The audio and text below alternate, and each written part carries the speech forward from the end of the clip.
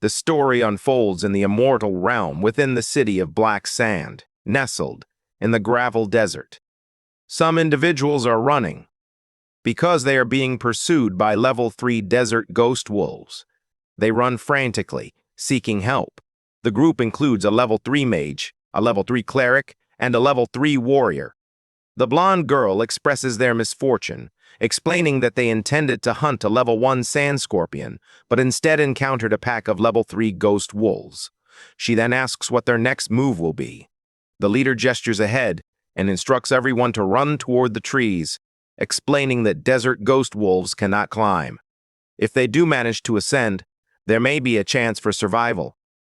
She expresses this, yet feels frustrated inside because she understands that wolves are inherently cool and, once they select a target, they relentlessly pursue it until it is finished. To make matters worse, she is concerned because they are all injured from a previous fight, and the only 2 black pieces of equipment are damaged. Suddenly, the mage collapses to the ground. They all look back in fear, because the entire pack is attacking the girl on the ground. She reflects on the past. She freezes in fear, realizing there is nothing she can do. At that moment, the wolf is hit by an attack and descends, finished on the ground by a sword. She observes the lifeless monster's body until someone approaches and walks past it and stands before them. Xiao He is taken aback, questioning whether that person was her savior. She then decides to check the person's level and discovers it is level 1, and is surprised, indicating that the boy is inexperienced. The MC pulls back his hood and confronts the monsters, stating that level 3 monsters are relatively weak. The wolves charge forward without hesitation. He draws his sword once more and heads off to confront the monsters. The wolves leap to attack, but in the blink of an eye, all are cut by several attacks from the MC occurred. The 3 of them are taken aback to see a boy before them effortlessly defeating all the monsters. The warrior is amazed to witness someone defeating 4 desert ghost wolves with just a beginner's sword. At that moment, Xiaohui points ahead and shouts that they are up against an even larger pack. They can't comprehend how this is possible, or where so many wolves originated, speculating that the monsters detected the scent of their fallen companions' bodies on the ground.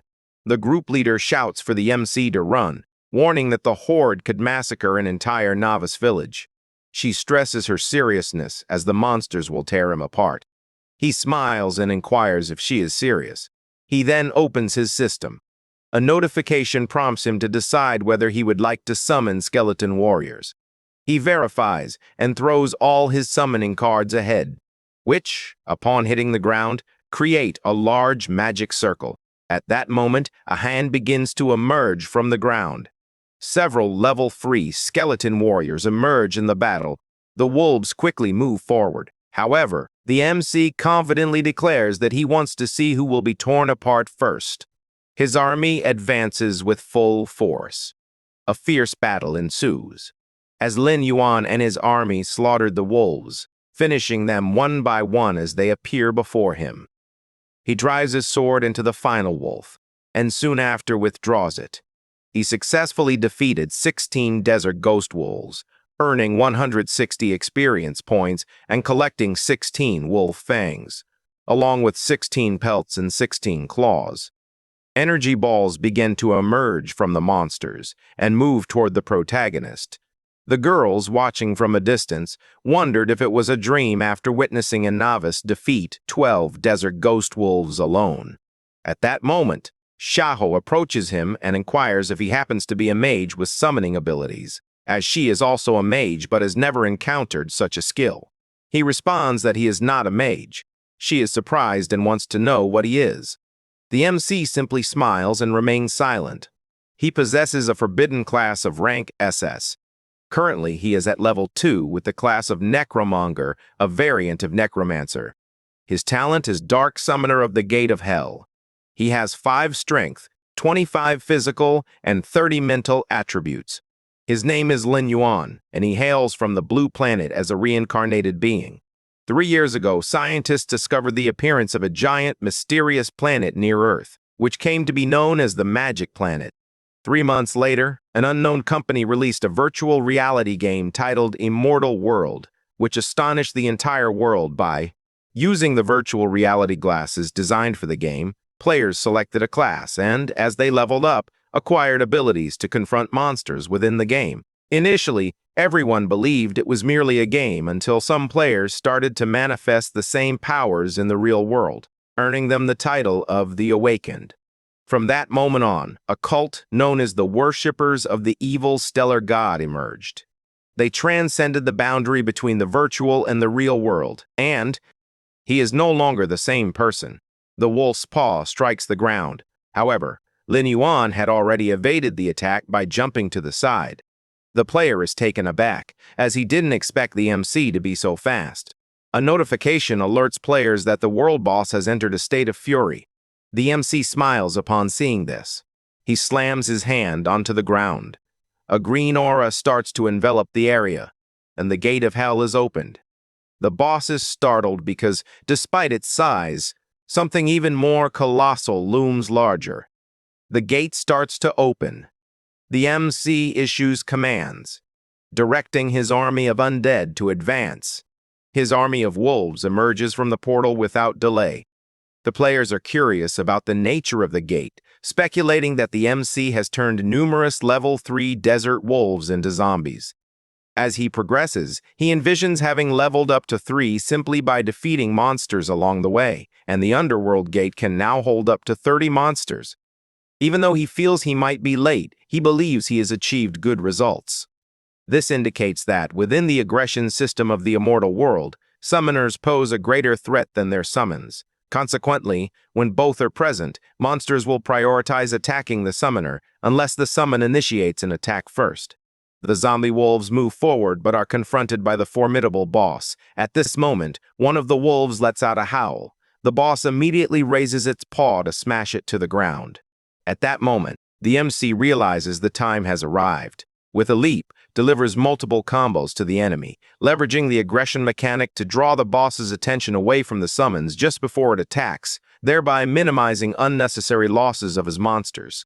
The enormous wolf howls in fury and immediately begins to chase him.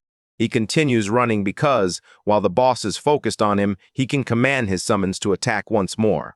He realizes that each zombie wolf inflicts only 15 damage per hit to a boss with 3,400 health, which isn't much. But he understands that, little by little, he will overcome it. The players watching find it unbelievable. The level Lord World boss is having a tough time. Behind them, 3 guys laugh, seemingly plotting to stir up trouble. A few minutes later, the MC leaps toward the giant wolf, which has 500 health remaining. Without hesitation, he locks his sword, delivering a critical hit that reduces the boss's health to 80. The monster begins to howl, but then falls onto its side on the ground. Lin Yuan starts to move closer. Now, only the final blow is left. He observes attentively, until the previous group jumps in, shouting that the chance to deliver the final blow and claim the world boss's treasure is theirs. They feel confident, believing that the MC's army has already been eliminated. He reflects on the past. A distant player calls out to be careful. Without a second thought, he takes down the 3 players who are about to steal his final blow, and all tumble to the ground like potatoes. The MC calls them fools for attempting to do that. People from afar are astonished by the recent event, as a rookie managed to take down 3 level 3 thieves with a single strike. The boss stands up again, gazing at Lin Yuan. However, he doesn't waste any time and strikes with full force, delivering another critical hit that leaves no opportunity for a response. The system announces that the world boss, the giant death wolf, has had its life reduced to 0. For successfully defeating it, he earned 480 experience points and a soul gem. He is considerate and curious about the rewards he will receive for being the first player to defeat a world boss. 2 items are presented before him. He takes the first gem, the soul gem, which holds soul power. After gathering a specific number of them, he can visit the Eternal Council to trade them for legendary equipment. After reaching level 60, players must visit the Elven Eternal Council to continue their evolution, although he is still quite a distance from that. Meanwhile, soul gems remain the easiest method to acquire legendary equipment. In the immortal realm, equipment is categorized from lowest to highest as follows: white, black iron, bronze, silver, gold, black gold, epic, legendary, and mythic. Rookies typically start with the most basic equipment, and even black iron is hard to come by. He also recalls that 2 hours earlier, he had used knowledge from his past life to attract 2 elite black sand lizards accompanied by skeleton warriors, which gave him the opportunity to loot the bronze chests they were guarding. As a result, he earned the bronze-level cloak, a black lizard tunic that boosted his defense by 30, mind by 10, and agility by 10. The system announces that he was the first player to defeat a world boss, earning him the Hunter title. Equipping this title boosts attack power, critical hit chance, and common damage by 10% each. He is thoughtful, as in the immortal world, titles can provide players with various attributes or special effects, and this one offers an excellent bonus. He is now presented with a second reward for being the first to defeat a world boss, a silver chest. Surprised, he decides to see what it holds. He obtained a silver moon sword that boosts attack power by 100 and agility by 10. The Eye of Death is an accessory that boosts mind by 10 and features a corrosion ray, inflicting accelerated corrosion damage on the target enemy at a rate of 200%. A recovery potion that instantly restores 20% of both life and mana upon use. Next, a level 1 skill scroll that boosts skill proficiency by 100 points upon use. Finally, a monster essence can be used to create potions or consumed directly, providing an additional 10 points in strength, physical ability, agility, and mental attributes after use. He surveys his inventory and considers it a quality haul, having acquired several items at once. It certainly feels rewarding to be the first to defeat a world boss. His experience is being assessed, and he finds it remarkable that he advanced from level 3. Since each level awards 5 free attribute points, he decided to allocate 3 points to mind and 2 to strength this time. He is currently at level 4 and has indeed evolved into a necromancer. He retains his original talents, but now has 10 points in strength, 10 in physical, 25 in agility, and 35 in mind. He believes it's perfect as it stands, especially since his stats are now the highest in the entire desert after leveling up. He notices that his underworld gate has 0 monsters out of a total of 40. He envisions that even his ghost wolves and zombies perished in the battle against the boss, but his level has increased, allowing the underworld gate to now open 40 undead. He begins employing his necromancy on the boss. A notification prompts him to decide whether to use the summon on the giant death logo. Without a moment's hesitation, he replies with a yes. The boss opens his eye, now green from being undead. He stands imposingly in front of the MC, possessing the same attributes he had in life. The MC notes that he anticipated the world boss would possess strong area abilities and group control. Even after zombification, the boss gained an undead body and a new skill, the Fury of the Undead. Now, he feels confident that with the giant zombie wolf, he can replenish his underworld gate much more quickly. The players watch from a distance, astonished to see someone transforming a world boss into a zombie. They are also uncertain about the gate, which appears even more terrifying than the world boss itself. At that moment, Linwan turns back. Immediately, all players hide in fear. Only then does he realize that people are still nearby. Furthermore, he notices a tier black iron sword lying on the ground and realizes it was dropped as a reward for defeating a formidable opponent, even though he already possesses the Moonlight Blade. He picks up the sword from the ground. He begins moving toward the other players, who quickly become frightened of being eliminated on the spot. After approaching, the MC asks a man if he was the one who shouted a warning to be careful during the fight. However, the man continues to tremble and begins to stammer. However, Linwan simply presents him with the sword as a gift, leaving him astonished. He then leaves, expressing his gratitude for his behavior. Everyone rushes to the player. unable to believe he acquired such a powerful sword without any effort, as a tier black iron weapon is valued at tens of thousands of yuans. 10 minutes later, the MC resumes walking through the desert, until he experiences a peculiar sensation. This was because, in reality, the battery of his virtual reality headset had died. He returned. He believes he needs to save up to purchase a decent game capsule. He gazes at the game monitor for a moment. It reflects that Immortal World is a hyper-realistic, fully immersive game with entry zones categorized by countries. Each zone in the game features various nations for players to choose from. For instance, he mentions his region, Elpad, which consists of 4 kingdoms: the Western Desert Kingdom, the Southern Return Empire, the Northern Underworld Empire, and the Tide Archipelago. He is confronted with a system prompting him to select the game region.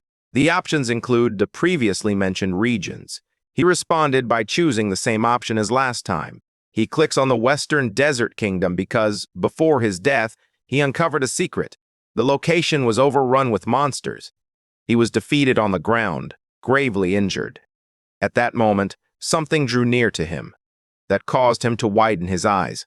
From within a portal, some sort of divine beings were approaching him.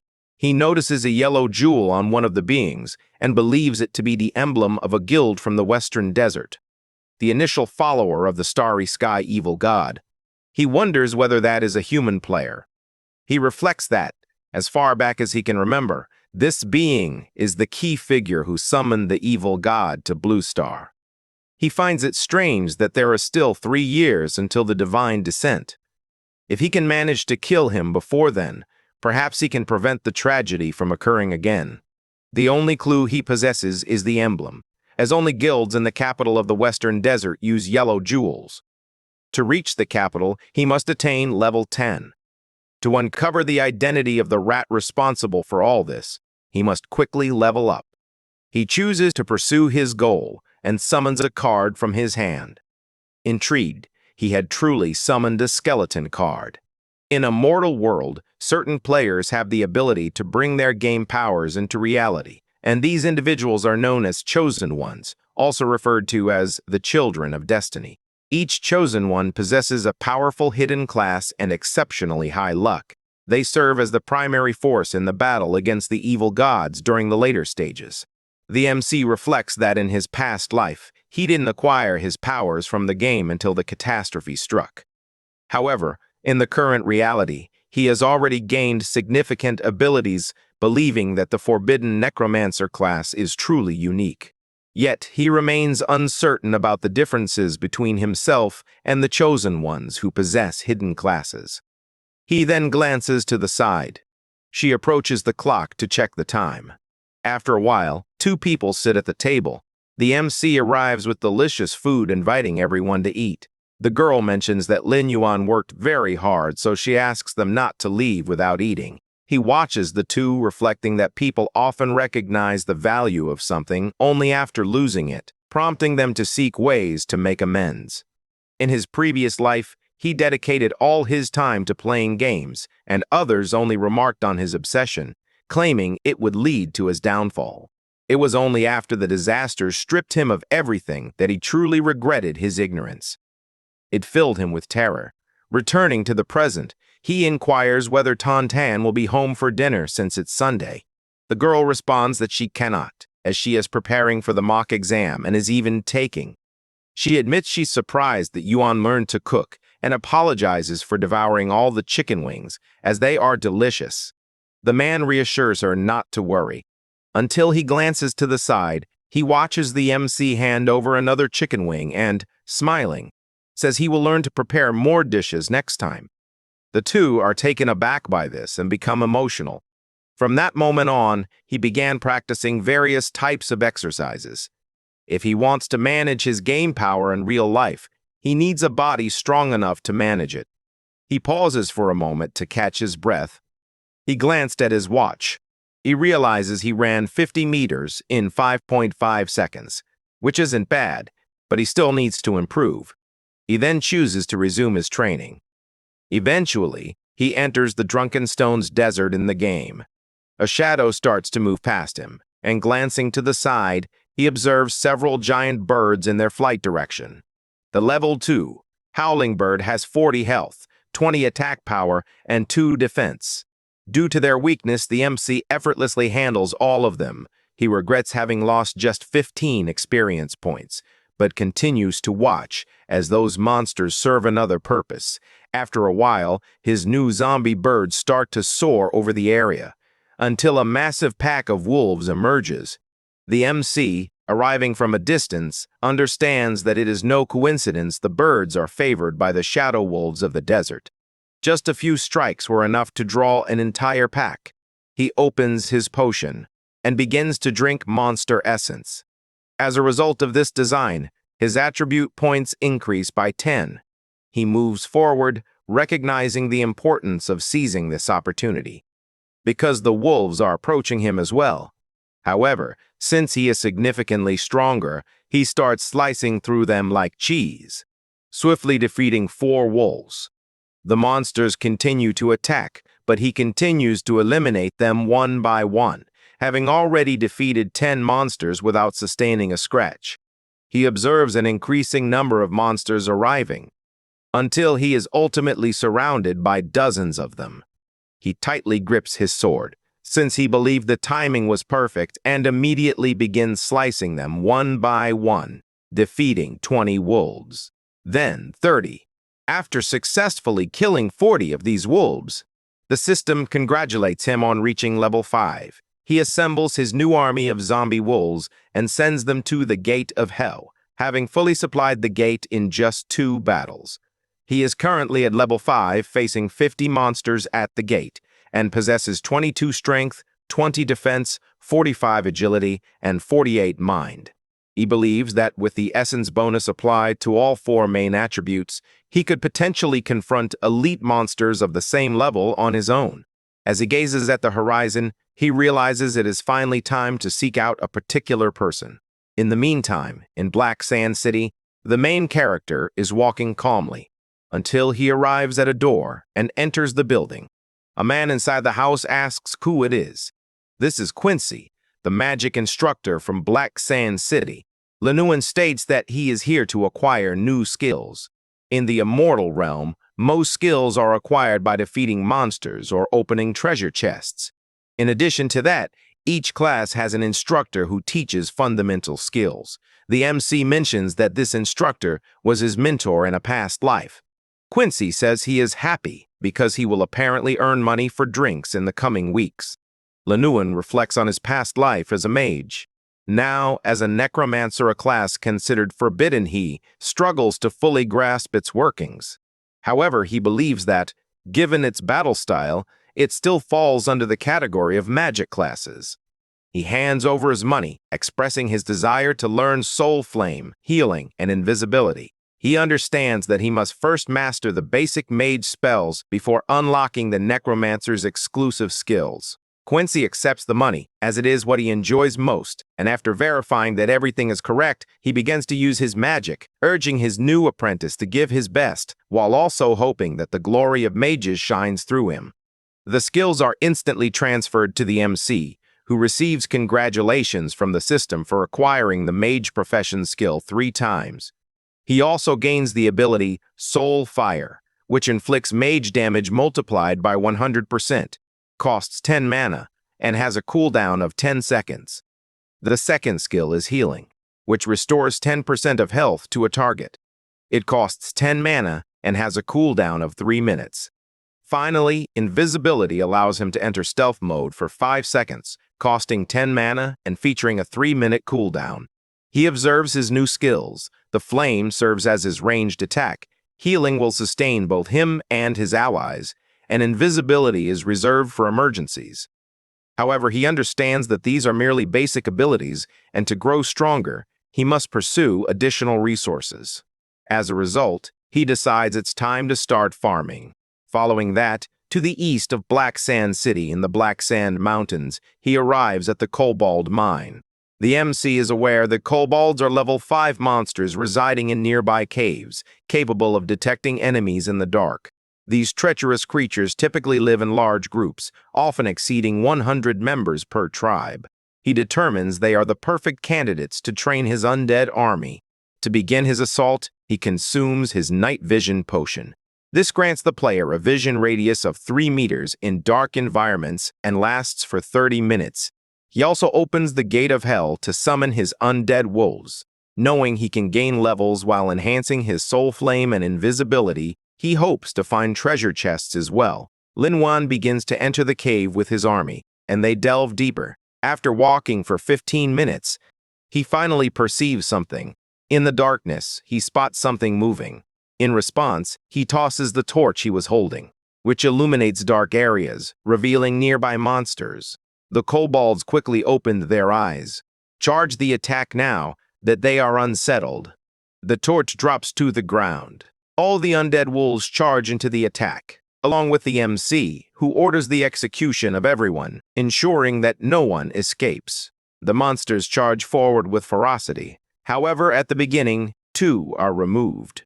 The battle rages on, and more kobolds are vanquished. The MC recognizes that the monsters aren't very strong and advises his army to handle their shovels with care. At that moment, several monsters surrounded him. He seizes the opportunity to use his invisibility, causing his enemy to miss the hit without even realizing how. Suddenly, he appears behind them.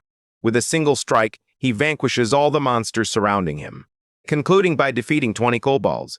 After completing his kills, he notices that his proficiency in invisibility has increased. However, despite his happiness about this improvement, he is dissatisfied with one aspect. The monsters are quite weak. Farming on them is a slow process. Now, his army includes level 5 kobold zombie miners. He ordered everyone to advance, as they were the new substitutes for the zombie wolves, and instructed them to quickly locate the boss of the dungeon. They begin to walk, until they arrive at a location with multiple paths. He observes for a moment, until he hears noises coming from a specific direction that excites him. With his fiery assault, he defeats several mud slimes that were lurking. Suddenly, another monster emerges from the darkness without a second thought. He appears on the battlefield, the elite kobold supervisor. At level 6, his primary skills are digging and wielding a whip. The MC reflects that since the dawn of time, the law of nature has remained constant. The strong always prey on the weak. However, even predators are part of the chain and can sometimes become prey. In short, danger hides in every shadow and no one is safe, regardless of their strength. No sooner does he have this thought than a blow from the supervisor sends dust swirling throughout the cave. He understands that even when at a disadvantage, prey can quietly emerge and strike the hunter. He recognizes that exact situation. Raising his arm, he catches the whip as it comes toward him, and gripping it firmly, pulls the monster as if it were a mere pebble, and tosses it far away, causing it to slide across the ground, until it ultimately repositions itself. However, he hardly has time to look ahead. The MC slashes through the kobold supervisor's body, securing the kill. The monster is cut into pieces until it eventually lands on the ground. He reflects on the past and realizes that an overwhelming number of monsters is approaching. The system alerts that the supervisor has activated the whip skill, triggering a bloodthirsty state among the mine workers. This state boosts their attack speed by 40% and movement speed by 25% for 60 seconds. Lin Wan begins counting and realizes that there are 50 monsters in front of him. However, he believes that the armies on both sides are more than evenly matched. As a result, he calls upon his entire army, including that it was a world boss. He claims the game is finally going to Hiates and orders the hunt to commence. The battle between the zombie wolves and the kobolds begins. The massacre occurs on both sides.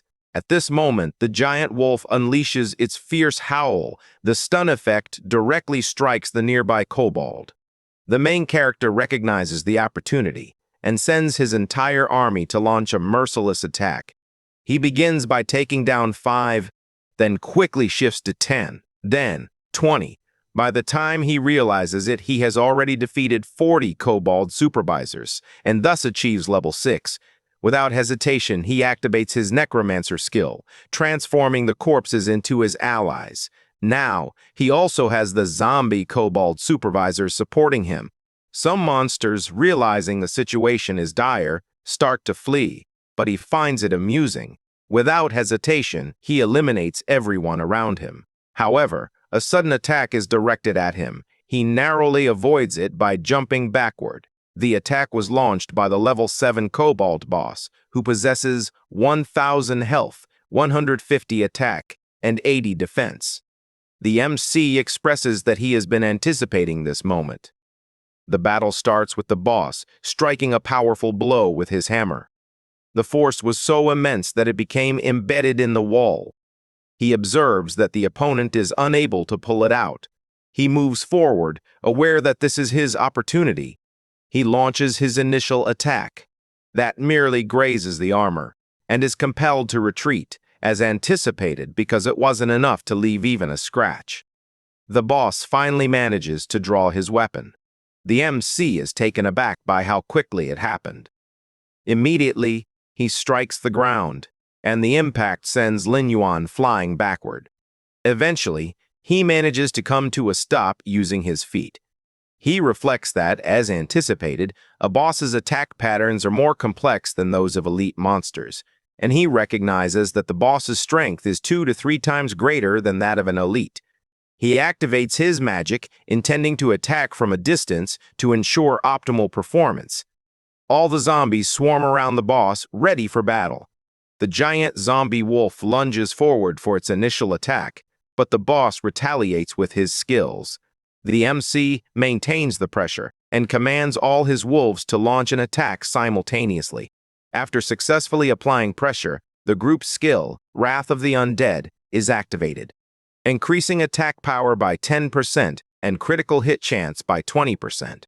As a result, their attacks grow increasingly powerful, causing the kobold boss to feel the impact and even scream in pain from the relentless damage. After sustaining some damage, the main character activates his fire spirit magic and launches several simultaneously, completely destroying the area where the boss had been, as he recalled that the boss's magic resistance was quite low. The monster, despite being injured, charges ahead without a second thought. He activates his invisibility skill. He appears behind the monster, declaring that he will no longer hold back.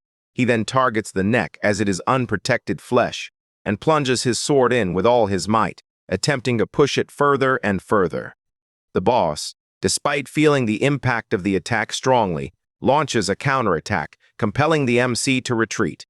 However, he doesn't waste any time. After snapping his fingers, he grips the giant wolf tightly and starts to move on to its back while everyone else attacks simultaneously. As the battle unfolds, he notices that the armor is cracking, and channeling additional fire spirits, he unleashes everything at once, convinced it will be enough to take it down. The boss begins to roar after sustaining an attack of that magnitude. That roar also served as a command to summon all the other kobolds from the cave. The MC finds this intriguing, as it provides him with more experience. The massacre commences, and the death toll of kobolds escalates rapidly. Meanwhile, the boss is attempting to use the distraction to make his escape, but it's pointless as Lin Yuan suddenly appears before him, asking if he truly believes he can escape. He clutches his sword firmly. With a swift motion, he decapitates the kobold. That flies away from the body. Following this kill, the system congratulates him on defeating the kobold boss and awards him 50 experience points. He decides to examine the system and notices that he has advanced to level 7. He finds it incredible that his Hellgate can now accommodate 70 undead. Currently, he possesses 27 strength, 23 stamina, 45 agility, and 50 spiritual power. He knows he is nearing level 10 and will soon be able to access the main city of the Western Desert. He decides to test his stealth technique and spirit flame, as he has mastered both, leveling them up to level 2. Now, the stealth technique lasts for 10 seconds, and the spirit flame inflicts magic damage on the target, equal to 200% of the damage dealt. As he reviews the information, something catches his eye.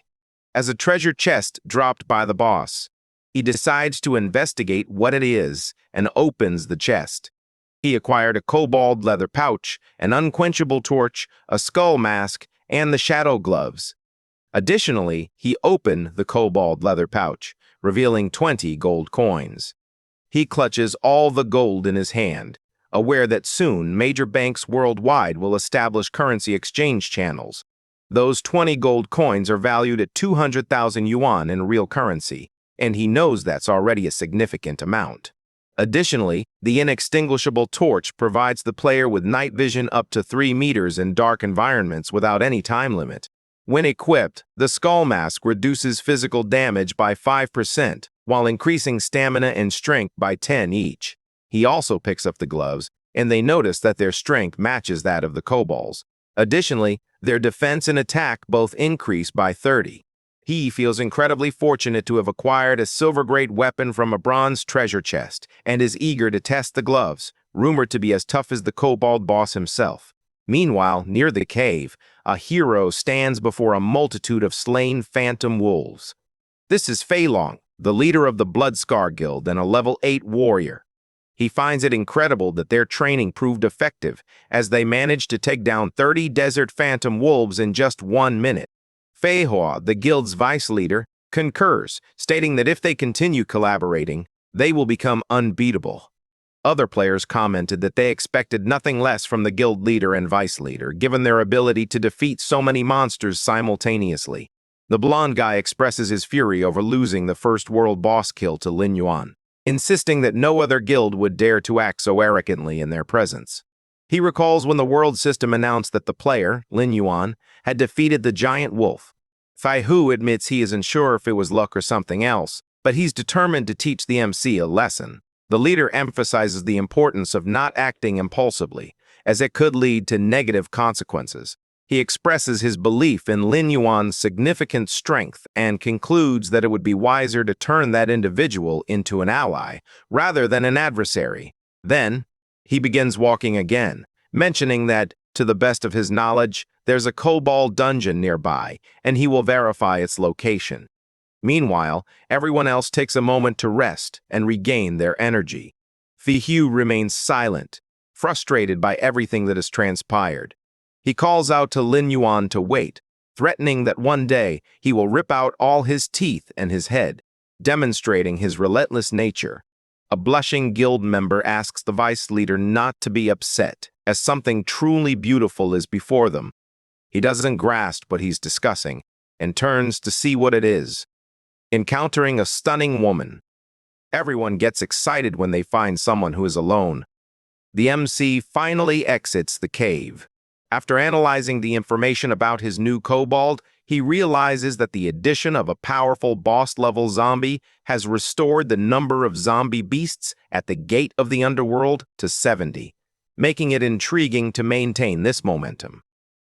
Suddenly, a noise grabs his attention, and he observes the stunning woman warning the bandits not to come any closer, or she won't be polite. Fei Hu and his guild draw nearer, feeling as though luck is on their side, as they never anticipated encountering such a beautiful girl. Fei Hu reassures her not to be nervous, explaining that it's just a game and it's more enjoyable to have fun than to suffer. His colleague adds that if she serves the guild's vice leader well, she will be rewarded handsomely. She repeatedly asks them not to come any closer, and, as a result, the blonde guy kicks her in the head. He then grabs her hair. He tells her to stop being naive, insisting there's nothing she can do, and even goads her into trying to attack. He makes a creepy face and grows increasingly excited as she resists. As a result, he begins to tear her clothes. At that exact moment, he receives a punch to the face. That propelled him to the other side of the desert because of its immense power. Everyone in the guild is in shock, as that was the vice leader and the collision with the wall was so forceful that a thick cloud of dust erupted upon impact, as his body is crushed against the massive rock. The MC who threw the punch believes it wasn't bad at all, even though it turned out to be softer than he anticipated. A guild member rushes off to find a way to inform the guildmaster. Meanwhile, the others inquire about the boy's identity, clearly stating that he has offended the Bloodscar Guild and will face death as a consequence. Lin Yuan gazes straight ahead. He recognizes it as the emblem of the Bloodscar Guild, the top guild in the novice village of Black Sand City during the early days of the immortal world. Most of its members are red-named players who engage in various forms of wrongdoing, posing a threat to others.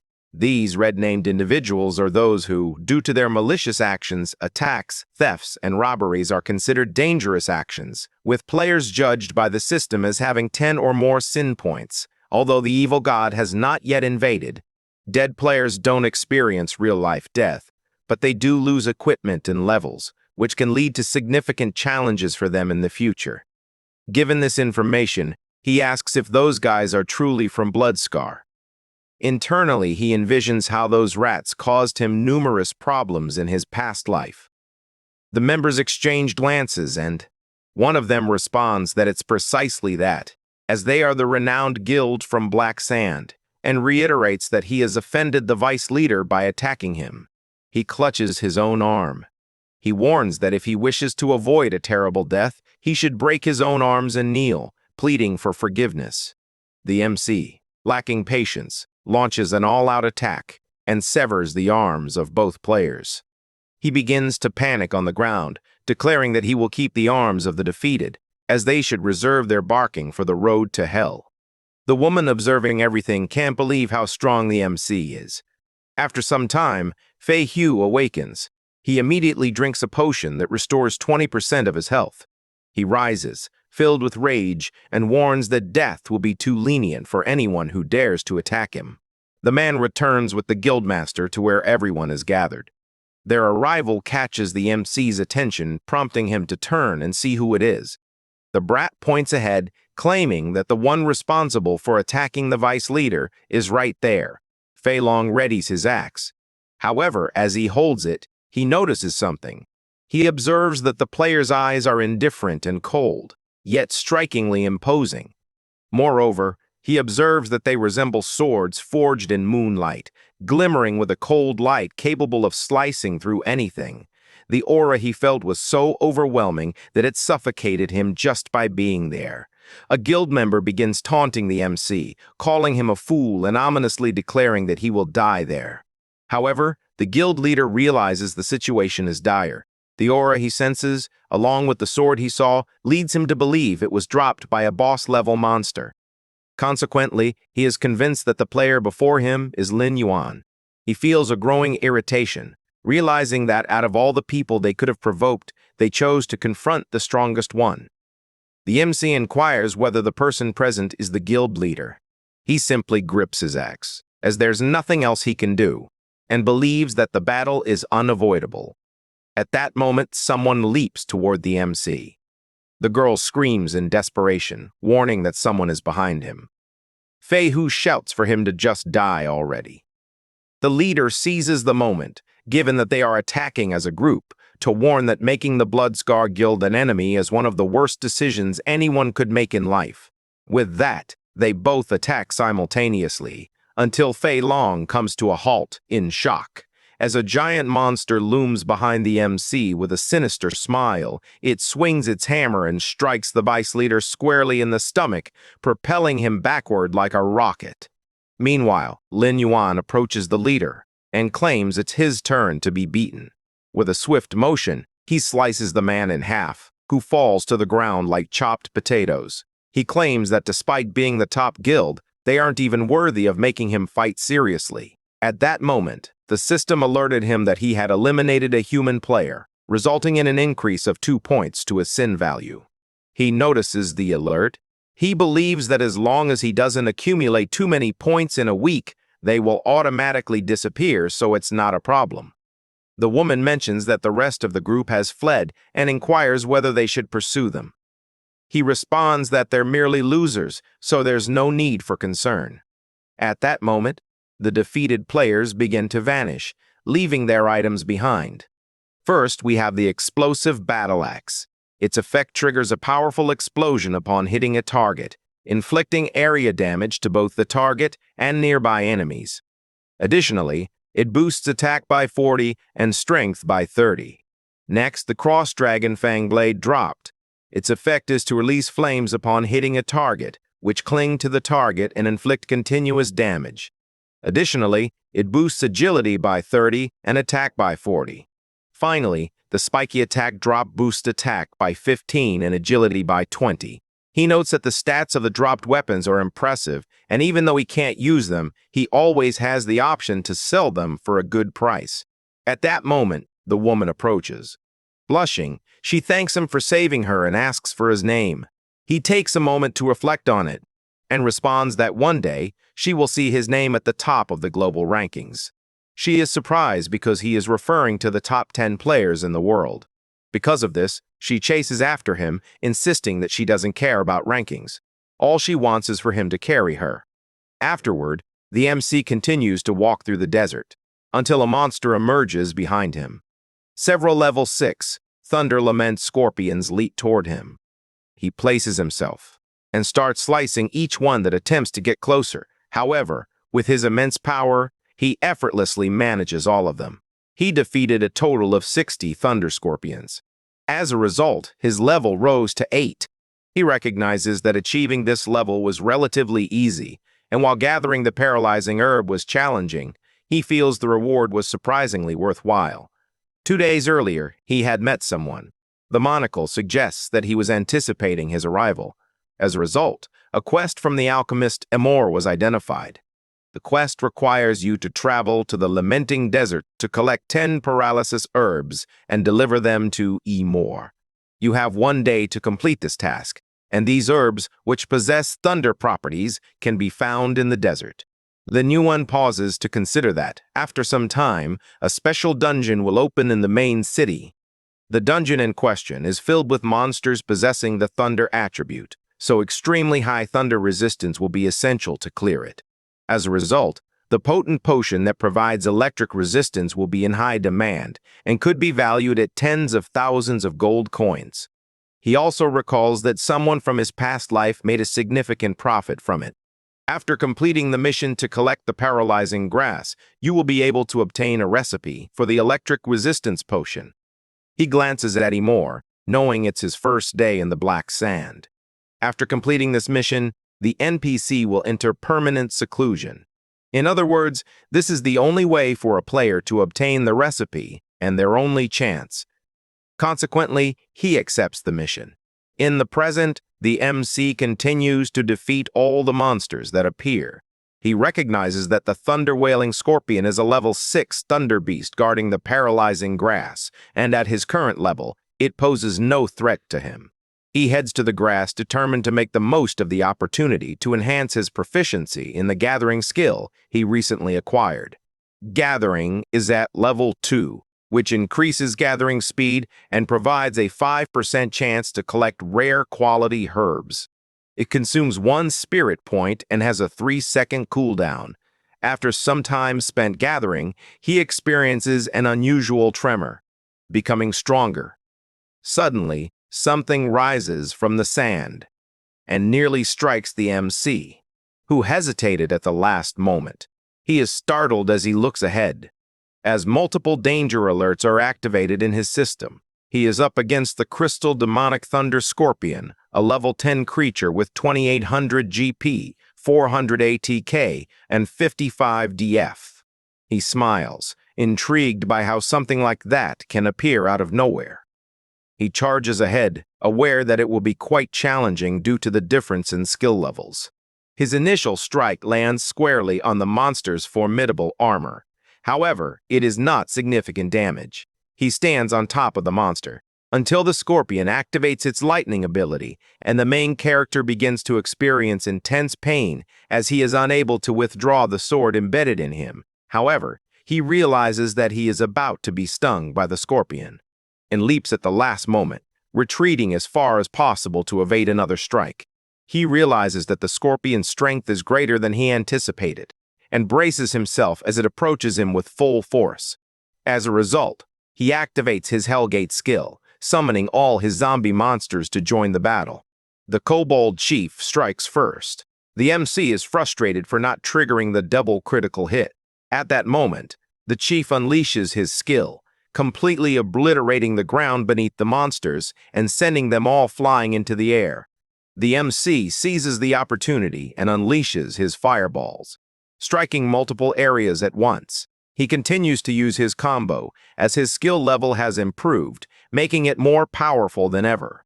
He then commands his monsters to throw some ropes around the chief's paw, and the rest of the body attempted to restrain him. The kobold chief then leaps forward and delivers a double critical hit with his hammer, causing immense damage that even makes the chief cry out in pain. At that moment, Lin Yuan leaps and causes the chief to lose track of him. He channels energy into his gauntlet, and the system alerts him that he holds the title of Slayer Hunter, which boosts his attack power by 10%, doubles his chance of dealing critical damage by 10%, and enhances his magic damage by the same percentage. He declares his intention to break the entire body of that scorpion. Without hesitation, strikes the chief's back directly, causing widespread devastation, and the monster screamed increasingly in pain. As a result of this attack, the system reports that the Crystal Assassin Thunder Scorpion has been successfully eliminated. He instantly transforms the creature into one of his zombies, preserving its original stats.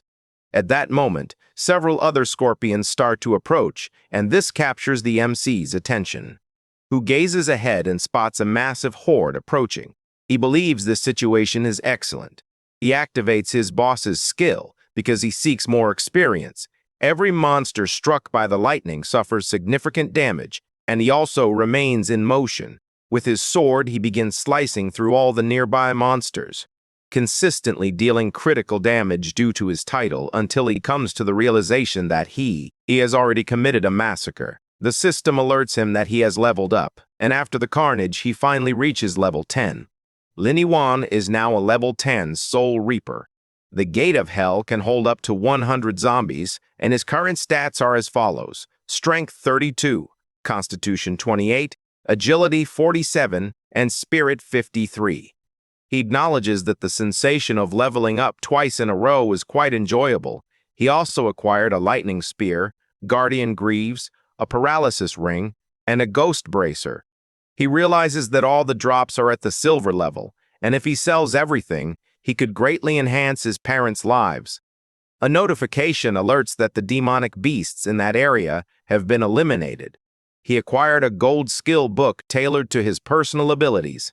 A bright glow emanates from his hand. A book suddenly appears right in front of him.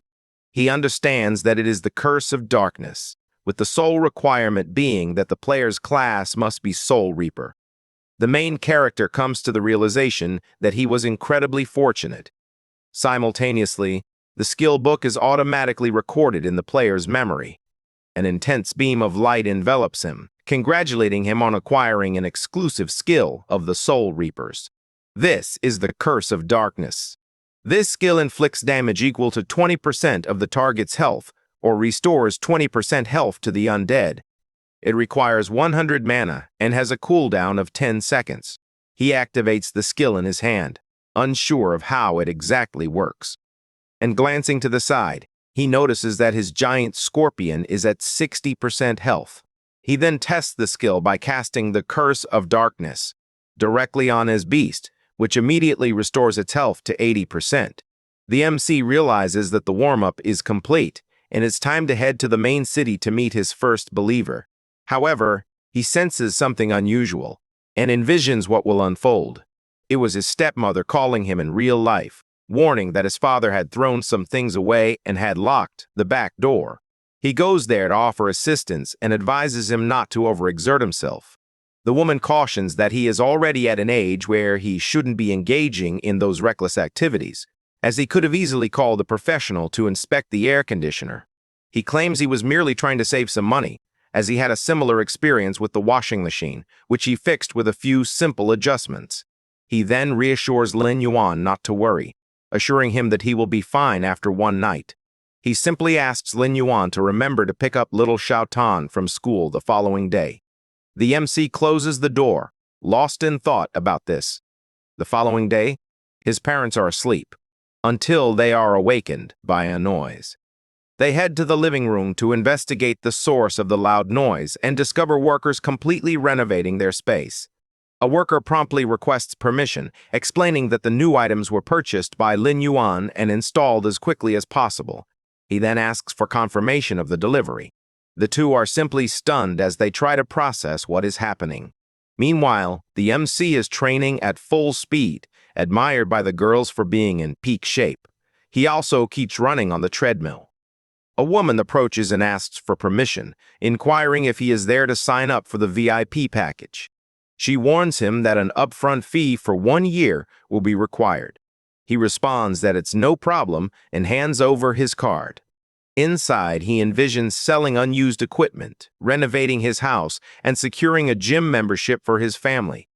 He also considers his parents and Shatan, knowing they need to begin training early to adapt swiftly when they enter the immortal world. The woman blushes as she admires the MC, having watched him exercise for a long time without even breaking a sweat. Only then does she realize something, and understand that the card is the ultimate VIP designation, granted exclusively to clients with over 5 million in their bank accounts. Meanwhile, Lin Yuan is on a call confirming the cash prize he won in a tournament. He also asks them to rest while he goes to look for Shatan. The woman admires him increasingly as she sees him not only as a client but also as an incredible young man. Meanwhile, at Zusikari Secondary School, a number of students are departing. A girl stands waiting. This is Linton, the sister of the MC. At that moment, 2 girls appeared, gossiping. One mentioned that it was her older brother's birthday and that they had bought a huge cake. The other girl expressed her surprise, saying it must be wonderful to have an older brother and that she wished she had one too. Lin Len becomes pensive upon hearing this, unsure if having an older brother is truly something to envy. Her only memory is of her brother playing games around the clock. For that reason, she believes she doesn't want an older brother. At that moment, someone approached her. She realizes that it's a group of men. One of them invites her to join them and emphasizes that he never received a no. She inquires about what they believe they are doing. The girls come over and ask who the boys are. One of them touches Linton, commenting on her soft skin and expressing a desire to see if he can draw some water from her. However, she slaps him and tells him not to touch her. She then begins to walk away, making it clear that if he bothers her again, she will call the police. He becomes furious and slaps her on the back, throwing her to the ground. The other girls are terrified to witness the class representative in such a condition. He advances again, shouting that he is doing her a favor by touching her, so she shouldn't pretend to be powerful. All she does is attempt to defend herself until someone shows up and grabs the man's arm. Linton opens her eyes. He sees that Lin Yuan has arrived. The main character asks who this guy thinks he is, trying to intimidate his sister like that. She is taken aback to find her brother standing in front of her. Irritated, the man readies himself to attack. So do all his gang members, who keep shouting that they will knock all his teeth out. However, the main character has little patience and begins to beat all of them. Whenever he strikes one, he moves on to the next opponent and defeats him as well, to the point of stepping on someone's face, who essentially buries him in the ground. After defeating them all, he calls his sister so they can head out. As they walk, she asks why he is there that day. She thinks her brother should be playing all day, so she doesn't understand why he came to pick her up from school. He responds that their father injured his back, which required their mother to stay home. She is taken aback by the news and asks if it was serious. He reassures her not to worry, explaining that it wasn't anything serious. They continue walking in silence. She tries to recall the last time they discussed anything, making the silence feel awkward, in addition to noticing how tall and strong her brother is. At that moment, Linton's classmates called for the class representative. They remarked on how incredibly kind the MC was for picking her up from school. Another person expressed surprise at discovering she had such a handsome brother and wondered why she had never mentioned him. Lin thinks about how handsome he is. As she observes the MC, she struggles to grasp what they are saying, despite their belief that he is more attractive than any other guy at the school. The MC approaches. He greets his sister's friends, and they are all in awe. Except for Linton, who wonders if he has always been that tall since she never noticed. She also doesn't know when he began working out, but from what she observes, he is quite strong. She only remembers him through the cell phone, or video games. Puzzled by this, he tries to understand why he has changed so much in such a short time. Afterward, all the girls bid farewell to Linton. She glances to the side. She sees her brother crouching down, inviting her to climb onto him. She feels embarrassed and insists she doesn't need help because she can walk on her own. Deep down, she struggles to comprehend her feelings, as she wouldn't allow him to carry her in front of so many people. However, the MC pulls her in. He lifts her onto his back. He then mentions that all their classmates have already left, and since she can't walk, she shouldn't overexert herself. She asks if she sprained her ankle when she was pushed earlier. She is surprised because she doesn't understand how he noticed. After some time, they return to their home and their parents find it unusual to see him carrying his little sister. Regardless, they simply express their happiness that he returned. Afterward, the main character heads to the kitchen to wash the dishes. Lin Mu agrees, as he is responsible for cooking, washing the dishes, and even purchasing new plates and appliances for the house. The little girl remains silent, until her mother reproaches and comments that their relationship seems to have improved, reminiscent of their childhood. She feels embarrassed upon hearing this. As she sips her tea, she can't help but wonder if he has truly changed. Lin Yuan announces that the dishes have been washed. He says he will return to his room. He hardly says a word before closing the door. Linton quickly feels disappointed, realizing she can't expect much since her brother remains the same addicted otaku as before. However, he appears before her with medicine. She suggests applying it after her bath, as it is highly effective for healing. He then goes back to his room and states that he's going to play, asking not to be disturbed unless it's important. She holds the bottle of medicine and states that she already knows she can't enter, but smiles at such an attitude. Her mother reiterates that their relationship has improved and inquires about what happened at school. Linton responds that nothing occurred and that she plans to take a bath. Meanwhile, the MC listens to everything from his room. As he reclines in his chair, he envisions that the family issues have been resolved for the time being. He then gazes at his virtual reality headset and puts it on because it's time to return to the game. He heads straight to the main city and declares that it's time to hunt for some rats. He has now entered the wind-swept sands area. At the city entrance, a man is being trampled. He swears by the heavens that it was all a misunderstanding. However, the guard continues to step forward and tells him to be quiet. At that moment, the main character appears. The guard glances back. He finds it strange because, despite feeling someone's presence, he doesn't see anyone. Lin Yuan is in hiding. Since he knows the street guards are highly alert to criminals and he has sin points, he must carefully calculate how long he remains hidden, as it will be about 3 days. He contemplates that it's a good time to search for an old friend of his who is lost in the world. Meanwhile, at the church, the priest offers his blessings, proclaiming that from this day forward, the soul will be as pure as freshly fallen snow. At that moment, Lin Yuan enters and introduces himself as a representative from the charity infirmary. Lawrence appears to be confused. He mentioned that he heard a seriously ill patient was admitted there and would like to treat him. They enter a room. Wayne is lying on the bed. The MC realizes that he is an experienced and powerful member of the Knights Order from the Old Kingdom. He then recalls that in his past life, upon reaching level 15, he acquired a gold-level weapon. That is why he is personally there, assuring that he will address all the internal wounds. Wayne gazes at the MC and comes to the realization that he is a level 10 player. He stands up and asks how a level 10 mage can accomplish anything when the street guards are at a higher level than he is. However, he goes back to bed because he is coughing up a significant amount of blood.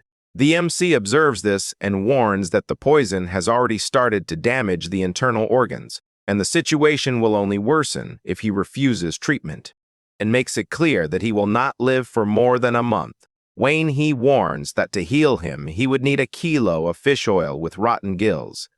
If he's not afraid to die, he should try his luck in the Gobi mud. A notification appears indicating that Doug Wayne's quest mission has been activated. It is essential to acquire 1,000 grams of decomposed gillfish fat for poison treatment. He replies that he clearly accepts. Currently, at the mission site, level 15 rotten gillfish are attacking other players. A swordsman urges everyone to move forward and cautions them not to let the fish bite, as they have sharp teeth. However, the monster hurls a mud ball that strikes some players directly with unparalleled force. After falling into the mud, the fish start to surround him and enhance their skills. I'm going to devour all the players. The blonde boy begins to panic, since that enormous creature is in front of him. He can hardly believe they will actually be finished. At that moment, the main character appears, picks up his clothes and pushes him aside, instructing him to stay out of the way. Then he gathers his energy and hurls it toward the fish, resulting in a catastrophic explosion on that strange face. He then returns to the ground, still holding the swordsman, who appears confused about the situation because he doesn't understand anything. The swordsman questions whether they are truly safe, until he glances to the side and watches as the MC charges forward with all their might, without uttering a single word. He harnesses his flame powers and captures the entire swamp, as it is teeming with decaying gillfish. These are precisely what he requires for his mission. The monsters refuse to retreat and leap out of the mud, attempted to counterattack Lin Yuan. The blonde boy warns to be cautious. However, he easily dodges their attacks and even mocks them, questioning if that's all they have. He then repositions, summons one of his axes, and asserts that a gang remains a gang. No sooner does he say this than he begins slicing all the fish in front of him, transforming them into tuna. The players watching from a distance are astonished by the strength of a single individual, especially since they are a group of 8 who nearly face defeat. Regardless, he continues to feel frightened, as he understands that the most dangerous aspect of those monsters is their area skills. That is precisely what they are doing as they leverage their area of expertise. The main character simply watches as a thick smoke rises from the monsters and discovers it. Since he is aware that the fish are using a group skill called Echo of the Cursed Prey, which envelops all enemies within range in a toxic mist, he knows they will experience negative effects such as confusion and auditory hallucinations. He finds the trick interesting, but insists he won't be fooled by something like that. He activates his Gate of Hell, summons his giant zombie wolf, and commands it to unleash the howl of the hungry wolf. The zombie boss immediately begins howling, causing all affected targets to enter a state of dizziness. The main character decides it's time to take action, and he equips his Awakening Mask, a one-time defensive mask designed to protect against toxic mist. He equips the item and charges forward, commanding the monsters to perish simultaneously. He begins inflicting critical damage on all the fish he finds in front of him, defeating them one by one, until a massive pile of corpses is formed. One of the surviving fish attempts to flee, but he takes hold of his axe and hurls it with all his might, resulting in a catastrophic explosion upon impact. The nearby players were amazed by what they were witnessing, but they stressed the importance of staying vigilant. As more fish were approaching, the MC found it intriguing and commanded his Thunder Scorpion to spring into action. He promptly activated his skill and launched several thunder crystals, beginning to bombard all the mud where the enemies were located. However, the fish were successfully resisting the attacks.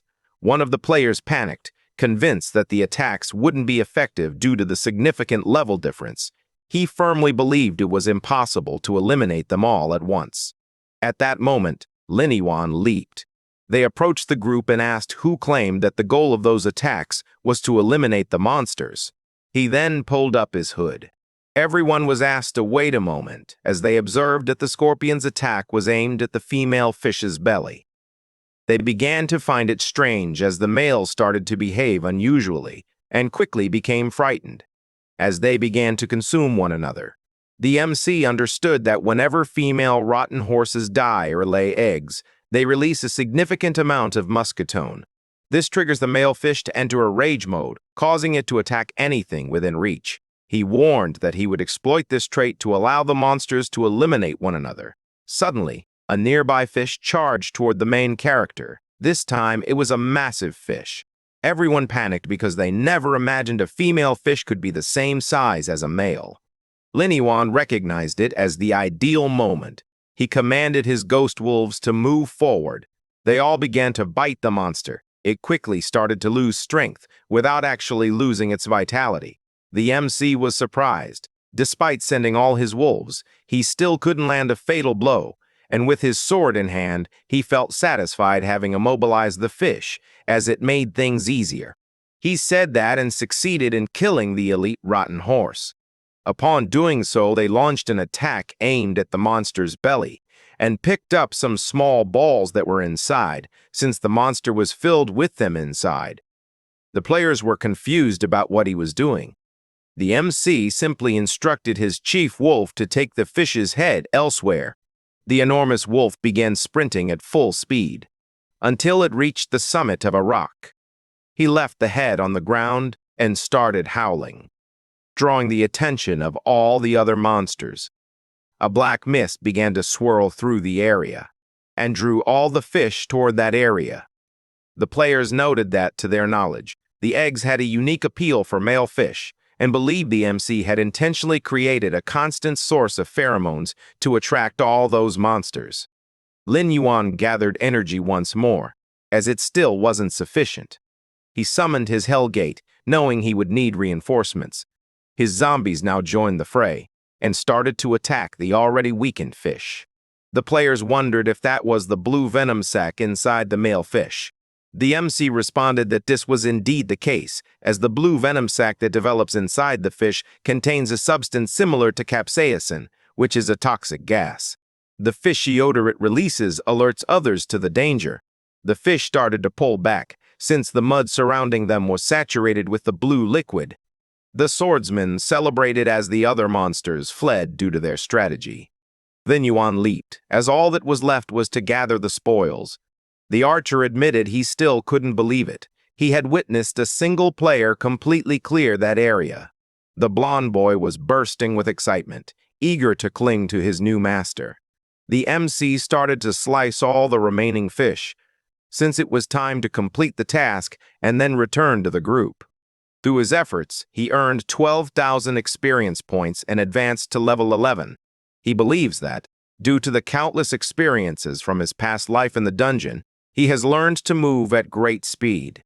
In addition to acknowledging that the mass played a crucial role in that battle, he expressed regret that it costs 5 gold coins and can only be used once, as that represents a significant loss. Next, the new drop materializes in his hand. It was a jar containing 1,000 grams of rancid gillfish oil, an essential ingredient for high-level healing potions and a key item for his quest. He realizes he has received something different. A red ball suddenly appears in his hand. This is the nose of the wave player, an armor-type item. It features a spherical, elastic design made from tanned, rotten gillfish skin. Its effect is to emit rotten gillfish pheromones, instilling fear in small to medium aquatic creatures. He watches it for a moment. He reflects on how, in another life, he often wondered why the reward was so high, or if it was just the game designer's quirky sense of humor, as it resembles a clown nose. The swordsman quickly approaches and whispers in his ear, having found the item intriguing. With his eyes sparkling, he admits that he can't contain himself. Lin Yuan inquires whether he genuinely requests to purchase it, no matter the cost. The other players apologize because their leader is always so enthusiastic, but the MC casually tosses the item into his hand, telling him to keep it. He begins to walk away, but the player asks him to wait, expressing a desire to at least make a payment. However, the MC simply spreads his impressive wings and states that it isn't necessary. This brings the blonde boy to tears, as he believes his master is an angel. Meanwhile, the other players struggle to comprehend why anyone would want to pay for such a silly clown nose. After that, Lin Yuan returns to the church and uses the item on Doug. In that moment, he feels entirely healed.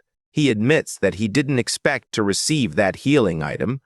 The system announces that he has successfully completed the gold-level quest, earning a gold-level weapon, the Blue Soul Blade. He is happy because he finally acquired the first gold-level weapon he obtained in his previous life. The weapon boosts physical and magical damage by 150 and spirit by 100. It also features the Blue Soul Seal, which inflicts damage equal to 150% of the spirit on the target, has no cooldown, and requires only a mana cost of 10. The MC believes those basic stats are satisfactory, but finds the skill to be highly effective, particularly due to its hidden effect. Each hit accumulates Blue Soul Chi in the enemy, and after 3 hits, it inflicts an additional 250% damage. He recalls that, at that time, it was the Blue Soul Blade that enabled him to traverse the Western Desert, ultimately leading him to become the top mage. He never grows tired of admiring his new sword. A notification appears, indicating that he has received a reputation reward, boosting his overall reputation by 1,000 points in the main city and increasing his standing with the Manticore Knights by 500. He notes that although he has achieved a neutral standing similar to his past life, that earned reputation is sufficient for activities within the main city. At this moment, he finds it odd that another notification has arrived. The notice stated that, due to his outstanding performance in completing the quest, he received a specific affinity reward with the NPC Doug. His affinity increased by 10 points. The MC glances at Doug and notices he seems a bit different from their last encounter. The NPC immediately expresses gratitude, stating that without that assistance, he would have died in that bed. He states that he feels compelled to issue a warning because he received that assistance. Lin Yuan wonders whether the 10 affinity points he received will activate a hidden quest. Doug simply issues a warning, stating that MC quickly discloses that Quincy is his mentor, prompting him to seek more details. The man inquires whether this is serious. He immediately remarked that he had noticed Lin Yuan concealing his true class. As he stands up, he wonders if he is a necromancer hunter. He is taken aback by this revelation and asks if he already knew his identity. Internally, he struggles to comprehend how this could be possible, as he had concealed his information, and even Quincy should not have been able to find out. Wayne discloses that he was once a member of the Knights who reported directly to the king, which allowed him to acquire a unique skill known as darkness perception. He explains that this is a unique skill possessed by the Manticore Knights. As soon as a necromancer hunter appears, their ability automatically identifies them. MC wonders if he has known his identity all along, prompting him to reflect on the existence of a unique skill specifically aimed at necromancers. Wayne clarifies that he initially did not recognize the MC's class because he had been poisoned, which weakened his perceptions. It was only after he was healed that he noticed the unique aura of the Lord of Darkness. He is puzzled by this statement and wonders what is meant by Lord of Darkness. Wayne shares that this story began long ago. In the most popular legends of the immortal world, there are a total of 5 gods: God of Light, the monarch of the moon; Shadow, the goddess of nature; the Lord of the tides, and the King of souls. He explains that initially there was a 6th god who ruled over darkness. Also known as the King of the Undead, he is the most powerful among the 6 gods. With this power, the Lord of Darkness did as he pleased, bestowing immensely powerful dark abilities upon his followers, enabling them to switch their class to Necromancer. Under the brutal rule of the Lord of Darkness, the Necromancers unleashed chaos. Additionally, the slaughter transformed the souls of the deceased into zombies, resulting in significant devastation. Consequently, the major kingdoms opposed the Lord of Darkness, leading to the destruction of the temples originally built in his honor and the incineration of all records pertaining to him. Moreover, the necromancers lived in secrecy, as discovery would lead to their immediate execution. This class was universally regarded as forbidden. He continues his story, explaining that he was poisoned by a necromancer during battle, which is the reason he is constantly tormented by illness. MC decides to check his. He envisions his past life solely as that of a mage, never suspecting that a significant secret lay behind the legends. Nor is he surprised to discover he belongs to a hidden class. He notes that things have become complicated since clearing his sin points would allow him to secretly investigate the clues about the badge in the main city. However, if he cannot find a way to conceal his aura of darkness, his identity will be revealed instantly. As a result, he calls Wayne to inquire if there is any way to bypass the darkness perception skill that the knights have.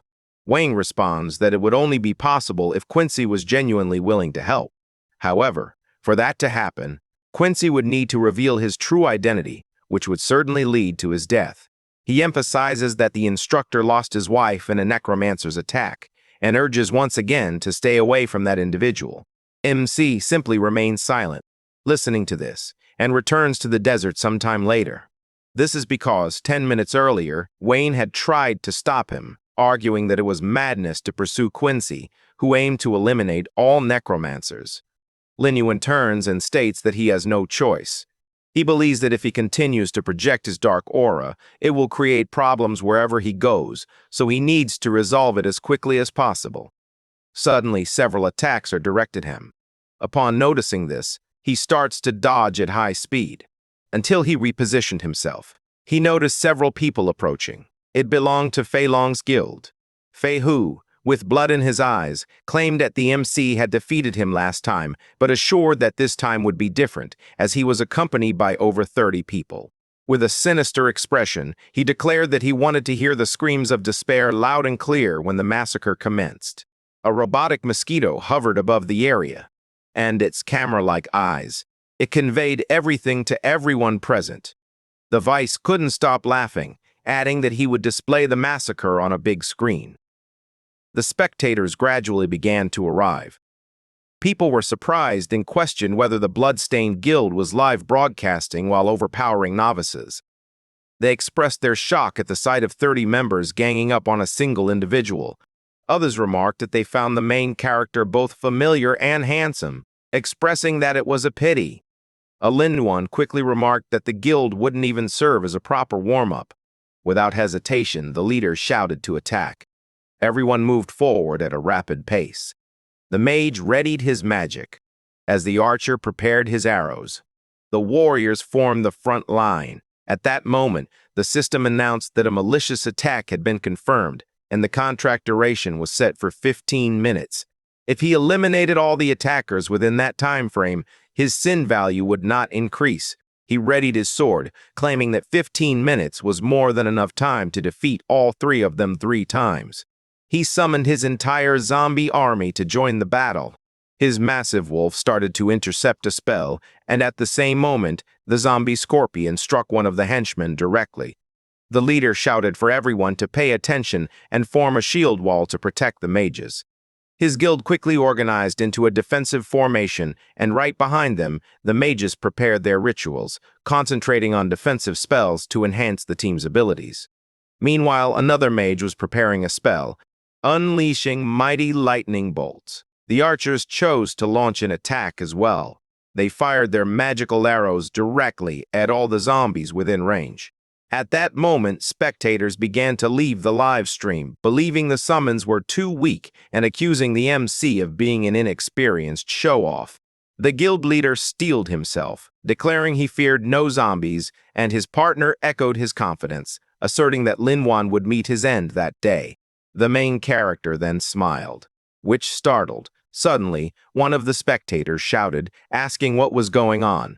One of the mages triggered a trap. A sand vortex formed, pulling them all into the ground.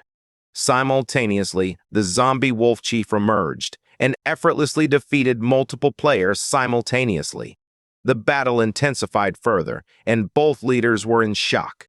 The spectators returned, having never anticipated that a novice would respond so impressively. The mages cautioned that the wounds were poisoned and required purification first, but it was too late when a colossal explosion erupted at their feet, until they recognized it was a direct attack from the MC. At that moment, a wave emerged behind them. Yet, without even glancing, he launched an attack with his sword. He struck the assassin in the stomach, who couldn't believe how he had discovered his presence. He warned that he wasn't foolish enough to remain hidden in the middle of the sand. The battle raged on intensely, and soon everyone was shouting that the enemy was too strong, pleading to flee and save their lives. Fio readied himself and furiously called everyone trash. At that moment, he charged forward to attack with full force. The main character closely watched his movements. Without hesitation, activated his technique, summoning a multitude of skulls. With the blue soul seal, the blonde guy was utterly shocked to witness this ability, until he received a precise strike from the MC, leaving both standing back to back. In the next moment, a colossal explosion erupted around Fiohu as a result of Lin Yuan's ability. He noted that he found it too easy. This heightened the excitement among the spectators. The guild starts to be overrun by zombies. All the captain can do is stare in fear. He wonders if he is hallucinating, as the main character stands before him, significantly more powerful than before. Looking into his eyes, it feels as though he is confronting a demon from hell. At that moment, Lin Yuan turns back and causes Fei Long to tremble in fear, pleading for his life. The main character defeats an opponent and begins walking toward him until he suddenly strikes him in the head with his sword, providing no time to react whatsoever. He then glances to the side, and observing the robotic mosquito focuses his skills and completely destroys the camera, claiming it was too noisy. After everything, somewhere in a skyscraper, some players are complaining that the MC destroyed the drone and are asking who he is. A servant responds that he is the one who killed the giant Deathwool. They realize they must locate him because the Mercenary Guild has issued a rank S invitation. A blonde boy announces that this individual is named Lin Yuan. Meanwhile, in the city of immortal black sand, Quincy is nearly dozing off in a barrel, until the main character arrives, and he greets him, but cautions that he no longer wishes to teach, since he has enough money to drink without restraint. However, Lin Yuan expresses his desire to talk and cancels his commitment. His profession as a necromancer is disclosed. At that moment, Quincy drops his drink to the floor. Filled with rage, he asks if he is, by any chance, a necromancer. They stand facing each other. Quincy grits his teeth, and utilizing his power, he shouts that it has been a long time since he last faced a necromancer and demands to know how they dare to show themselves again. He then unleashes all of his attacks, but misses them. This surprises him, as he did not expect the MC to be so quick. At the same moment, a shadow of Lin Yuan glides past him, points his sword at his own head, and inquires if they could have a meaningful conversation. The instructor inquires about what he specifically wants, and the protagonist recalls Wayne when he chose to disclose everything as a way to settle his debt. At that time, under the looming presence of the Dark Lord, the immortal world was engulfed in despair. To uphold justice, Quincy and his wife battled against the Necromancer, one of the Dark Lord's primary lieutenants. After a bloody battle, the Necromancer was defeated, but Quincy's wife suffered severe injuries from the death curse. Her soul was tainted by the power of darkness, transforming her into a memoryless monster destined never to reincarnate. The only way to lift the death curse and save his wife was to personally destroy her tainted soul. Everyone believed Quincy would spend his days wallowing in his sorrows. It became known that any righteous person who could save his wife would be rewarded with a fortune in life. He intended to use the spoils as bait, both to rescue his wife and lift the curse, while also ensuring that the remaining necromancers paid with their lives. Of the 158 individuals who accepted the mission, none returned alive. After recalling all of this, the main character requests to learn about his mission. He states that it's acceptable since there are no other options and requests to meet his wife. At that moment, the system inquires if he wishes to free his deceased wife's soul. The objective is to help Quincy lay her soul to rest. The mission has a time limit of 10 days and is ranked silver. He accepts without hesitation. He quickly departs, and the old man wishes him good luck, believing that the journey will be successful. With his unusual face, he warns that the body will not return intact. Later that evening, he finally arrives at the location. He immediately uses his night vision potion. He starts to walk through the dungeon accompanied by his zombies. He quickly realizes that this is the sanctuary of the dead, where all NPCs who die in the city are laid to rest. Suddenly, a zombie materializes in front of him, but is immediately killed by the King Scorpion. The main character examines the monster and determines that it is undead, similar to zombies, and suspects that ghosts may also be present. He understands that the levels of those monsters rise with each floor, and the first floor features zombies ranging from level 1 to 3. On the next floor, the levels range from 4 to 6, until finally arriving at the third floor, where ghosts range from 4 to 6, until finally arriving at the third floor, where ghosts range from level 7 to 9. Concluding with the creatures on the fourth floor. These are level 10 ghouls. After walking for a while, a portal opens. He gets excited at the prospect of crossing 4 floors in one go. He delves deeper, until he ceases. He heard sounds ahead, and noticed numerous red eyes staring at him. The monster employs its wall-climbing skill. In addition to utilizing the suspended slash, he has dozens of elite ghouls, which are level 10 monsters with 2,000 health, 400 attack points, and 40 defense points. He quickly orders his army to launch an attack. Beginning with the King Scorpion, it attacks all the ghouls in its path. Then it moves and targets additional nearby monsters. The main character keeps pace and moves forward simultaneously, reducing all the monsters. The challenges that lie ahead. With that, the massacre has been successfully carried out, until he spots a ghoul still alive on the ground, and concludes with a single stomp. The system congratulates him on reaching level 12, following the massacre he committed. He acknowledges that it ended more quickly than he anticipated and considers it a shame, as his ability to control zombies does not extend to other types of undead monsters. Suddenly, something emerges behind him. He only notices it a moment later. The skill strikes him with full force. He barely manages to block it with his sword, even though he considers the situation dire, until he is cast far away, crossing the full length of the hall.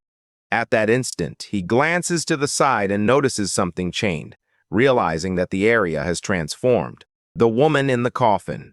She smiles, saying she has been waiting for this moment, and then completely blows up the coffin she was in. This is the vengeful ghost of level 18.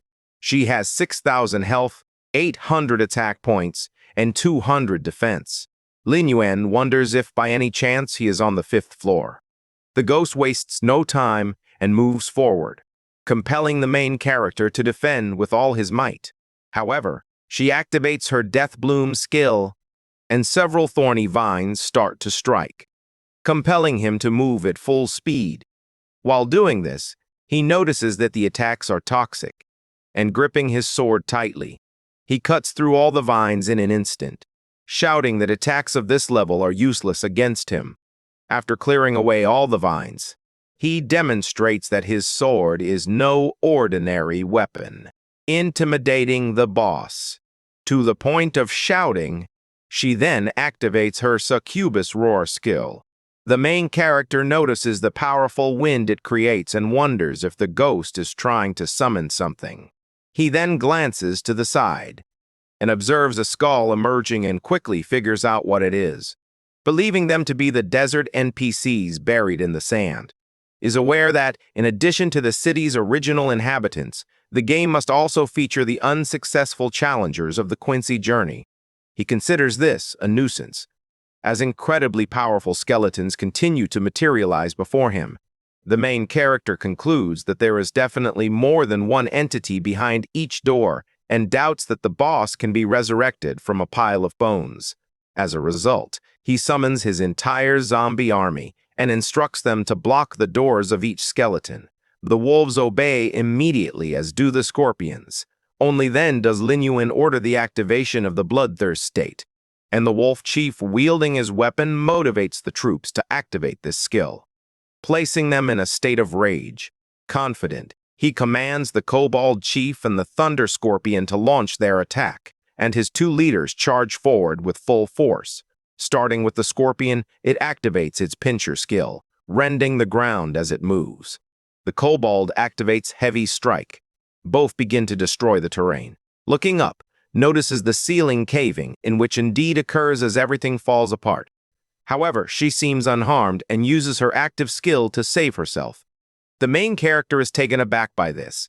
Upon observing the boss, it becomes clear that specters are ghost-type monsters capable of passing through structures and are immune to half of all physical attacks. However, he confidently states that, on the other hand, he suffers from double magical damage, and thus employs his strongest skill, activating the Blue Soul Seal. The ghost starts to evade effortlessly, believing that her speed has improved meanwhile. The revived skeletons make every effort to break through the passage. This worries the main character, as the tombs could collapse at any moment, and he needs to finish as quickly as possible. He takes an item from his inventory, as he needs to limit the boss's movements.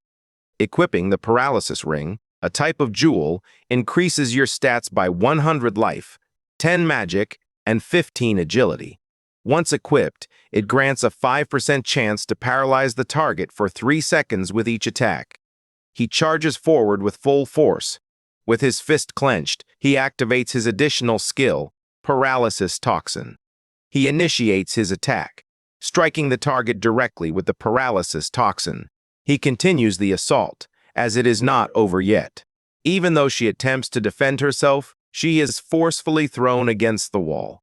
The main character approaches and realizes he has caused significant damage to his target and thus got quite lucky. He summons his giant wolf, confident that the ghost has slowed down, and commands the zombie to utilize its skill. That stuns the target. He points his sword, knowing that the stun duration lasts only 5 seconds, and launches dozens of simultaneous attacks, delivering blow after blow even though each hit inflicts less than 100 damage. The boss becomes enraged and shouts. This leaves the main character worried as she unexpectedly activates the corpse explosion skill. All the monsters in the area start to explode one by one, causing widespread devastation after the dust has settled. She realizes that the main character used his zombies as human shields. He continues to experience the ghost's intense assaults. He notices that only 3 of his strongest zombies are left. He walks over to her and declares that it has finally arrived. At that moment, he unleashes his skill and assaults her body with full force. And she, feeling powerless, can do nothing but scream.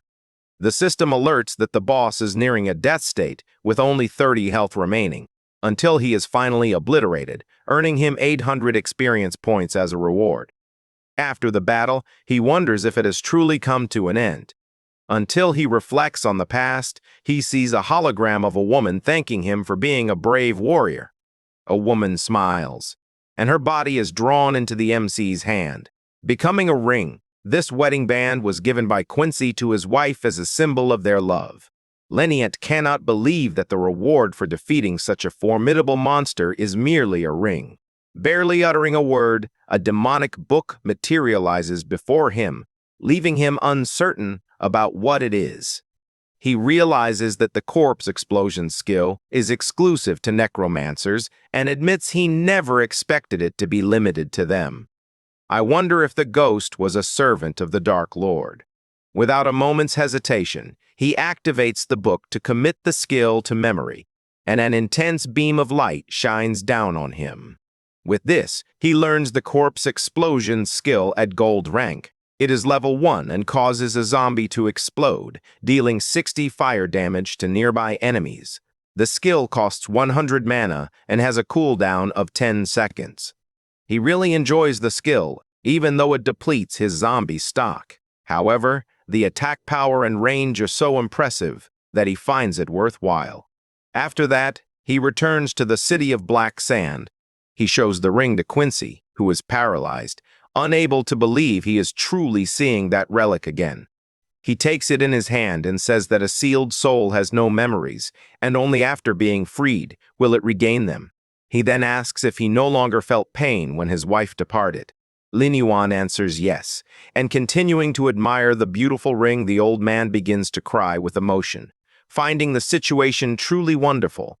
He acknowledges that, ultimately, he never expected a necromancer to help him confront his regrets. As a gesture of gratitude, he summons a box and declares that this time he will keep his promise.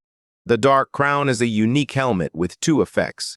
First, It renders the value of sin invisible when equipped. Second, it conceals the hour of darkness. This equipment is exclusive to the necromancer and cannot be sold or destroyed. He picks up the item in his hand, and despite knowing it has no additional stats, he finds it remarkable that he can conceal his sin value and dark aura. It is precisely what he needs. With this, he will be able to solve Knight's problem and no longer need to be cautious in the main city. The system prompts him to confirm whether he wants to equip the item. Without much thought, he responds with a simple yes. A force takes control of his body. He asks if he is now one step closer to the truth. After that, he heads to Sand Breeze City. Upon arrival, they notice countless guilds of various sizes. He recognizes that all the guilds, from number 1 to number 10, are present, and recalls a particular person, uncertain if they are concealed within the crowd. As a newcomer, he will find it challenging to approach the larger guilds. Therefore, he walks, aware that he must seek an opportunity at the same time someone is watching him. The main character immediately senses this presence. The blonde boy continues walking and realizes that Lin Yuan has vanished, until he suddenly appears behind him, sword raised, questioning who he is. He says he has finally found him. She turns around, happy and excited to see MC, but clumsily falls to the ground. Lin Yuan is confused by this. The blonde boy, in pain, asks if he truly doesn't remember him. The main character, struggling to understand, asks how he knows his name. The young man immediately stands up, explaining that he recognized him right away from his fight against the Bloodstained Guild. He acknowledges that he worked diligently to uncover clues about the location of the powerful warrior who battled the guild all along. He explains that he invested $2 million to develop a facial recognition system solely to locate him. MC simply cannot believe that the man spent $2 million just to find him. The man inquires whether that is a significant sum, stating that he doesn't view it as large since his company spends several million just to test the system. Only then does Lin Yuan realize that the boy is from the Han Corporation, a massive entity valued at $100 billion that dominates the global high-tech market. Unfamiliar with the man's background, he contemplates whether he should eliminate him on the spot. His eyes gleam as he cautions that the following day will bring a rank S hunt. However, in his excitement, he trips and falls face first before completing his thought. The main character turns and tells him not to follow, questioning why he is even arguing with a fool. The blonde boy remarks that having a great solar god and an elite team feels like overkill. As he stands up, he announces that the guild's third team will participate, and if they perform well, they may even have a chance to be recruited. This prompts him to consider the guild list. And then the king laments having to go alone. Suddenly, Lin Yuan asks what the specific time of the hunt will be. The excited man kneels down in celebration and announces that it will be at 8 in the morning. MC tells him to relax and cautions that some preparation is still necessary before departure. This leaves the blonde boy feeling confused. After that, at the Vulture Bandits camp, several explosions take place, and the main character with his summons indicates that the leader is straight ahead. He now commands a new army made up of level 12 zombies from the Vulture Thieves gang. He summons his army to march, and as he glances to the side, he spots his enemies straight ahead, with several monsters guarding the boss. Lin Yuan orders them to advance without delay, and the zombies engage in a brutal battle. The monsters remain undeterred and unleash a massive burst of flames, directly at the MC, but he vanishes in the blink of an eye, leaving even the vulture perplexed. However, it is too late to comprehend anything, as its body is swiftly cut down, along with all the monsters within its grasp. He continues to strike one by one, eliminating all the bandits in his path. After eliminating the final one, he observes something unusual, as the boss suddenly vanished. However, this didn't last long, as the leader of the level 19 Vulture Bandits was already attacking from behind. However, the main character refuses to be intimidated. With a single motion, he sends several of his zombies toward the boss and triggers the explosive corpse, resulting in dozens of colossal explosions that sacrifice his servants. The boss starts to yell, However, the main character moves at high speed and readies his attack, along with his shadowy gloves, landing a solid hit that forcefully slams the vulture into the ground. A notification then appears, stating that the vulture bandit has been defeated, which has allowed him to level up to 13. The system indicates that Curse of Darkness has reached level 3, now inflicting damage equal to 20% of the target's life while restoring 20% of an undead's life. The art of Corpse Explosion has been leveled up to 2, and when targeting an undead, it deals damage equal to 80% of the user's lifetime. He reflects on everything he has gained, until he is asked if he would like to use the skill scroll to enhance a skill, and upon responding affirmatively, he mentioned that he liked the result after using the scroll to enhance his curse. Additionally, he commands 130 undead monsters, composed of level 15 Vulture Bandits. Additionally, the level 19 Vulture Bandit Lord, he possesses various skills including the Deadly Poisonous Hand, which adds 20 points of poison damage, is surprised to discover this additional skill.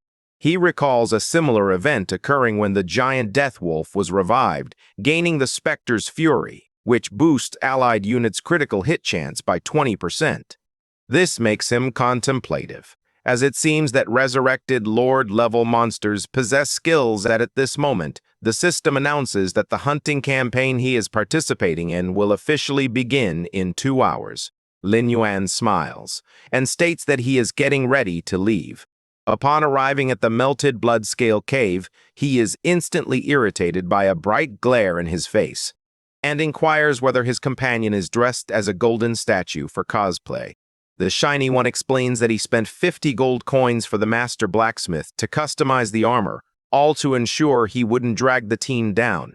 However, his belt tears. As his shorts fall, the main character is in disbelief that this is actually happening. He states that this is the first time he has seen this type of modular armor. The blonde responds that the blacksmith mentioned it was a recent model. He barely finishes speaking before his helmet closes, obstructing his view. He screams for help, unable to find his way, until he stumbles over his own foot and accidentally collides with someone in front of him. He then gazes upward. He notices a large figure asking if he is okay. This is Zhao Kui, the captain of the 3rd team of the Black Tree Guild. Hanking wonders why the person in front of him is smiling, feeling as though a venomous snake is watching him, unsure if it's merely his imagination. Suddenly, the main character pulls him and instructs him to take down all the equipment as he looks foolish. The bald man smiles, but Lin Yuan simply stares, unfazed. This irritates him because no one looks at him directly like that. At that moment, someone shouted to capture everyone's attention. A man asks who is called Hanking, examines the photo on the profile sheet closely and shouts, asking if he is the one dressed oddly. Everyone bursts into laughter, finding it ridiculous that someone is engaging in such extravagant cosplay. The swordsman laughs, identifies himself, and then asks if they are the older brothers of the Black Tree Guild. The man unsheathes his sword. He points out that he has no interest in novices and clarifies that he accepted only 2 nut, due to the registration fee. But because the captain is exceptionally merciful, MC remains silent, absorbing everything around them. Jakui asks him what he's doing, reminding him to be kind to the novices. As a result, he sheathes his sword. He advises not to get carried away. Even though the captain remains calm, everyone should seize the opportunity. The Shiny One replies that he will. A mage captures everyone's attention as he prepares to officially begin the call. Lin Yuan observes everyone around him, questioning whether they are truly players engaged in the Rankus hunt. He observes that they all appear to be newcomers who have just arrived in the main city. Meanwhile, the captain makes his way to the dungeon. He reassures everyone to relax, noting that even a Reaper would take a detour upon encountering the Black Tree Guild. That said, everyone follows him. At that moment, the man turns back and sees the shiny figure holding a flag. Someone excitedly begins calling the main character of Deus Yuan, urging him to seize the opportunity to defeat numerous shiny slimes. He continues walking. He feels a surge of excitement as he catches a thrilling scent. After that, inside the cave, they arrive at a fork in the road. A warrior inquires about which path to choose. The captain, smiling, says it's best for them to separate. Everyone is shocked and questioning whether it would be dangerous given the presence of level 16 elite monsters. A mage requests silence and reveals that the captain had previously scouted the paths, conducting reconnaissance of the entire area. A man inquires whether it is indeed true that they patrolled in advance. Zhao Kui responds affirmatively, noting that the morning reconnaissance covered all 3 paths and provided a detailed explanation of what each one contained, but assures that the more dangerous a location, the greater the likelihood of valuable discoveries, and with a sly smile, asks what everyone thinks. They start to realize that this reflects the mindset of a large guild, noting that the captain of the guild's 3rd team is the highest-ranking member, and therefore the most experienced. Without a second thought, the main character declares that he will choose the left path. The captain replies that it's no problem. He just wanted to know if anyone else would accompany Lin Yuan. Everyone begins to whisper that they don't want to join. They also emphasize that they prefer not to associate with someone who conceals their own status and class. The captain remarks that the popularity of both the MC and the shiny one seems to be low. Since he cannot compel anyone to act, he has no choice but the 2 go on their own. Lin Yuan replies that it's not a problem. The 2 take the left fork. Seeing this brings joy to the bald guy, who also labels them as ignorant. They venture deeper into the cave, and the shiny one admits to feeling anxious as the temperature is rapidly dropping. He also mentions that he feels as though he is being watched. The main character is surprised and asks if he has finally come to the realization that there is indeed something in that place. He panics, asking if it's true, since the captain claimed he had patrolled the paths and confirmed that everything was safe.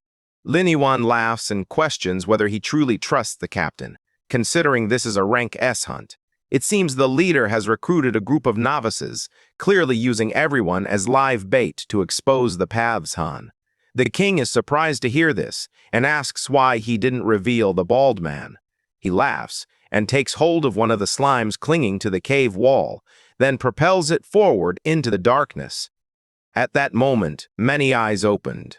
A massive army of iron-devouring lizards emerges, heading their way. Meanwhile, on a different path in the cave, a mage unleashes his fire ability.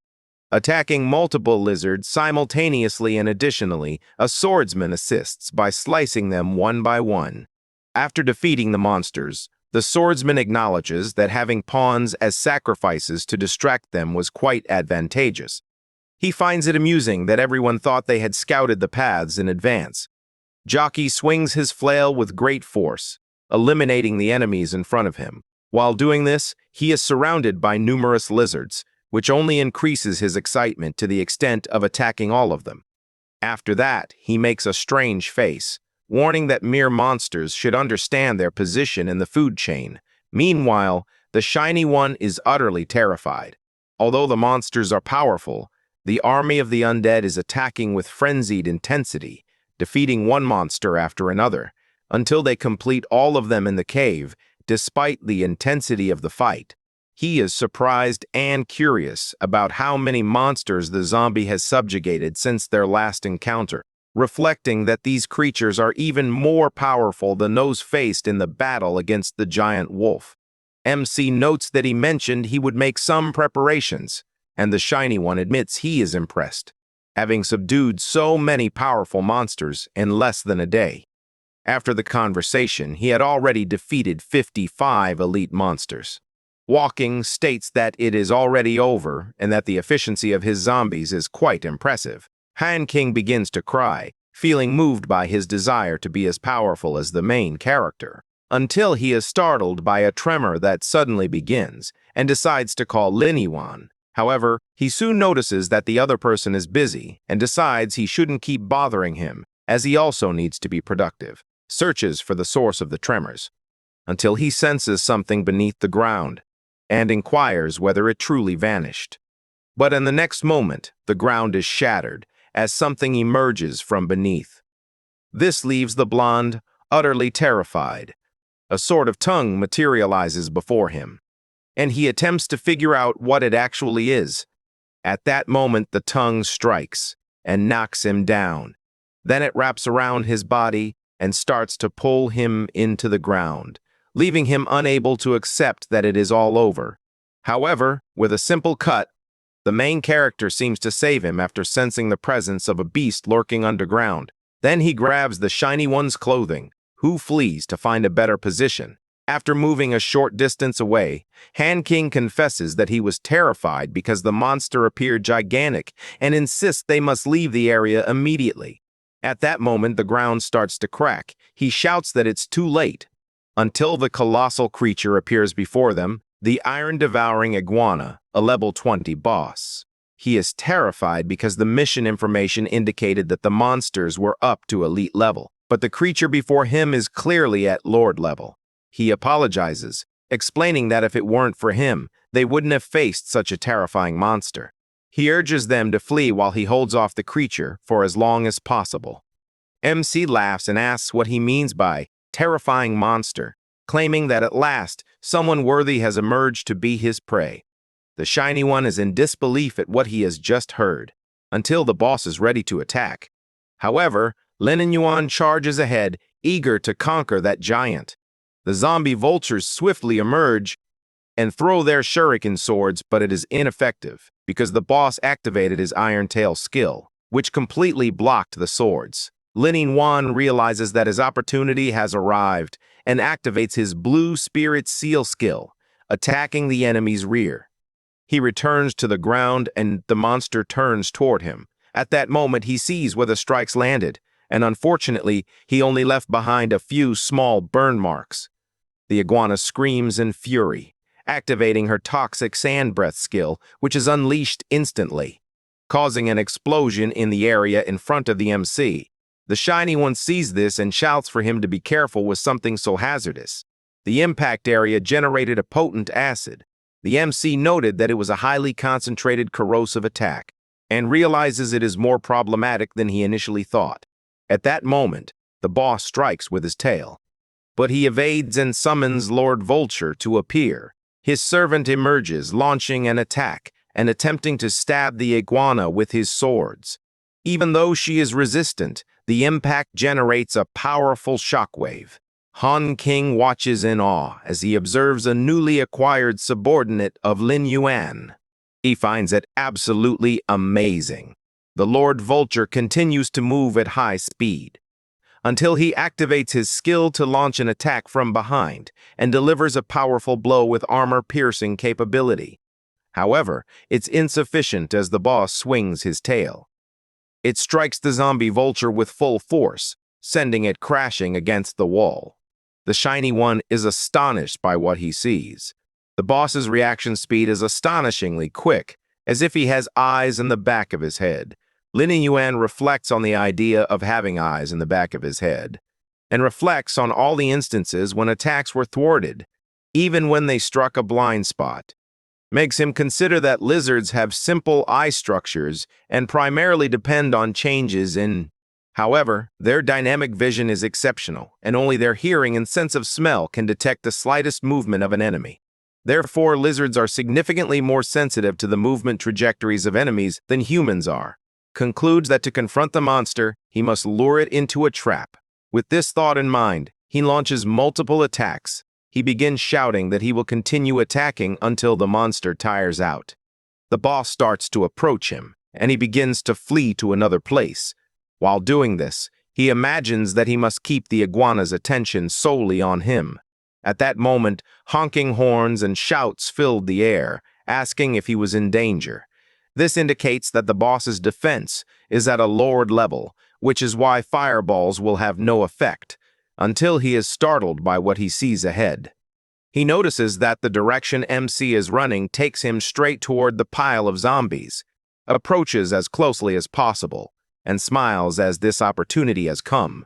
Then, with a subtle motion, he distracts the zombies, leaving the boss in front of them. The clumsy iguana attempts to turn but collides with all the monsters due to its lack of agility. MC finds this amusing and asks if it can't even pause. The boss keeps moving forward with its enormous mouth, and MC charges energy in his hand and unleashes it fully, completely exploding the area where the boss is located and causing massive damage. He gets excited because the armor has been broken. The monster keeps running toward him. Lin Yuan jumps to the side and shouts for Lord Vulture to take his position on the left. Both take positions beside the boss, as MC has discovered that the lizard has another weakness. It cannot focus on enemies on both sides simultaneously. The vulture takes aim with his crossbow and unleashes a flurry of attacks at the monster's mouth. The MC also doesn't waste any time and jumps right in. Even entering the iguana's line of sight, it is too late as he thrusts his sword with full force, landing a critical hit. With this, the system congratulates him on reaching level 14, as he has finally triumphed over the boss. 5 minutes later, he uses his ability to restore 85% of his zombie's health, and is pleased, as this ability at level 3 is exceptionally powerful. He also envisions that using another skill roll will elevate it to level 4. However, his greatest excitement is about his new zombie. The iron-devouring iguana has now also become undead. He commands it to advance, as it will serve as a flesh shield. At the same time, Brill Hoso excitedly shouts upon seeing the loot dropped by the monsters, and asks if they should contact the guild. Lin Yuan questions the urgency, noting that there are still many rats to eliminate. Meanwhile, several monsters are defeated in other locations. The captain remarks that they are nothing more than ants, unworthy of attention. His group agrees, knowing that monsters of that caliber pose no threat to the captain. They decided it was time to gather the corpses, until an explosion happens in the cave where they are located, leaving them all frightened and uncertain about what is happening. At that moment, Zhao Kui shouted, demanding to know who had dared to challenge the Black Tree Guild. They confront each other. MC asks if there's any chance he won't have to collect the bodies, or else he will do it himself. The mage, confused, exclaims that it is impossible since the two should have been devoured by the iron iguana. Han King, filled with rage, questions whether he still has the courage to make such claims. He had once regarded the Black Tree Guild as noble and honorable, but now he sees that they merely use players as bait to gain entry. The warrior inquires about the issue, asserting that it should be an honor for mere scoundrels to serve as a stepping stone for the Black Tree Guild's growth. On the other hand, the captain is contemplative, as two people managed to escape alive, leaving him uncertain about whether there were only a few monsters or what else might have occurred. The Shiny One continues to shout angrily. Zhao Kui grows increasingly irritated by the shouts, ultimately deciding to eliminate him once and for all. As a result, he starts to approach, uncertain whether the two were simply lucky or if there was something more to it, and is fully charged, striking the ground directly with his flail. The two manage to dodge just in time. Lin Yuan counterattacks immediately. The captain doesn't waste any time, and both the defense and attack collide. The impact pushes the MC back. The bald man asks if he wants to die. However, he pays no attention and utilizes his death abilities, bombarding the entire cavern and compelling the captain to evade all the subsequent attacks. In doing so, he realizes that Lin Yuan has simply vanished, leaving him puzzled about where he could have possibly hidden. The MC emerges from the smoke. He attempts to attack from behind, but at the last moment, he blocks with his shield, wondering if his opponent truly thinks he's foolish for being hit so easily. The main character continues to apply pressure with his sword. Until the bald man vanishes from his view, he is confused as he tries to understand. At that moment, Zhao Kui appears behind him at high speed. He turns around, startled, but absorbs the full impact to the stomach that hurls him with all his strength against the wall, even startling the glossy one. The guild members requested assistance because their target is Han King. Meanwhile, the captain approaches Lin Yuan, stating that he no longer has time to waste on him, and readies his flail to bring everything to a swift conclusion. However, along the way, something captures his attention. It is MC holding his hand. and asking if he might be the captain of the third team of the Black Tree Guild.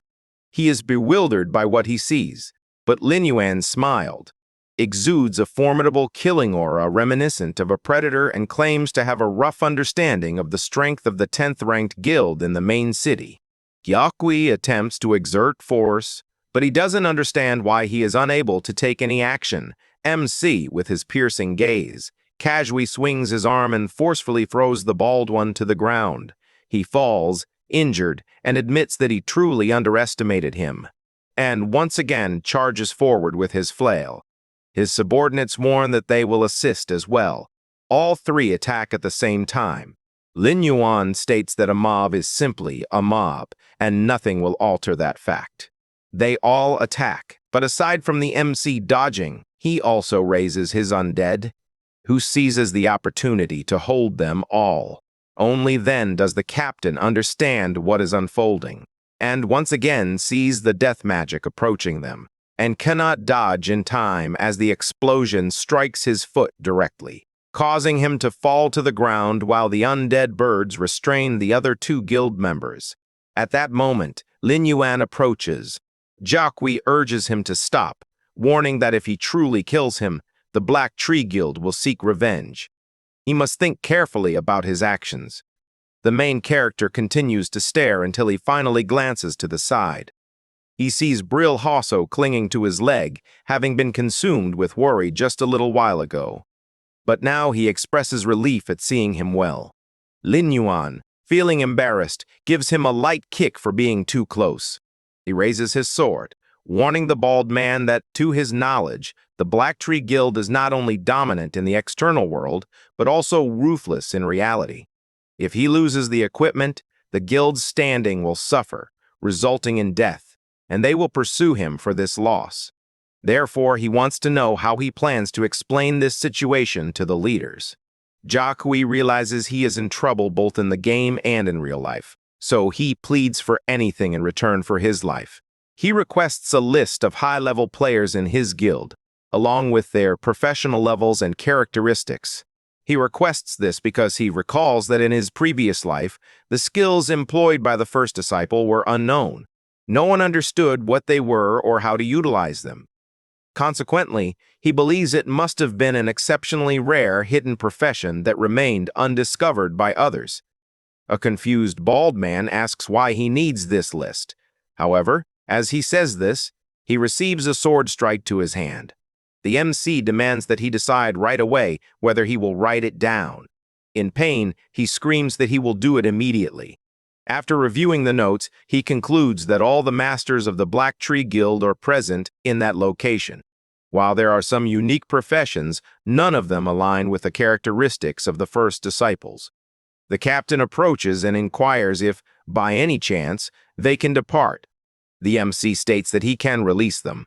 The bald man expresses his gratitude for that, but in the next moment, they are hit by a triple attack from Lin Yuan, who makes it clear that their actions have harmed many innocent players, and they must answer for it in the afterlife. He acquired each piece of equipment from the kills he made. The Moon Hammer boosts attack power by 45, critical hit chance by 30, and physical attack by 30. Additionally, it enhances attack speed by 20% on the first strike. The second item is the Dancing Sword, which boosts attack power by 30 and accuracy by 20. Lastly, the Lingguang Cloak increases magic damage by 20, and the Spirit attribute by 20. After observing this, Lin Yuan notices something. His friend reveals a chest and mentions that the guild left it behind without even opening it. The MC opens the chest and declares that he will keep the first item, while the others can take the rest. However, Brill Hosso refuses, as he prefers to purchase all the items rather than accept them for free, wanting to avoid taking any unfair advantage. Lin Yuan takes a deep breath. He states that there is no suitable item, so he does not wish to keep any. However, Han King does not want anything for free. He requests 54 gold coins for the transfers. After exiting the Bloodscale Cave, Lin Yuan realizes that, as anticipated, there are still some silver equipment pieces available, and acquiring gold equipment in the current version is not so easy. He calls him and says there's something he's unsure whether he should mention. Scared, he explains that the Black Tree Guild is vengeful and will seek revenge offline if they cannot defeat him online. He suggests allowing his personal bodyguard to accompany him.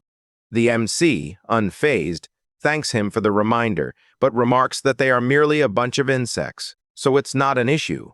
Afterward, he removes the helmet to log out of the game. Soon, his family calls out that dinner is ready. He replies that he will be there shortly. Upon opening the door, is confronted with something strange before him.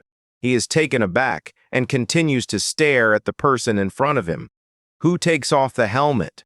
It turns out to be his father playing a joke, as he didn't know what the helmet was for and asked if it was broken. The MC responds that it seems to be functioning properly but questions why he purchased a gaming helmet. He panics and explains that his wife actually discovered it while cleaning Linton's room. This leads Linton to reflect that his sister had awakened a hidden class in her past life during that period. At that moment, his mother appeared, urging them not to linger and to eat quickly. After joining them, she explains that his father struggles with new things and was attempting to find a common topic among the siblings. He spent the entire afternoon trying to turn on the helmet but was unsuccessful. He feels embarrassed asking his mother not to listen, as he is simply concerned that Linton might use things without understanding how. MC contemplates that he could introduce his parents to the realm of eternity and leverage his own resources to recommend them. When the cataclysmic change happens, they would be equipped to protect themselves. As a result, he explains that the game isn't difficult and that he even purchased 2 additional helmets, which is why he wants to see his parents give it a try. His mother expresses her concerns and advises against wasting money, but he reassures her that it's not an issue. He then inquires if, by any chance, his sister has not yet returned. She picks up the phone to call, thinking that Linton is with her friends, but he tells her he will call instead. After several attempts, he realizes that the call isn't going through, as if there is no signal. He feels a bit concerned because, even if his sister didn't want to respond, she would at least send a courtesy message rather than completely ignore him. His mother asks again if they can eat first, suggesting that Linton is dining out, so they shouldn't wait for him. However, Linwan suggests they eat outside, as he remembers he needs to buy a few things and worries the store might close early. As he departs, his father remarks that little Linwan has grown since the days when the siblings used to stick together, and he hopes to see him communicating more. MC descends the stairs. He recalls his past when his sister appeared, completely injured. He noticed her presence, but the girl just walked by. Upon reaching his room, she told him that her situation was none of his business and instructed him not to call the police or inform their parents. She then slammed the door with all her might, leaving the MC feeling concerned about it. In the present, he reflects on his past life, noting that after Linton began playing the game Eternity, she swiftly awakened her hidden class, but also faced numerous challenges that she should not have had to endure. This all began with the emergence of a mysterious group known as the System Organization. Founded by 9 Celestial Chosen, only those deemed Celestial Chosen were eligible to join the organization. Among them was a being known as the Prophet, who had the ability to sense the Celestial Chosen in reality. Then, at a frightening pace, the System Organization's power became unstoppable in the game. Not only did its influence in the real world grow stronger, but despite their mysterious and unpredictable actions, they managed to stabilize society, leaving people perplexed. After little Linton was invited to join them, she often undertook dangerous missions but never spoke about the System Organization at home. He continues down the stairs, reflecting on this, and all he wants is for this organization not to be with her at that moment. After opening the door, he decides that even if they are involved, he will not allow his sister to get entangled in these matters again. While walking outside, something grabs his attention. As he gazes at a building, he quickly hides. Lin Yuan envisions that his sister has already met with the others, but the distance is too far for him to overhear their conversation. He activates his invisibility, despite not having used it in a long time. He starts to approach, envisioning that his skill level is 3, which means the duration will be 5 minutes. He halts his walk, and believes he is close enough to overhear the 2 guys speaking with his sister. Chen tells her that he has expressed everything he wanted to say, and whether it's true or not, she must decide for herself when considering whether to join the organization. It is clear that the disaster will occur in 3 years, and she must awaken to the realities of life. The tense atmosphere hangs in the air, and the MC remains invisible, simply observing. Xiaopan advises his colleague to take it easy, warning that his approach might frighten the girl with the daunting hour. He responds that he is addressing a serious issue for her benefit, given how far things had progressed. At that moment, however, he notices something. Glancing in Lin Yuan's direction, he completely changes his expression, startling Lin Yuan, as everything suggests he has been discovered. Chen activates his dissipative ability. This aura influences the entire restaurant. This will frighten the main character, as the invisibility effect will fade after a 3-second countdown. Chen continues to observe attentively. He is puzzled when he sees nothing in front of him. He shifts the conversation by calling the restaurant owner to order an herbal tea.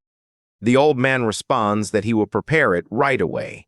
Meanwhile, the MC, who managed to hide just in time, can't believe the guy utilized the ring's dissipative ability. However, he's relieved that this power has a 3-second delay, as it was during that moment that his invisibility was disrupted.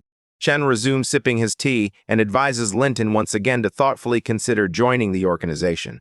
Emphasizing that its members possess a strong sense of justice, she hands her a card. She replies that she will consider it. The two of them leave the restaurant. Meanwhile, Lin Yuan activates his invisibility once more and decides to leave the restaurant too. However, when he steps outside, he realizes the boys have vanished. He keeps walking until a cup of tea is thrown at his feet. Only then does he look ahead and observes the two who threw the tea, noting that something is definitely amiss. Once again, the countdown to invisibility begins, and the two continue to stare in his direction, anticipating what will happen next. However, in the next moment, they see nothing. Chen remarks that he may have become overly sensitive lately. His colleague encourages him to relax, noting that he seems quite nervous. He asks if he believes the girl will join them. He replies that, according to the prophet, she will eventually come around. Larino agrees, noting that he has never witnessed the prophet's predictions fail. However, his true curiosity lies in discovering which girl will become his girlfriend. Chen, feeling indignant, hopes his friend will survive until the catastrophe, as it seems unlikely to occur. As the two depart, the MC observes from atop a building. This suggests that the organization consists of individuals who are challenging to engage with, and he is concerned about revealing too much of himself and his background, necessitating greater caution on his part. Meanwhile, Linton gazes at the card and stays silent the whole time until she gazes ahead. She asks why her brother is there. He replies that he went out to buy something and inquires if she has eaten. She replies, a bit downcast, that she hasn't, but assures that she is fine. The MC holds up the bag of food and suggests putting work aside for now, as he needs to eat something when they get home. She finds this odd, as she knows her brother cannot take care of himself and doesn't understand why he is looking after her. He simply asks them to hurry. However, she stays silent. Upon returning home, their mother immediately asks if she has eaten and if she would like some food heated up. Linton responds that it's not necessary, as she prefers to rest first. Their mother turns to Linwan and asks if, by any chance, he would like to eat something, as he left without having anything. At that moment, Linton shuts the door. She takes a deep breath. She walks toward the bed, reflecting on recent events. She lies down, reflecting on how ever since she played the game, all sorts of strange things have occurred. She recalls a time when she was battling a monster, and her friend shouted for her to run as fast as she could while holding the monster. That was a level 5 longsword mantis, equipped with sharp blades, landed a solid blow on the girl, causing her to fall to the ground instantly. Linton panics upon seeing this and holding her sword firmly. She declares that she will not abandon her team. Several mantises rush toward her. She begins to defend against one of the attacks, until another monster emerges behind her and delivers a precise strike. At that moment, the system congratulates her on unlocking a hidden class. Confronted by a multitude of monsters, she slices through them one by one with her incredible strength, to the point where she cannot comprehend how she suddenly became so strong. After completing her task, she drives the sword into the ground, and the system notifies her that she is now the Sword of Dawn. Still in bed, she questions whether the sensation is real and observes some changes in her body. This leads her to wonder if, when a disaster strikes, she will be able to protect everyone with this power. Since her hand is brimming with energy, she contemplates that this type of power cannot endure the disaster, and she is uncertain if there is any hope for others to survive. She then stands up. As she gazes at her family portrait, she realizes she must become strong as quickly as possible, regardless of joining the organization, because she needs to protect everyone. MC, gazing at the portrait in his room, realizes he can no longer delay the change. His energy must be focused on the game, and he cannot maintain that level of intensity indefinitely. He believes it's time to allow them to live a good life. As a result, he goes to a building. The employee inquires if, by any chance, he is looking for a place to live. He inquires whether there happens to be a fully furnished mansion available, as such a property would likely offer high security. The woman finds it odd, as she questions whether such a young boy can truly be wealthy. Her first inquiry is whether he is aware of property prices. He doesn't waste any time and reveals his card. She holds it in her hand. They are astonished, as it is a limited edition VIP card loaded with millions of dollars in credit. As a result, she screams in welcome, promising to serve him promptly. Her scream is so loud that it attracts the attention of those nearby. After everything, he calls his family and his mother. Upon seeing the new house, they ask if everything is true. She can hardly believe there's a private pool, just like the one she sees on television. John Liu surveys the room and can't believe how large the bed is, along with the entire house, which is both enormous and gleaming. The two, still confused, inquire about how many years it will take to pay off the mortgage, as they want to ensure he doesn't feel pressured. MC explains that there is no mortgage on the house, as he purchased it with his earnings from previous competitions and game income. Therefore, he only needs to focus on the fact that he will be living in a house next door. His father admits he never thought he could live in a mansion. Menlin agrees, noting that in the blink of an eye, his children have grown up and are now able to live independently. Ling Yuan feels happy seeing his parents content. After that, the MC begins to walk, no longer concerned about the mansion's security. His next step is to guide his parents in playing, while also being more cautious of the organization's presence. He hardly thinks about it when something grabs his attention. As a group of men approaches him, they come close enough. Lin Yuan quickly realizes that the person resembles the captain of the Black Tree Guild, whom he had even killed in the game. Everyone rushes forward, eager to see if the tough guy is the same in real life as he is in the game. One of them launches the initial attack, but strikes the ground. The MC quickly accelerates to full speed without hesitation, and delivers a precise kick to the bald man, in addition to defeating everyone around him. After Zhao Kui collapses to the ground, gravely injured, he questions whether the MC is human or a ghost. Suddenly, a piece of iron is thrust next to his head. Lin Yuan suggests that, apparently, they do not value their own lives.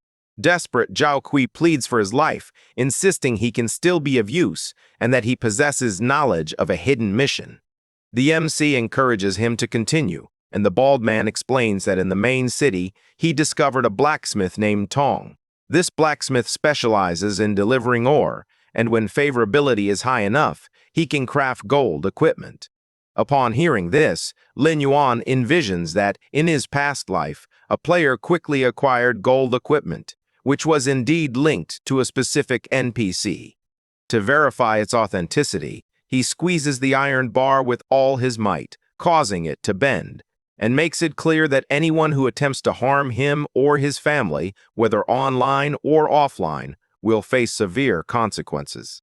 He demonstrated by breaking an iron bar in half with a handshake. Zhao Kui fully comprehends the message, and is utterly terrified. Following that, within the main city of the Western Desert in the game, some players are raising their beers and a toast, and savoring a variety of delicious dishes. Tong is astonished by what he just heard, and states that if someone truly brings him 100 pieces of ore, he will craft a weapon for free. In front of him stands the MC, who, after hearing this, realizes that Zhao Kui was indeed telling the truth. Therefore, his next step will be to begin mining. Near the table, a woman is running, and a player asks her why she's in such a hurry, as he would like to have a drink with her. However, the girl continues to ask not to be touched. Lin Yun observes this. The guy grows irritated, warning that if he doesn't stop staring, his eyes will be gouged out. Impatiently, he casts a spell that hurls the drunken man to the far side of the tavern. The woman, inebriated, expresses her gratitude to Lin Yun for his assistance and asks if she can buy him a drink. The MC simply walks by and says no. She continues to insist, until she stumbles. He instantly notices her and catches her attention right away. The girl becomes excited and asks if he would like to dance. But the moment is disrupted when she unexpectedly falls asleep. As a result, he enters the room and leaves her sleeping, as she is quite intoxicated. He then heads to the Viper Mine and sets his undead to work in the mines. He envisions having 12 dog-headed zombies in his underworld portal, ideal for mining. Without much thought, a noise suddenly occurs nearby. When he turns around, he encounters violent level 10 moles.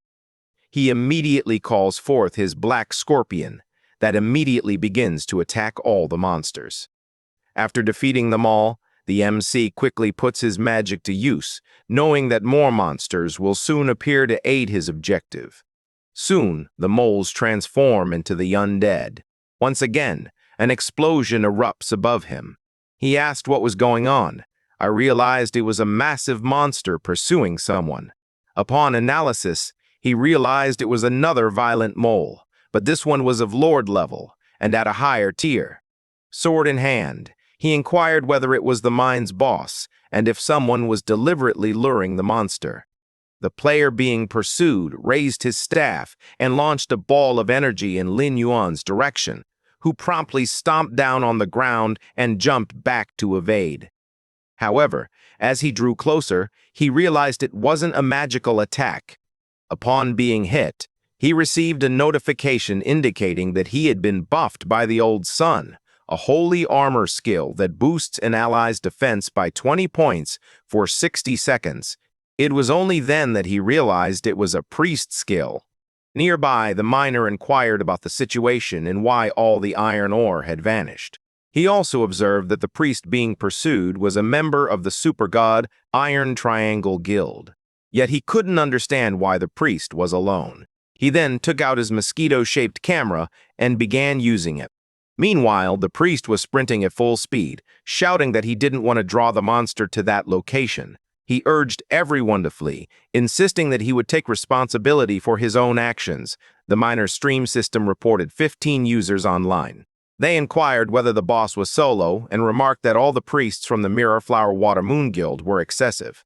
Lin Yuan recognized that, despite the circumstances, the priest remained loyal and thus welcomed the boss at his doorstep. People quickly recognized him and remarked that he was the master who had soloed the world, leading them to believe that something exciting was about to happen in the mine. The mole boss nearly caught the priest. However, Lin Yuan leaped in front, intercepting the attack.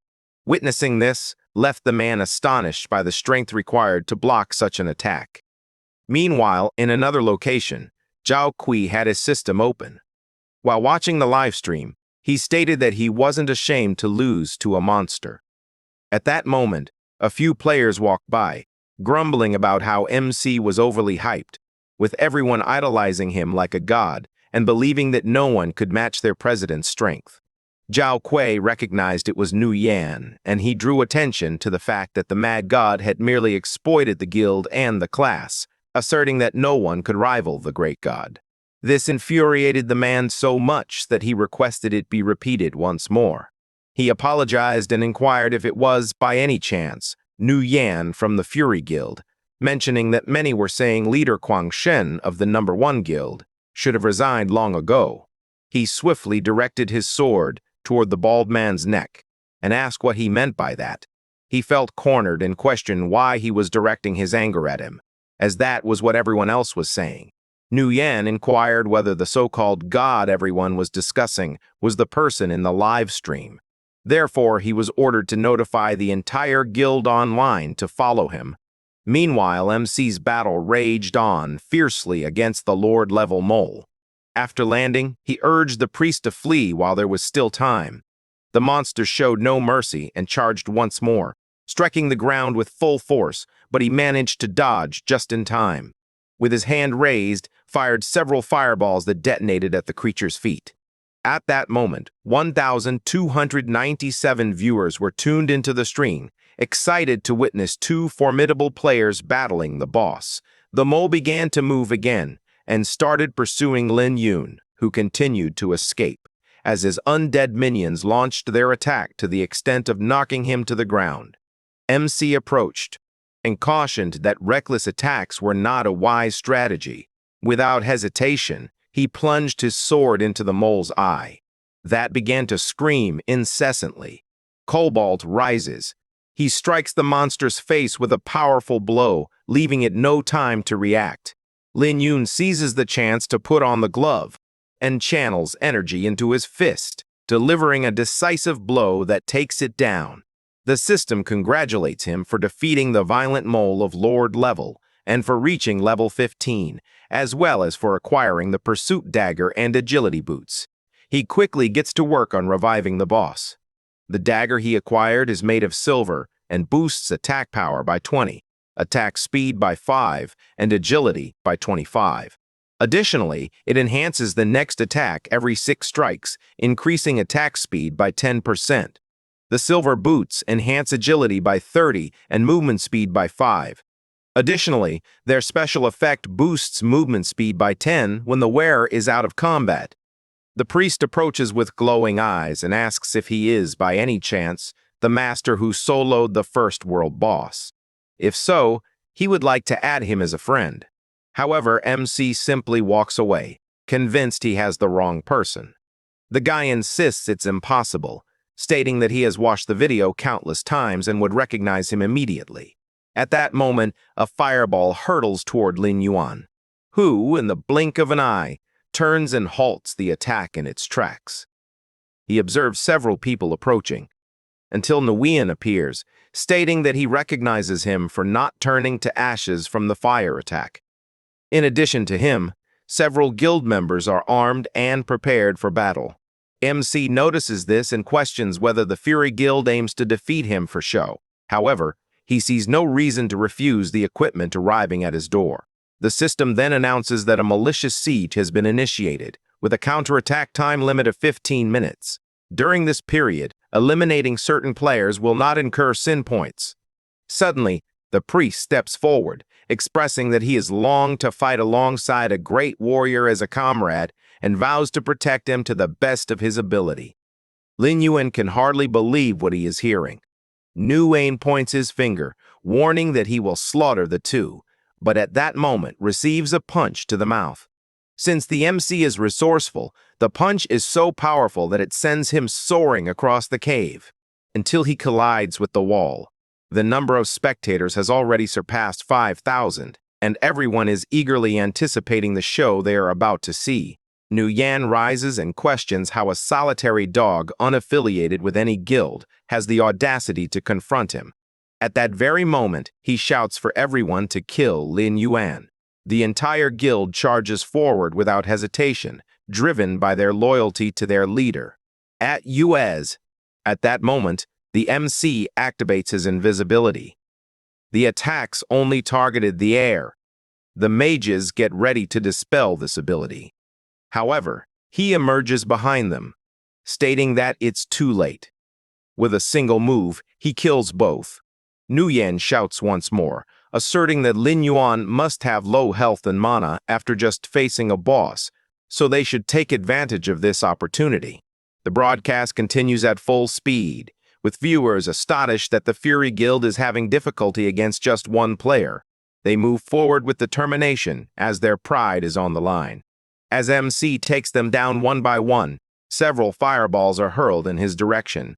As he dodges, he observes that the area is narrow, limiting his undead's ability to take advantage. The attacks continue to target him. Multiple explosions erupt within the cave. At that moment, a figure appears from the smoke. The guild members begin to chase him, while the leader explicitly demands Lin Yuan's head. As he ventured further into the cave, his excitement grew, yet he failed to notice MC hanging from the ceiling. When he realizes it, but it's already too late. As he takes a kick to the middle of his mouth, that causes him to spray blood in every direction. He rises, declaring that sports injuries are insignificant. However, when he realizes it, MC is holding a sword to his neck. Nguyen begins to scream, alerting everyone that he has been caught. However, Lin Yuan makes it clear that the guild members will not return and issues a subtle warning, curious about how the mad god will react upon discovering that he led the entire guild to their demise. Meanwhile, the zombie wolves begin to approach the group.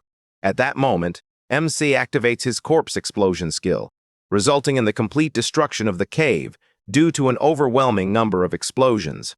Nguyen begins to scream, demanding to know what he did. With his sword raised, Andy tells him to inquire with the guild in the afterlife.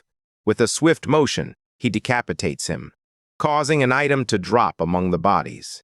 The item in question is the bloodthirsty twin blade of gold level, which boosts physical attack by 50, attack speed by 20, and critical hit by 30. Additionally, it features a life absorption skill that converts 10% of the damage dealt into the wielder's own health. After that, he returns to Tongs, who admits he was surprised by the quantity of ore he managed to collect. With that, the blacksmith's favorability rose by 100 points. MC understands that the blacksmith can collect a maximum of 100 pieces of ore each day, which means the task will take at least a month to complete. He understands that the Fury Guild has dropped a significant amount of equipment and will need to find a way to sell it all. Additionally, he realizes that searching for the first believer through the guild is a slow process. As far as he recalls from his past life, the men among the first believers possess the ability to control snakes. Because he then travels to another location, and he envisions accepting the sheriff's mission to eliminate 30 monster rats, though his true objective is to locate the hidden dungeon in the sewer. He goes on a quest to slay the monsters, and continues on his journey as he must locate a room filled with snakes. Finally, his expression changed as he discovered what he had been searching for. An explosion occurs at the location. He is confused because he doesn't know if he is truly seeing. He never imagined the snake would be so incredibly large. That is the level 60 Hades King Cobra. No further information is available due to the power disparity. He begins to flee, trying to comprehend how a snake can reach such a high level, knowing that even a slight touch could mean his end. Consequently, he activates his invisibility, as losing levels and equipment from death would be quite detrimental.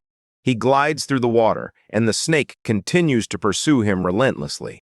He continues to run constantly, even more so since the invisibility has worn off. He decides to leverage the terrain to his advantage. Only then does he glance back and notice that the snake is drawing nearer and nearer. Even when running at full speed, he knows there is no way to stop. As a result, he calls forth his scorpions. He envisions using them to delay and buy time. He keeps running and realizes that his scorpions aren't even slowing it down. The snake continues to draw nearer. At that moment, MC notices an exit at the top of the dungeon. When the snake strikes, he leaps out. Reflecting on the past, realizes it cannot pass through the small hole or damage the area. Lin Yuan walks away, knowing that no monster can create trouble in that place. This is the Western Desert Palace, home to the National Guardian, where any approaching monster would be swiftly exterminated without exception. He still envisions the snake within. This indicates that the civilization of the Snake Men and the Kingdom of the Western Desert share a deep-seated blood feud, which explains why some monsters lurk underground, plotting their revenge. Whenever a demonic beast or monster approaches the imperial palace, the guardian of the kingdom will swiftly eliminate it without hesitation. He understands that while the snake is powerful, it is nowhere near the level of the imperial master, so he should be able to gather some clues in that area.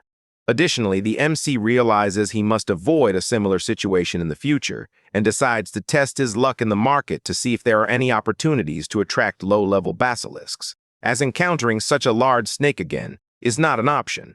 He heads to the palace. The vendor offers a potion that attracts low-level snakes. Suddenly, someone appears claiming he walked across all the sand just to find him. He respects the MC, who, upon seeing him, wonders if he might be the priest who fought the mole boss. Mike sends a friend request, confident that they will be beneficial to one another. However, the main character, disinterested, simply walks by. The frustrated boy runs ahead and asks him to wait, eager for him to join his guild.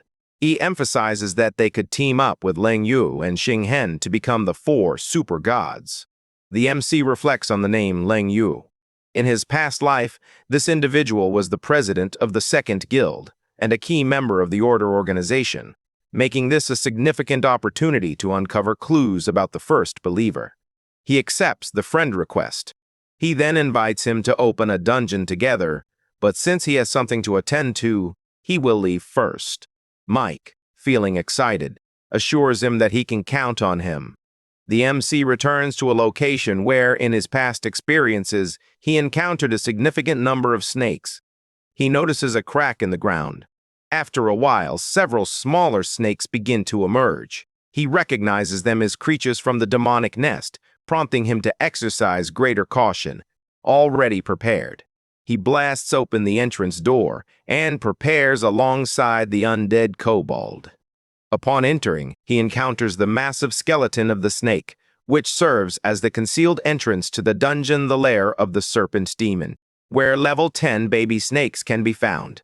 The MC reaches out his hand and summons the king scorpion.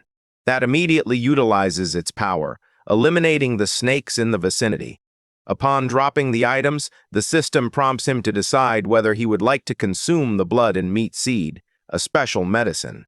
Randomly increase the player's main attributes by 1 to 5 points, while allowing the human class to enhance tolerance with consumption up to a maximum of 100.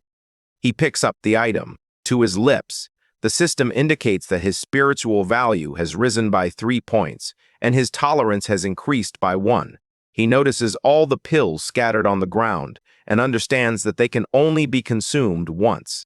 However, the attribute increases are remarkable, and they are also a rare item that can be sold for 4 or 5 gold coins in the market. He continues to eat the small fruits, gradually enhancing his attributes, until finally consuming all 100 fruits, which is the maximum limit. Lin Yuan is currently at level 15 with 77 strength, 101 constitution, 119 agility, and 318 spirit. He assembles his new army of undead snakes and decides to save 900 blood and meat fruits to sell at a store. After that, he plans to visit the location weekly to farm. He also left 3 zombies in the dungeon to frighten any players who might come across them. He becomes pensive, realizing that the snakes in this area are unusual, as the level 61 one he encountered definitely shouldn't have appeared at this stage of the game. Suddenly, a notification pops up from a call in the real world from his sister, prompting him to wonder if something has happened, as it's unusual for her to reach out on her own. He replies, even while in the game, asking if something is wrong. She, in the real world, responds that nothing happened. She just wanted to know if he had eaten. Lin Yuan finds this odd and responds affirmatively. At that moment, a girl next to Linton shouted into her phone, asking if he could lead them in a dungeon. MC is confused about what's happening but responds that he can help. He then wonders if his sister wants him to bring her to a dungeon. At that moment, a boy approached at school. She points out that Linton is a liar, much like her brother, since the MC agreed without even inquiring which dungeon it was. She then asks Linton if her brother has perhaps lost his mind from excessive gaming and if they often conspire to deceive others. The girl beside her agrees and suggests selecting the heroic difficulty of the Veil of Ashes, a challenge that no guild has yet managed to conquer.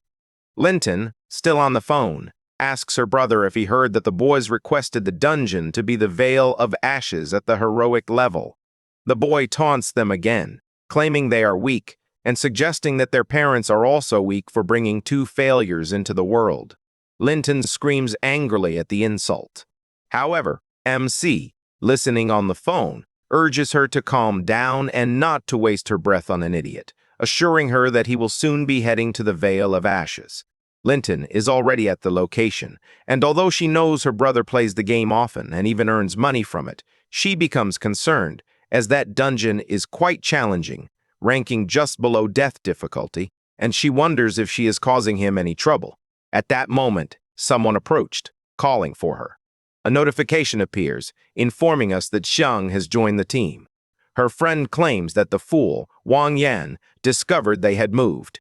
Instead of congratulating them, he behaved foolishly, and she is there to witness it and ensure he apologizes in front of everyone. She feels happy to hear that and expresses her gratitude. At that moment, Wang Yan arrived with his team, which consisted of several players. Linton realizes he is laughing and questions what qualifications he has to mock others, considering he merely happened to be born into a good family. Her friend advises her not to waste her time on trash. He becomes irritated by the provocation. They all advance to attack, insisting they will teach the two a lesson, beginning by touching their faces and even tearing their clothes. At that moment, a flash of light appears and strikes all the players. The MC arrived in spectacular fashion, effortlessly tearing off the arms of those who attacked. He turns and asks if the two of them are all right, to which his sister replies that they are. Meanwhile, Xiang admires how fast and handsome he is. Wang Yan begins to shout, questioning how he could have the audacity to attack his own team, considering the significant cost of recruiting everyone. He asks if he can pay for it, noting that he won't be able to level up without their support. Lin Yun stares for a moment. In an instant, he appears before the boy, eager to find out who had intimidated his sister and parents just minutes earlier. Wang Yan refuses to be intimidated and asks if the boy knows who he is speaking to. However, it's entirely pointless, as it only results in him getting slapped in the face so hard. He flies backward, causing immense destruction in the region. The last girl on the team asks if this is a joke, pointing out that they need at least 6 people to enter the dungeon as agreed. She questions how they will manage to enter if he kills everyone. He claims he will address the issue of the missing individuals. With his system open, he sends a request for team formation. Xiang seizes the waiting time to whisper to Lin Tan that he is not only very handsome, but also quite powerful. Embarrassed, she tells him to be quiet. Wang Yan, still furious, yells at everyone, calling them poor and claiming they won't find a single decent person to enter the dungeon. However, her friend, impressed, urges her to take another look. Before them stood none other than the esteemed leader of the super god Iron Triangle. This is Sun, affectionately known as the Son of the Ancient Year. Everyone is taken aback, knowing he is the chief priest of the Second Guild of the West. They express their gratitude for having such a powerful leader guiding them into the dungeon. Xiang is also puzzled, as she cannot comprehend why someone so significant would show up for that dungeon. Nor does she know what team the priest will assemble. At that moment, Sun dashed at full speed toward the MC, calling him his best friend and expressing gratitude for remembering him the moment he saw the team request. He rushed to the location. However, Lin Yuan begins to feel irritated by the excessive affection. Everyone is left speechless, unable to comprehend that the guild leader showed up at Lin Yuan's request. Given that Lin Tan's brother was known as just a gaming enthusiast, they wonder if he might have mistakenly joined the wrong team. The priest wonders if this is some sort of joke, as he is there to assist the best of all players, someone on a godlike level. The MC tells him to be quiet, insisting they need to enter soon. However, Wang Yan, still in disbelief at what he's witnessing, exclaims that Lin Yuan has also hired someone of high caliber. He emphasizes that even the top guild would struggle to manage the situation, so having the second guild's priest won't be sufficient. The MC tells him once more to be quiet, as they need to enter soon, and advises him to just watch. With that, the team is informed that they are entering the heroic Valley of Ashes. As they step through the portal, the monsters have already appeared, being level 18, ash lizards. Once the entire group enters, they quickly realize that the monsters are at a significantly high level. Wang Yan claims that the MC has hired a powerful priest to eliminate the monsters, but he assures that he will handle it himself first. His friend understands the message and readies her attack, launching it at one of the lizards, which becomes enraged upon receiving the blow. The MC swiftly observes this movement. The group wonders why so many monsters are suddenly on the move. Wang Yan cautions that Lin Yuan isn't particularly lucky. In fact, they are quite excited, especially the priest, as he will have the chance to fight alongside his dear friend. The MC then calls forth his Thunder Scorpion, which unleashes a barrage of lasers that obliterates the entire battlefield along with the monsters. He then charges at full speed, and with his remarkable agility, slashes through one monster after another, leaving only a handful behind after his massacre. At that moment, one of the lizards approached Linton, who simply asked her friend to stay back. However, the MC doesn't allow anything to unfold and swiftly takes down this monster. His sister looks at him in surprise, as she never imagined he would be so skilled at the game. He also feels embarrassed when he places his hand on her head. He reassured her not to worry, assuring her that he wouldn't put her in danger. She isn't sure how to respond to this. He slaps his hand, finding the scene rather awkward, while her friend appreciates the bond between the siblings. At that moment, Wang Yan realizes that the Valley of Ashes isn't as challenging as he thought, since one person can defeat all the monsters using just silver equipment.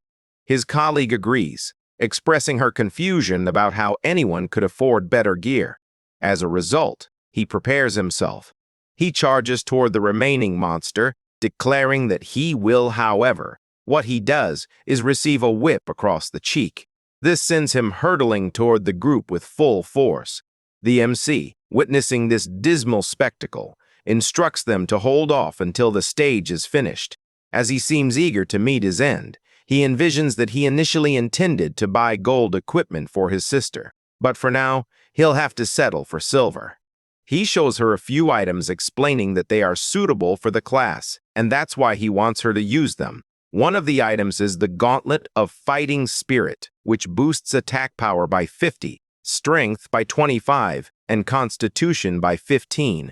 Additionally, there's the Fearless Armor, which boosts constitution by 50 and critical damage by 15.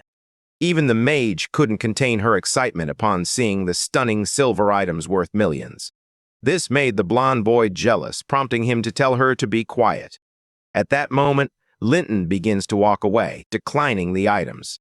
He insists that he should use them for his own defense and tells her that she can retrieve her equipment herself.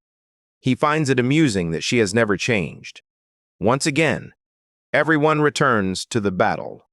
As more monsters draw near, the battle rages on frantically, with explosions erupting all around. A monster attacks Linton, but he successfully blocks it. All she believes is that she can fight as well. The monster spots an opportunity, but before it can launch an attack, it is bombarded by Lin Yuan's fireballs. She doesn't realize the extent of that power, and even though she sees her brother occupied, she's convinced the attack was his doing. This infuriates her to the point of launching an all-out attack, fueled by the belief that Lin Yuan has always treated her like a child, which is why she resents his interference in her affairs. However, the MC comes to understand that her attacks are ineffective without proper equipment. He discreetly continues to launch fireballs to assist her, but she isn't naive. She understands that the power comes from him. Meanwhile, Xiang observes from a distance, finding the sibling bond endearing. Even without participating, she enjoys watching everyone battle the monsters. After the battle concludes, the priest warns that the boss will soon make an appearance. He then asks Lin Yuan if it would be better to retreat, given that there's no penalty for leaving the dungeon. However, if they choose to fight the boss, they risk losing levels in equipment due to the high likelihood of the group being wiped out. He agrees. Wang Yan seizes the chance to mock him. saying he defeated the small monsters. But when it was time for the boss, he ran away with his tail between his legs. Xiang tells Lintan that her brother was impressive for how far he took them. She becomes reflective, realizing that she caused trouble for him, and wonders if things might have been different if she had been stronger. However, the MC only acknowledges that Sun is correct about the death penalty, as it is indeed true. When he places his foot on the ground, he summons his gate of hell, unleashing all his undead for battle, making it clear that he will handle the situation with the boss on his own. Wang Yan is astonished to see this, unable to comprehend the sheer number of beasts being summoned before him. The priest finds it amusing that the guy is unaware of Lin Yuan's strength, even after teaming up with him. He emphasizes that Lin Yuan is the strongest player of all, having even defeated the world boss single-handedly. Nearby, the boss is asleep. The MC casts a fireball. That causes him to open his eyes. However, he is still struck in the chest. As a result, he stands up in anger. This is the Ash Lizard King. He is at level 21, with 10,000 HP, 1200 ATK, and 300 def. Upon reviewing the stats, Xiang informs the team that being struck by a 1200-point ATK results in instant death. Linton runs anxiously, convinced that her brother will die because of her. She shouts that she will find a way to help. At that moment, Sun activates his skill, Holy Light, Imprisonment, and traps her in a sphere, stating that she would only create problems for Lin Yuan if she attempted to help. At that moment, the Lizard King gathers energy in his mouth and fires at full strength, but the MC leaps to dodge, and all his summons charge into the attack, distracting the boss in every conceivable manner. Simultaneously, the serpents launch their attack and begin to torment the lizard's life. The priest is astonished to witness the MC utilizing his summons to gather information about the boss, considering it a true work of art. Even the mage becomes enamored with Lin Yuan, wishing for him to conquer the boss. Wang Yan becomes furious upon witnessing this, as he refuses to be humiliated in front of others. He believes he should only attack stealthily, hoping to provoke a mistake that will allow the boss to eliminate him with a single strike. At this moment, the Lizard King is poised to bite him. However, it misses, and Lin Yuan is aware that the cooldown for that skill is 8 seconds. Wang Yan stealthily advances from behind. All the main character can think is that the guy is nothing but an idiot. He effortlessly dodges the attack and instructs him to leave with the boss. He says that and delivers a powerful kick that propels the boy toward the monster. Without a moment's hesitation, he activates his skill, Corpse Explosion. Dozens of explosions completely obliterate the boss, along with the fool caught in the midst of them. The server system congratulates the entire team for successfully completing the Ash Valley dungeon on heroic difficulty. Xiang celebrates their successful dungeon run and tells Linton how amazing her brother is. She asks if he could guide them through more dungeons in the future. Linton is at a loss for words and explains that her brother is busy, suggesting they discuss it when they have the chance. The priest also celebrates, though he expected nothing less from the MC. Meanwhile, the mage finds herself falling even more in love and wonders if she could add him as a friend. However, this annoys Sun. With a stomp on the ground, he summons an annihilation laser that instantly kills the mage for daring to attack Lin Yuan. Simultaneously, he acts quickly to summon the Lizard King into his army. Having already dealt with the nuisances, it's now time to divide the loot. However, Xiang explains that he dealt the most damage throughout the entire time, so they wouldn't dare ask for any gear. They are simply pleased with the levels they gained. He says he only needs the skill book, so they can keep everything else. The first item is the Ash Pants, a piece of silver equipment that boosts Constitution by 30, movement speed by 20, and Spirit by 10, while also enhancing fire damage resistance by 10%. The second item was the Burning Wrist Guards, a bronze-level piece of equipment that boosts Constitution by 10, Strength by 15, and critical damage by 5. Lastly, the bronze-level Agility Boots enhance movement speed by 10, Constitution by 10, and Spirit by 5. The priest is impressed. knowing that the president of his guild would greatly appreciate the items that dropped. Therefore, it suggests retaining all the items in exchange for a generous contribution of gold coins. Shang has no objections, as it will make her wealthy, while the MC simply states that he doesn't want it. Once everything is settled, the MC begins to leave and reassures his sister that Wang Yan will likely stop bothering her. He tells her to reach out to him directly if she encounters any difficulties. She then asks him to wait. He asks if something is wrong or if she might need some equipment.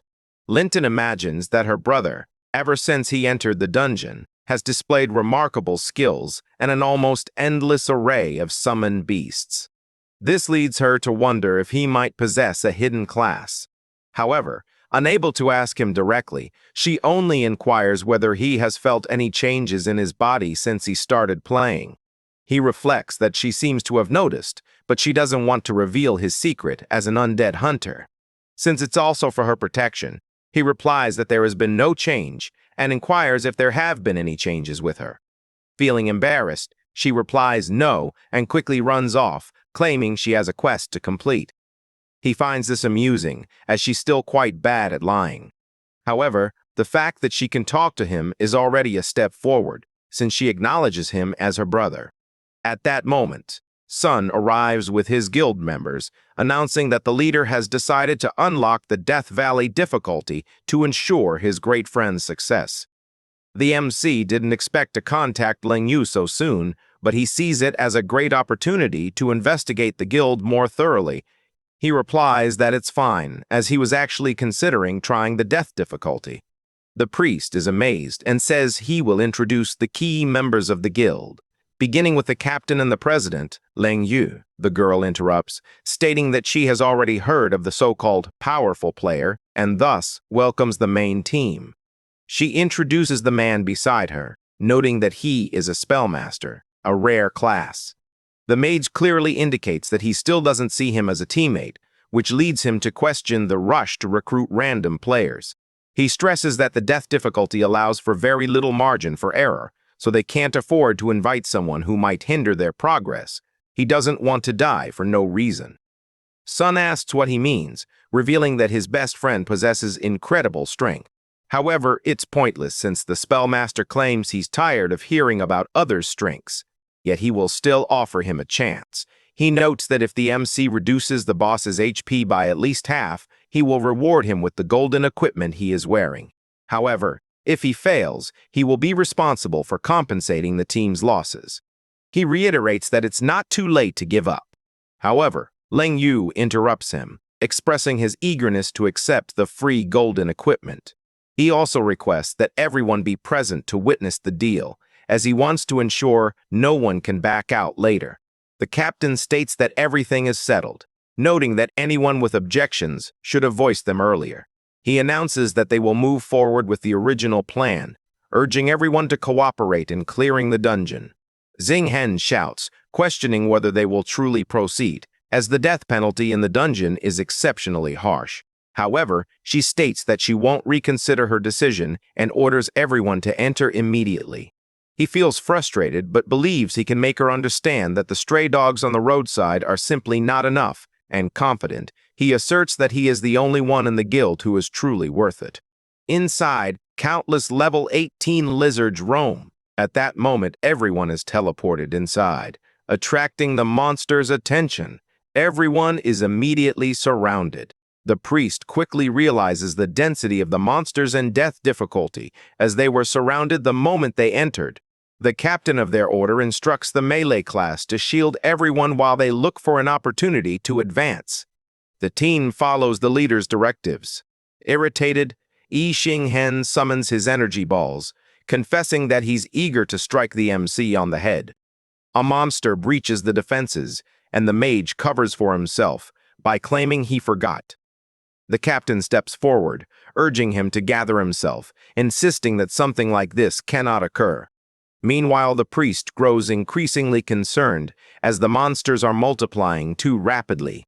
The summoner notes that she won't be able to manage everything on her own, so she intends to use the baby brown bear as well. At that moment, the MC appears and reassures them not to worry. With his Hellgate summoned, he calls upon his entire undead army, beginning with the king lizard that crushes the monsters in its path. Much like wolves that consume everything in their way, Lin Yuan keeps pace as he skillfully takes them down one by one with his sword. The girl is relieved that she didn't have to sacrifice her battle animal. However, Xinghen is furious, feeling that his actions made a poor impression on the captain. He vows that the MC won't leave the dungeon alive.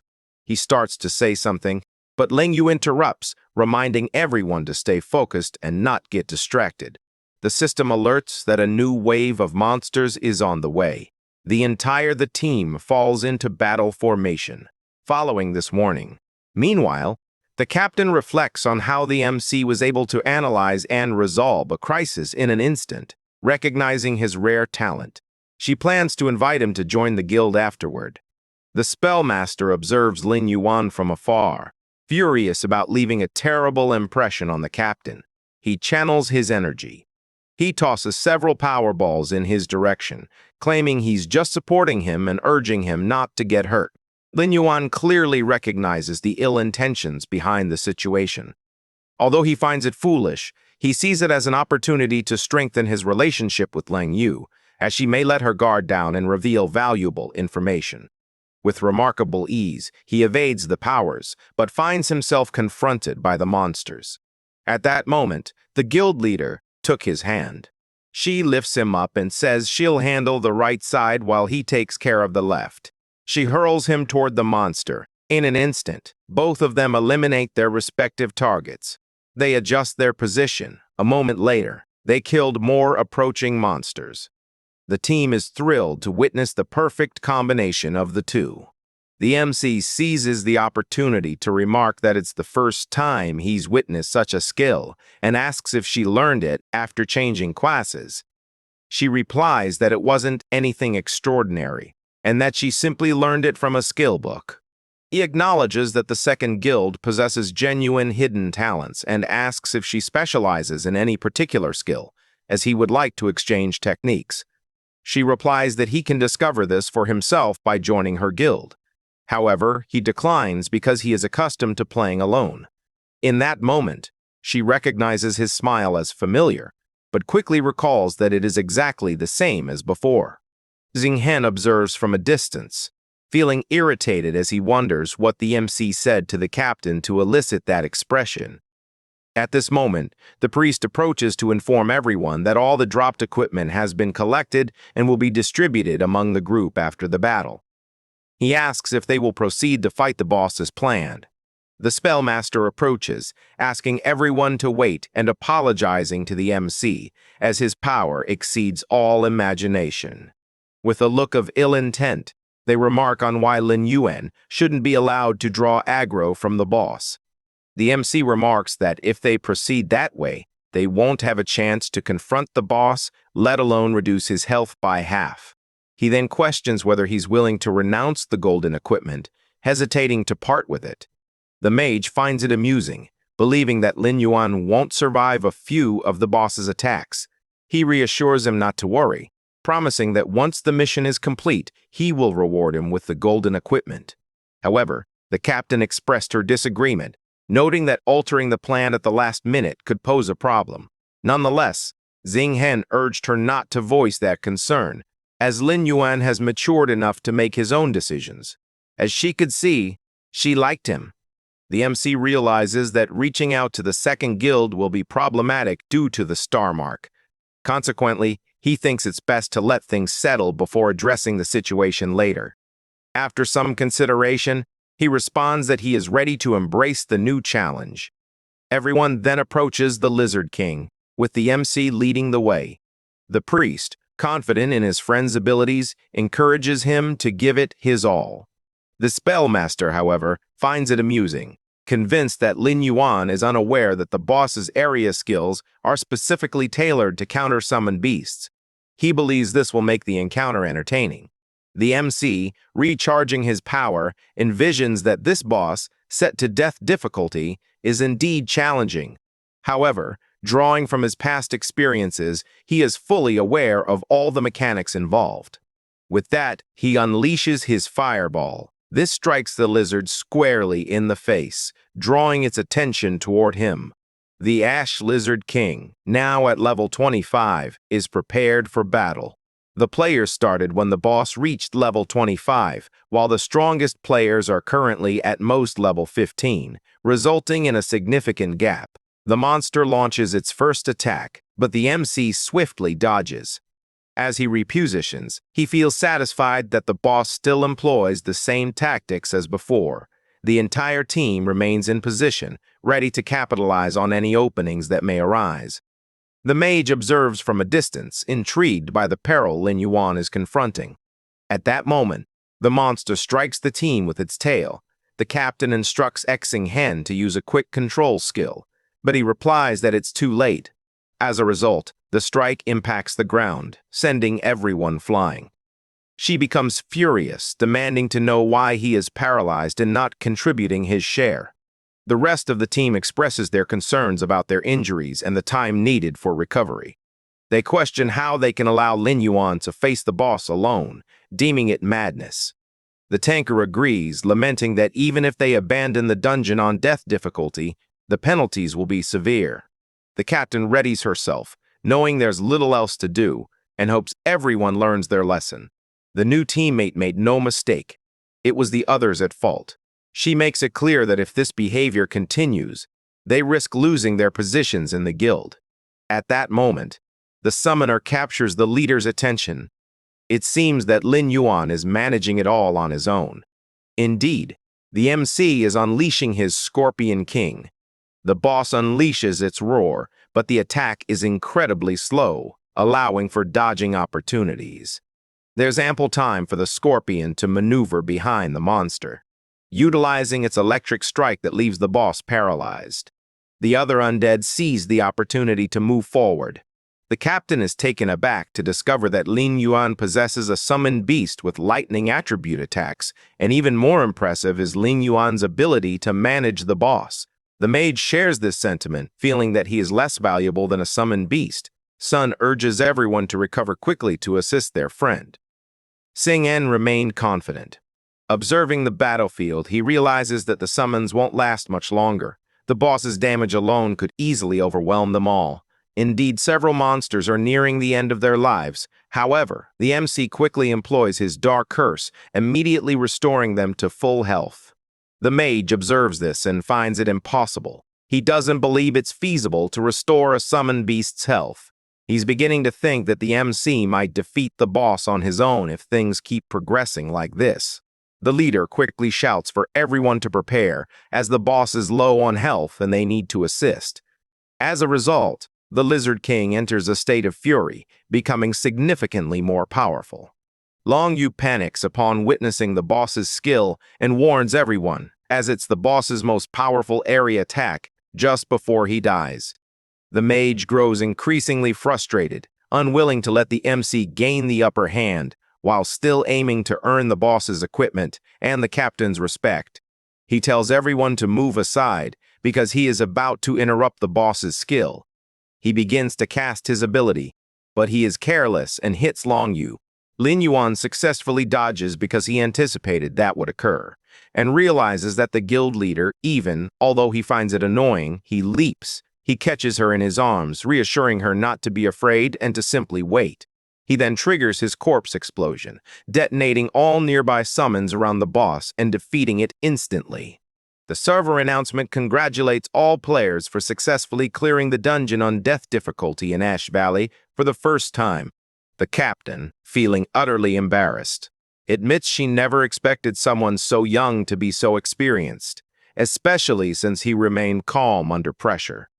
She confesses that even if he chooses not to join the guild, she still wants to befriend him and hopes they can tackle tougher dungeons together in the future. He responds that it's fine. She sends him a friend request that he agrees to. At that moment, Sun approached with a chest, remarking that he had never seen the captain so embarrassed. Flustered, she simply asks to be put down first. However, the mage is extremely frustrated with the dungeon's outcome. The system indicates that Lin Yuan contributed 87% in the dungeon. It notifies that he wishes to receive the gold equipment. He becomes frustrated and advises checking the stats first before determining how the loot will be divided. The MC responds that he doesn't care about that and only wants the gold equipment as agreed. Although Xinghen says he will provide it, he asks to wait until he finds a replacement item. Then Yuan questions whether he's actually trying. Ling Yu intervenes, suggesting that Xinghen's equipment may not be suitable for him. She then asks the MC to select any reward item before anyone else, promising to purchase appropriate equipment out of her own pocket afterward. He claims to agree, but in reality, he prefers to exchange techniques with masters of special skills rather than equipment. She responds that this is acceptable, as he contributed significantly to their victory in that dungeon, and she will check with the guild members to see if they are open to trading. The MC then approaches the defeated boss, nearly forgetting, and starts the dark summoning on the Lizard King's corpse. At that moment, a notification arrived indicating that the 3 zombie kobolds had been killed in the sewer. This notification surprises him. He can't believe his summons were defeated, especially since no players are leveling up in that area. He wonders if the Snake Master was to blame. He realizes he should seize this chance to meet him. He runs toward the portal as the priest shouts that he hasn't even collected any reward equipment yet. Upon reaching the sewer, he begins his search while using his invisibility. Upon arriving at the location where his summons were defeated, he notices there are no signs of a battle nearby, and that the undead were strangled to death, indicating that the perpetrator possesses considerable skill in this method. Additionally, he observes that his summon has a snake bite, and the small snakes in the area wouldn't be capable of leaving such large marks. Whenever he thinks about it, he experiences a peculiar sensation, as if something is drawing near to him. When he turns around, his conviction grows that the Snake Master is to blame, as yet again a demonic bone-eating snake emerges to attack him. After evading the attack, he gets ready to perform his magic. He unleashes countless fireballs, aware that he must exercise caution due to the unpredictable abilities of a high-level snake. The monster begins to tear apart the ground. It appears behind Lin Wan, who instinctively blocks the bite at the last moment. He calls forth his giant wolf, which charges into the attack, compelling the snake to retreat at that moment. MC does the same, envisioning that the Snake Master is lurking in the shadows while commanding his monsters, so he must locate him first. Barely considering it, and when he glances to the side, he uncovers his opponent's location. As a result, he sprints at full speed, and equipping the Shadow Fist, launches a formidable assault on the gate. However, upon impact, it doesn't have much effect. He contemplates this, and notices that the door bears traces he left behind. He knows this is where the King Snake is located. Amid these thoughts, 2 more snakes emerge and launch an attack. He quickly activates his invisibility, leaving them confused as the target suddenly vanished. A voice emerges from the darkness declaring that he will not fall for this trick. It was the Snake Master, making it clear that he would not tolerate anyone else discovering the secrets of the sewer, as it was his territory. A disturbance is noticed in the sewer water, and he realizes that is where MC is. He begins to activate his ability, commanding that he be turned into snake food immediately. He says this as he launches a powerful laser that strikes the area with full force. However, Lin Wan appears behind him, inquiring about his target. With a swift motion, he delivers a powerful strike. This leaves the Snake Master furious, feeling deceived. As a result, he calls forth even more serpents. The MC summons his army of undead, realizing that his opponent struggles in close combat and then advances with his forces. The Snake Master is furious. Another undead zombie has appeared, and he can't believe the coincidence. Lin Wan delivers a jab while taunting, asking if he possesses any abilities beyond controlling snakes. The reply comes coldly. A dead man doesn't need to know. MC continues to provoke. Both unleash their powers against one another. However, the Snake Master successfully summons even more serpents. He declares that if he captures him, he will interrogate him until the very end. Lin Wan is taken aback, as his opponent is skillfully utilizing the terrain. This is not unexpected, given that he is a subordinate of the first believer, who understands the necessity of capturing him at any cost. Without hesitation, he slices the monsters into pieces. The Snake Master grows even angrier and unleashes another laser. Lin Yuan seizes the opportunity to deceive his opponent as they draw closer to one another, allowing the attack to strike his body. As a result, several snakes ensnare his body, and he realizes that while their control is strong, they are very slow. The man approaches, admitting he initially thought he had made a mistake, but then discovers that MC is a necromancer. He finds it unfortunate that MC lacks skill in this area. Lin Yuan questions what the man means by claiming to be a necromancer, struggling to comprehend how he knew not only the class but also the abilities associated with it. Dean wonders how he learned about the boss, given that they have been in that location for quite a while. However, the MC smiles and says he asks the same question, assuring him that he will reveal everything in just a few moments. He says this as his summoned serpents notice the mage's staff, which infuriates him because his snakes have been transformed into dead spirits. Lin Yuan cautions that the dead and their souls are infinite, while his snakes keep falling. He advises him to abandon the struggle. However, he declines, stating that he would never do such a thing, and runs away because he doesn't want to be caught by anyone. It's ineffective since the main character breaks free from the magic and triggers his corpse explosion, sending his summons to the target's side, and unleash full power, obliterating everything in the vicinity. Along with the activation of the Entwine skill, the MC allows his target to escape, but at least identifies the area where the Serpent Masters operate. He understands that if he learns to liberate himself from control, the snakes will become nothing more than lifeless materials. At that moment, he notices a glow amidst the rubble. Upon picking it up, he realizes it's a pocket watch. There is no attribute panel, so it shouldn't be classified as equipment. In other words, if it's concealed in the Guild of the Moon within the Mirrored Flower, then it's the perfect time to meet Lin Yuan. Considering this, he messages the guild leader to ask if she will be available that night to discuss what happened in the Valley of Ashes. Later that night, they meet, and she apologizes for her tardiness, while promptly revealing the golden equipment she would provide him as agreed. He realizes it's the Ring of Concentration, which boosts spirit by 20 and raises the mana limit by 200. Additionally, it features quick meditation, enhancing mana regeneration speed by 30%, and when mana falls below 25%, the regeneration speed increases to 40%.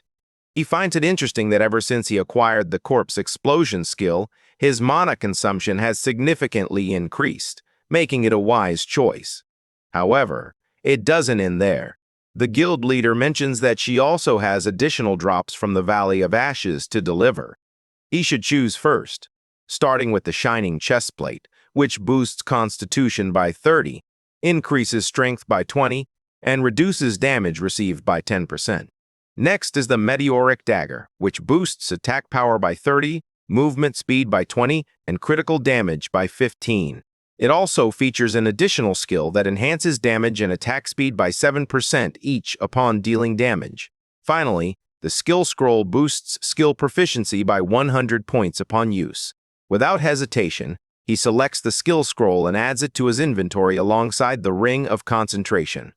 Long Yue remarks that she had always perceived him as a solitary individual and didn't anticipate him living in such a vibrant environment.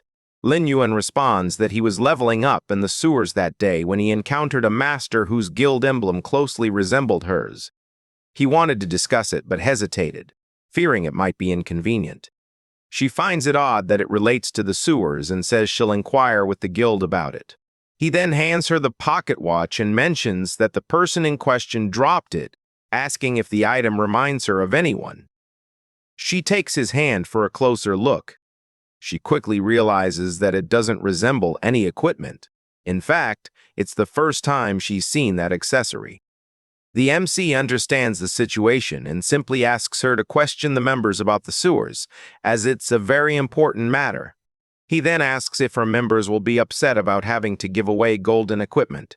She responds that the spellmaster was indeed very angry, but the fault lay entirely with him. She emphasizes that the MC resembles her brother so closely that she can hardly tell them apart, adding that if her brother were still alive, they would be the same age. Lin Yuan expresses his condolences and reflects that the girl had indeed exhibited some unusual reactions during their initial meeting. She places the watch back on the table and asks him to prepare some anti-electricity potions, as they will need them soon. The MC concludes that the Order was already aware of the upcoming special dungeon with the Thunder attribute, lamenting that the formula for the anti-electricity potion is in her possession. After some contemplation, he stands up and declares that he will leave, prompting her to ask if she can accompany him. As the two walk, the spellmaster observes from a distance. Furious, she wonders if they are dating and feels a strong urge to confront him. At that moment, the two arrive and ask if he is also heading to the tavern. Xinghan claims he was merely passing through. Intrigued, she asks what on earth she would need to discuss with Lin Yuan, as he believes it's best to avoid him. The MC interjects, explaining that he called her regarding some guild-related issues, so there's no need to overthink it. Uncertain about the situation, he mentions that Lin Yuan had stated he would not join the guild, leaving him puzzled about what they could be discussing. Changing his expression, he inquires if there might be another purpose. The MC finds it annoying because the guy is so persistent. He claims that Lang Yu is quite skilled with a sword and expresses his desire to learn from her. Once again dissatisfied with the response, he warns his leader to be cautious to avoid getting into trouble. She expresses her gratitude for his kindness, but asserts that she doesn't require his permission to drink with anyone. She walks away, expressing her disappointment that she only saved his gold equipment. Xinghen finally grasps the purpose of the meeting and apologizes for the misunderstanding, and is compelled to watch the two depart together once more. He becomes furious because everything happening is the MC's fault, and he is determined to kill him at any cost. He goes to another place. He finds someone and asks for help with the crime he intends to commit. The man in question inquires about his prey, but requests to finish his drink first. The spellmaster promises to pay double the reward once the task is completed, but he insists on ensuring the target's death. The man is taken aback by the willingness to spend such an extravagant sum and ultimately agrees. Xing Yan begins to leave. With his strange face, he reminds him that it must take place in a public area filled with people, as he intends to torture him slowly. As the man observes his target, he can only guess that it is someone he knows. The following day, the MC hands the watch to Doug for analysis, and Doug admits he has never encountered a pocket watch like this one. He believes he should try his luck with the Scorpion Tail Knights if he can gain entry. Lin Yuan takes it back and thanks him, as he expected nothing less from an experienced NPC. Doug then explains that, unfortunately, he has retired, making it difficult to see his master without a valid reason.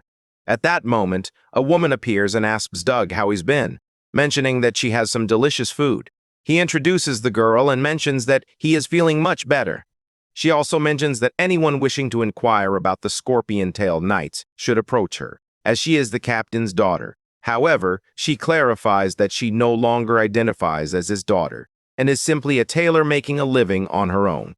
The MC implies that there may have been a misunderstanding and offers to help. However, Doug, confused, questions whether the regretful captain is not her father and struggles to grasp their disagreement. Edith remains silent for a moment. She then asks Lin Yuan to follow her. As they walk, she expresses that she never imagined she would have the chance to give that gift to her father. The MC responds, noting that it seems she simply never had the opportunity. She opens the box. She states that it is the dress she spent a year sewing and requests him to deliver it to her father, asking for his response. He assures her that he will deliver it as soon as possible. With that, the secret mission, Dusty Family, is now activated. The activation condition required treating Doug and earning a favor from him, raising the Scorpion Knight's reputation above zero. Now it is essential to personally deliver the dress that Edith sewed to her father. The mission level is gold, and the deadline is 12 hours. Later, At the camp of the Scorpion Tail Knights Regiment, a guard notices someone approaching and commands them to stop immediately, also asking who they are. Ling Yuan assures them not to worry, as he is there on behalf of Edith to deliver something to the captain. The guard, taken aback by her name, asks him to wait a moment while he reports to his superior. Meanwhile, the MC believes that this order is the most powerful in the former kingdom of the Western Desert, making it highly beneficial to establish strong relations. After a while, the guard returns and politely asks him to follow. They walk together until a scorpion lion passes by them. He understands that to acquire that unique mount, he must elevate his reputation even further to be able to purchase it. Upon arriving at the location, the barbarian requests that he enter alone. He complies, aware that the captain's strength matches that of a level 60 monster, and understands he must keep his identity as a necromancer a secret.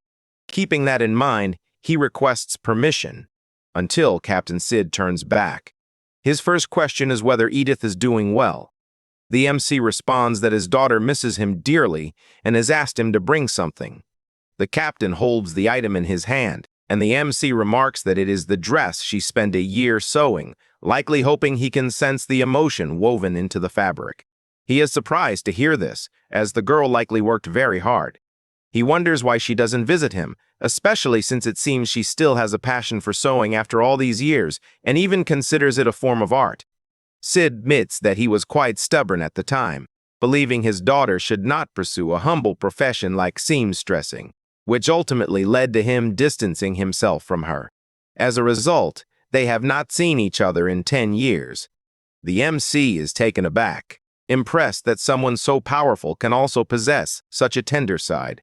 He realizes he needs to find a chance to inquire about the pocket watch.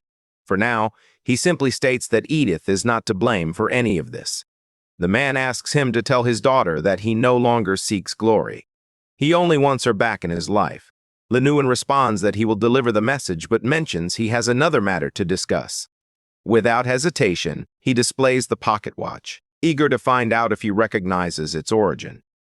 Sid becomes intrigued, as he has certainly never encountered that style before. He then asks him to leave, as he needs to deliver the message. The MC replies that it's fine. Before leaving the tent, the captain calls for his attention. With a serious expression, he asks the MC to reveal his identity. The MC starts to sweat coldly, unsure if the man has noticed anything. Before he can respond, the captain apologizes, admitting he was presumptuous for believing that, because he is someone his daughter approves of, he should not have any doubts. As a result, he expresses his gratitude for everything he has done and presents him with the symbol of the Scorpion Tail Knights, which he can use if anyone attempts to intimidate him. Linuan thanks him and assures that he will keep Edith safe. With that, the system notifies him that he has earned Sid's approval, resulting in a gain of 1,000 reputation points with the order.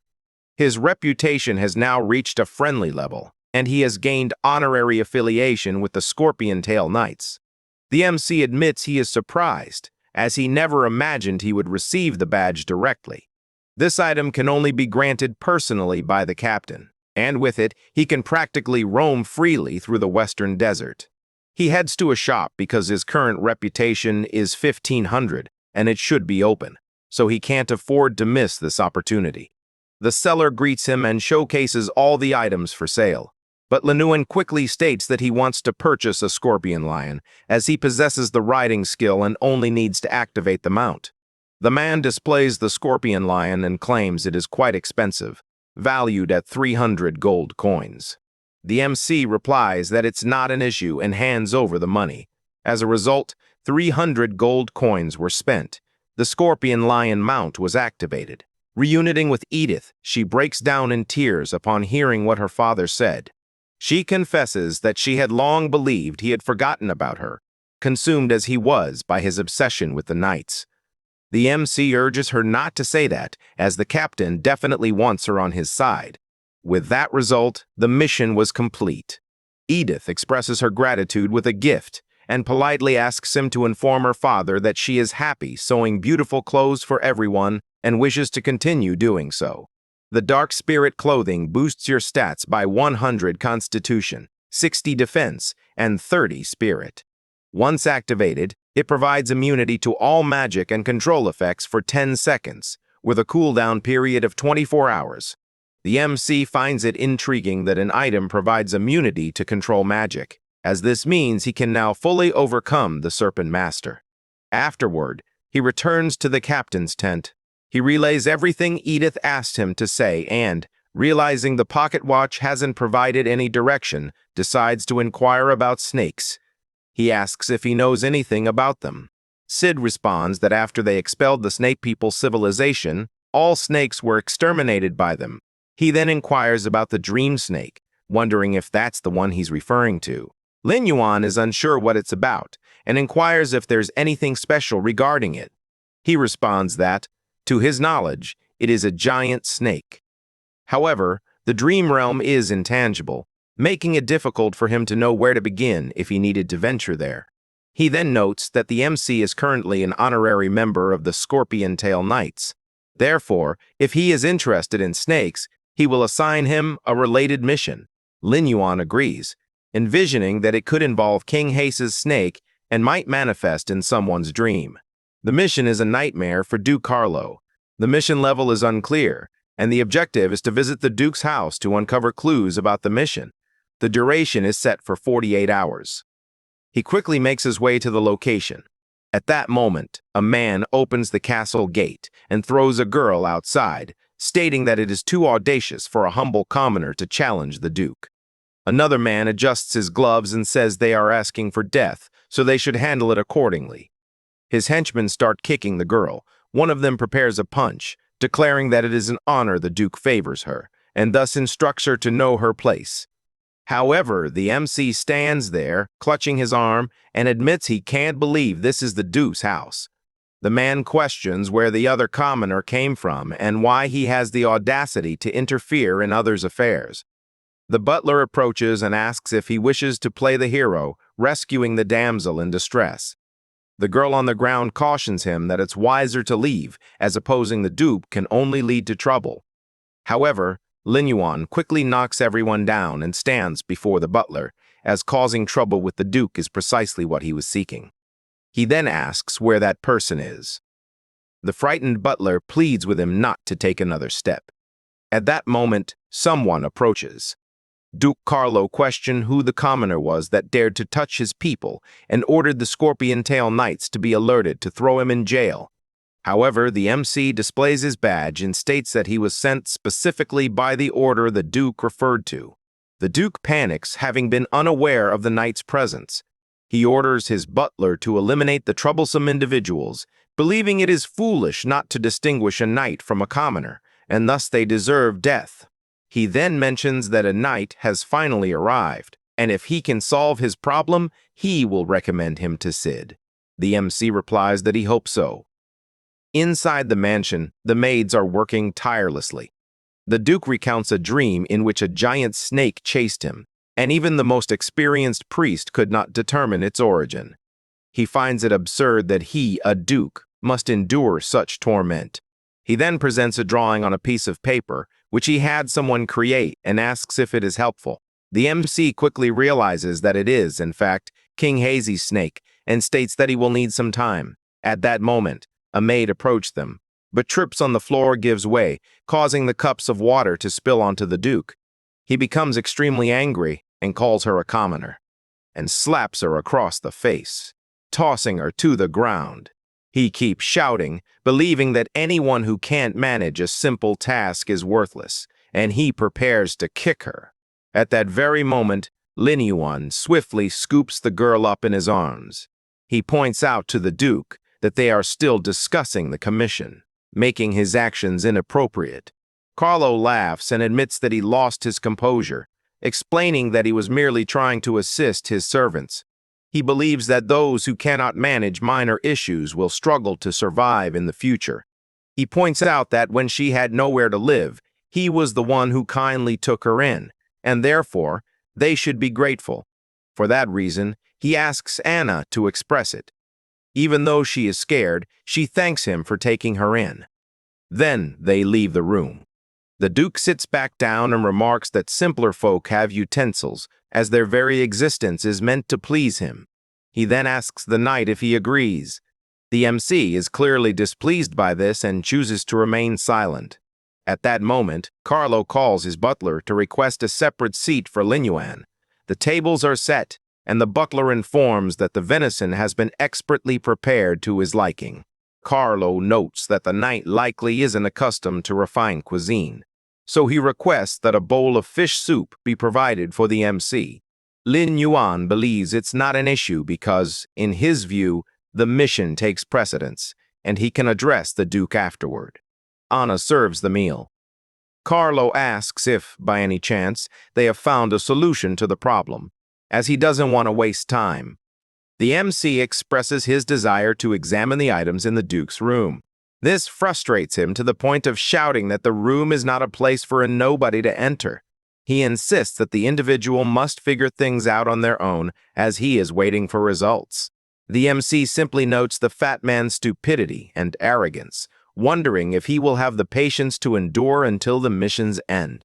After everything, the MC uses his invisibility to sneak into the Duke's room, where he observes numerous guards, and that the fat man is likely concealing a secret in the location. Suddenly, a loud noise emanates from inside the room, capturing his attention. The sound came from a slap delivered to Maria's face. Carlo questions whether she knows how to serve properly, expressing that he doesn't want someone who is ineffective. She pleads with him to let her go. However, with his sinister expression, he questions whether she truly believes a knight can protect her. The butler also ridicules her, stating that the MC is not a knight, but simply a servant. Lin Yuan feels irritated upon hearing this, as he has finally uncovered how the Duke coerced the maids into serving him. Carlo throws the girl to the ground again, constantly asserting that he is powerful and that no girl can escape his control. The butler also notes that someone so wise wouldn't put all their eggs in one basket, and he concurs. Lin Yuan finds all of this odd, as he cannot fathom the king bestowing the title of Duke upon someone so unworthy, and reviews the secret mission details once more. He finally discovers what he suspected all along: Carlo is, in fact, a traitor. The overweight man starts to feel drowsy. He soon widens his eyes in response to the curse he received. This infuriates him to the extent that he declares she won't escape that night either, as he is forced to stay awake because of the damned snake. Suddenly there's a knock at the door. The MC kicks off the event with energy. The Duke grows irritated after being disrespected multiple times and inquires whether he understands the crime of invading the residence of someone significant. Lin Yuan tells the girl to leave, as he has something important to discuss with the Duke. This infuriates him as he wonders if she truly believes she can leave after spoiling his enjoyment. The butler proposes a light punishment, but he shouts back that they should hang him instead, claiming he wants to see the blood of someone he considers inferior.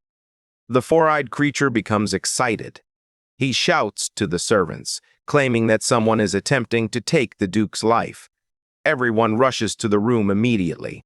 The girl, feeling anxious, urges him to run, fearing he might die because of her. However, he reassures her that it's not an issue. Even as everyone approached him, he simply draws his sword and pulls the girl while launching his attacks. A mansion that appeared serene has had its gate blown open. Since Lin Yuan has little patience, he begins to run away. However, he envisions that the location is filled with numerous servants, making it challenging to unleash his corpse explosion without harming the innocent. Meanwhile, the maids watch from a distance, eager to see if the Duke will truly be killed. They continue to watch, since the MC is eliminating everyone who stands in his path. He overcomes the guards and realizes that all he needs to do is watch the Duke and the butler until the knights arrive. At that moment, a chain appears around his foot, and he wonders if it's a control ability, as it's the perfect opportunity to test his outfit's capabilities. Without hesitation, he activates this ability, removing the control effect. Conversely, the butler is unaware of this and merely remarks that the knights are all alike, lacking any intelligence, and notes that the Duke is always accompanied by skilled warriors. The maids watching from a distance lament that, Unfortunately, it is over, as there is nothing that can be done against the butler, who approaches with his dagger to deliver the final blow. However, as he strikes, Linwan simply raises his arm in the air. He counterattacks with the butler's own dagger, as he was not affected by the control effect. The four-eyed creature falls to the ground, severely injured. The Duke panics when he realizes he will be next. He then starts to scream, questioning whether he will rebel, as he is there to complete a mission. However, the MC states that his betrayal is far more serious than the commission, causing the fat man to tremble, as he never expected anyone to be aware of it. The butler, despite his wounds, rises and declares that Linwan must die now that he knows too much. However, the MC doesn't give him a moment and casts his magic, regretting only that he can't kill him since the mission requires capture. He then charges forward and delivers a powerful punch. That sends an employee hurtling against the wall and he collapses heavily to the ground, unconscious. In that moment, Carlo flees until he becomes startled. He saw that Linwan was already at the top of the staircase and couldn't understand how he had gotten there so quickly. Linwan simply replied, asking if he hadn't mentioned that he would condemn him to death. The chubby man claims this is nonsense, asserting he would never do such a thing and would even request a medal from the king. The MC, holding his fireball, declares that he will still earn a medal by capturing him. He then delivers a powerful punch that sends the overweight man flying to the opposite side of the palace. Still on the ground, he admits he was wrong and promises to leave the less fortunate in peace. However, Linwan just grabs. He warns him to consider the confession first, to which he responds that he will give him everything he desires if he lets him go, but that just earns another full punch. This time, he struck with such force that he nearly destroyed the wall behind him. At that moment, the captain of the order arrives and inquires if the Duke is unharmed and where the mentor he mentioned might be. The MC responds that, unfortunately, the criminal is Duke Carlo himself and they need to arrest him. Sid dismounts. He confesses he cannot believe that someone of high rank could be the traitor and requests concrete evidence, as attacking a duke without proof is a capital offense. Carlo starts to shout that Linwan has indeed committed a capital crime by slandering someone from the upper echelon. Sid also notes that the MC's account alone is inadequate for arresting the Duke. At that moment, Anna approaches, claiming she has evidence. She reveals that she heard directly from the Duke that he was secretly plotting against the Snake People civilization, which even worshipped him in a hidden chamber. She explains that the location is not far from the mansion and that she can show me where it is. Carlo is filled with fury and charges at the maid to finish her off. Without a moment's hesitation, Linwan delivers a powerful punch to the ground beside him, instructing the commander to return the Duke to prison. He asserts that he will come back with evidence and take responsibility if he fails. The captain takes a deep breath and cautions that the outcome will rest entirely on his shoulders. He suggests that 2 knights will aid in the search while they escort the Duke back to the camp. MC asks Anna to take him to that place, and she agrees, believing he is a good person. With that said, they navigate the mansion's secret passage, which leads through the sewers. MC can't help but wonder why she feels compelled to assist with this and continue listening to the conspiracy. After walking for a while, she points out that the secret room is ahead, and he tells her that he will take over from there. He observes that there are no unusual marks on the door. She decides to open it gently. The knights remark that there is likely no one else in the room.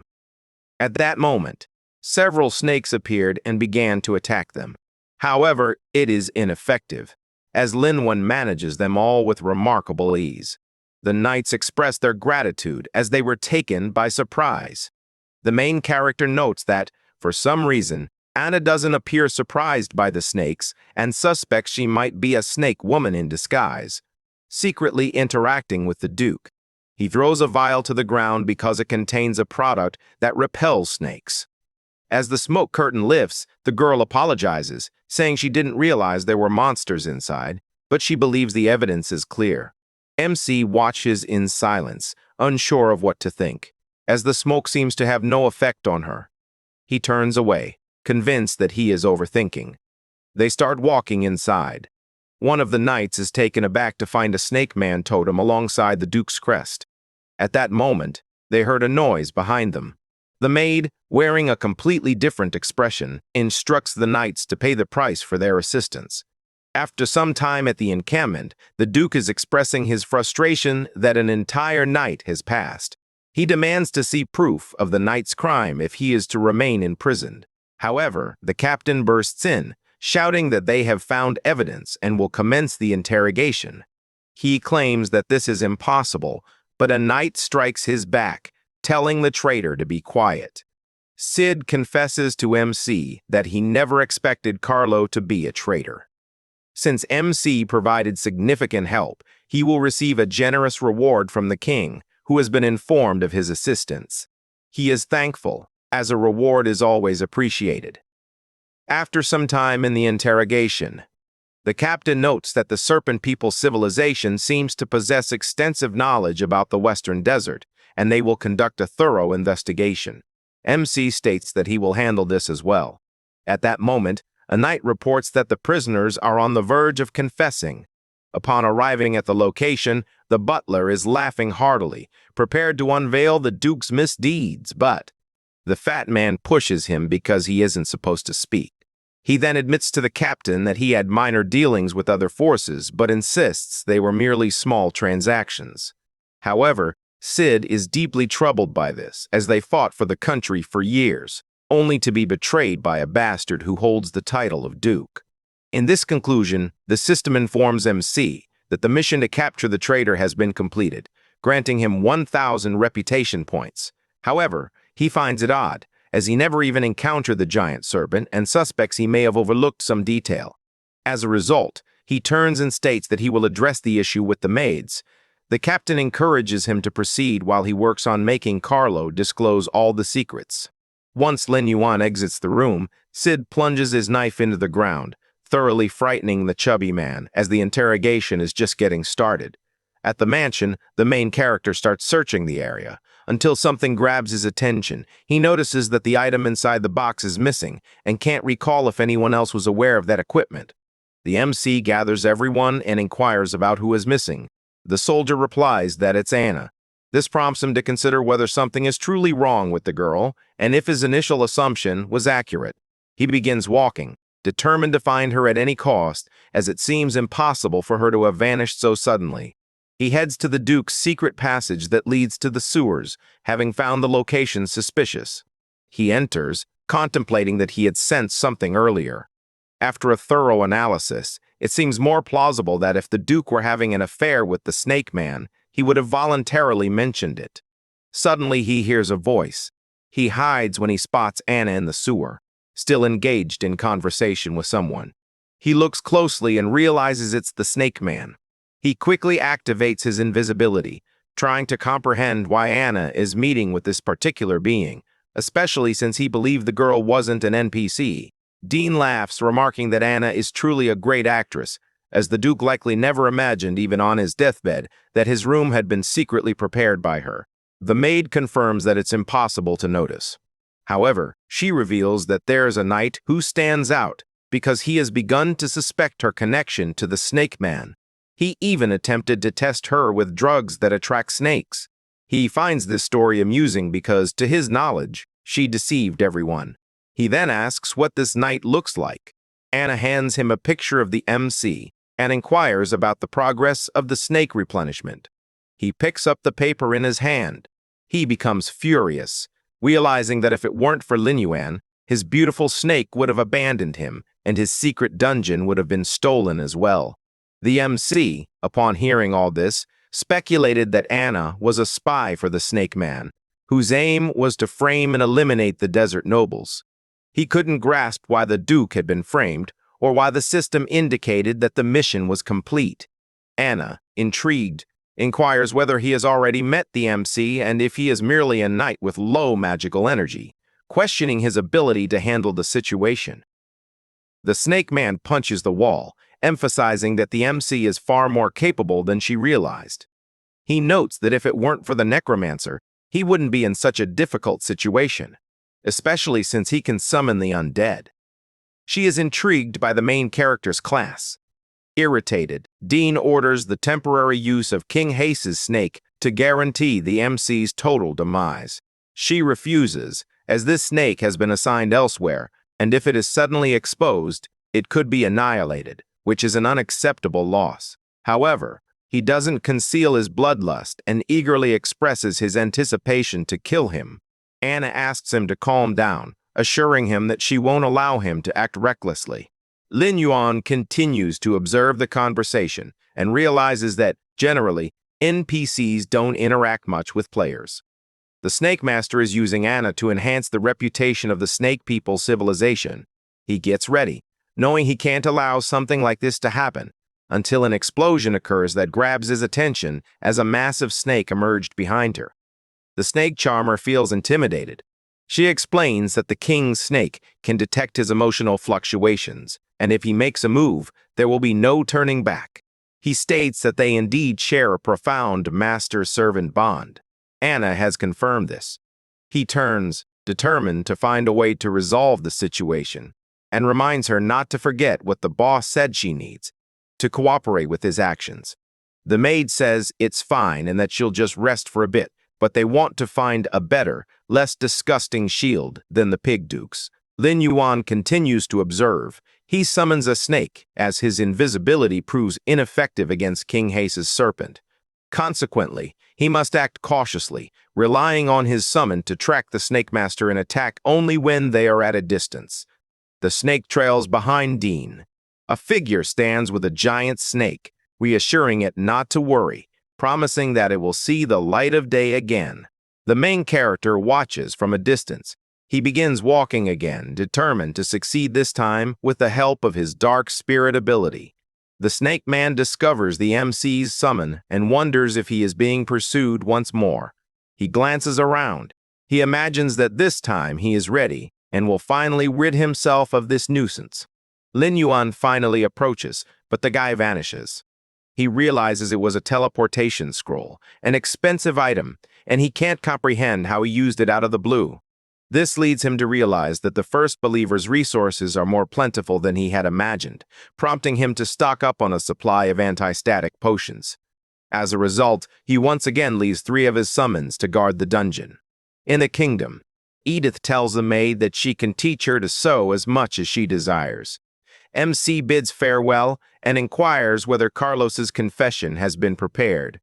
The soldier replies that it has already been submitted to the commander and expresses surprise at the revelation of Carlos conspiring secretly with the Southern Empire.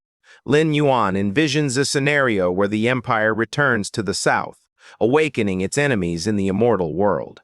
Meanwhile, someone is hiding in a bush. He instructs his crow to inform the boss that the target has left the knights and can be attacked at any time. The bird quickly takes flight to relay this information. After spending some time in Sand Village, the MC continues walking, imagining that the electricity recipe is the only one he possesses, while the others necessitate high-level alchemists, typically found only in large guilds. He is aware that the recipe item vanishes after use, and if they learn the recipe and later betray him, it could lead to complications. In other words, hiring a freelance alchemist is the safest choice. However, he understands that high-level free alchemists are rare and will need to provide a reward up front. As he gazes at the board, something catches his eye.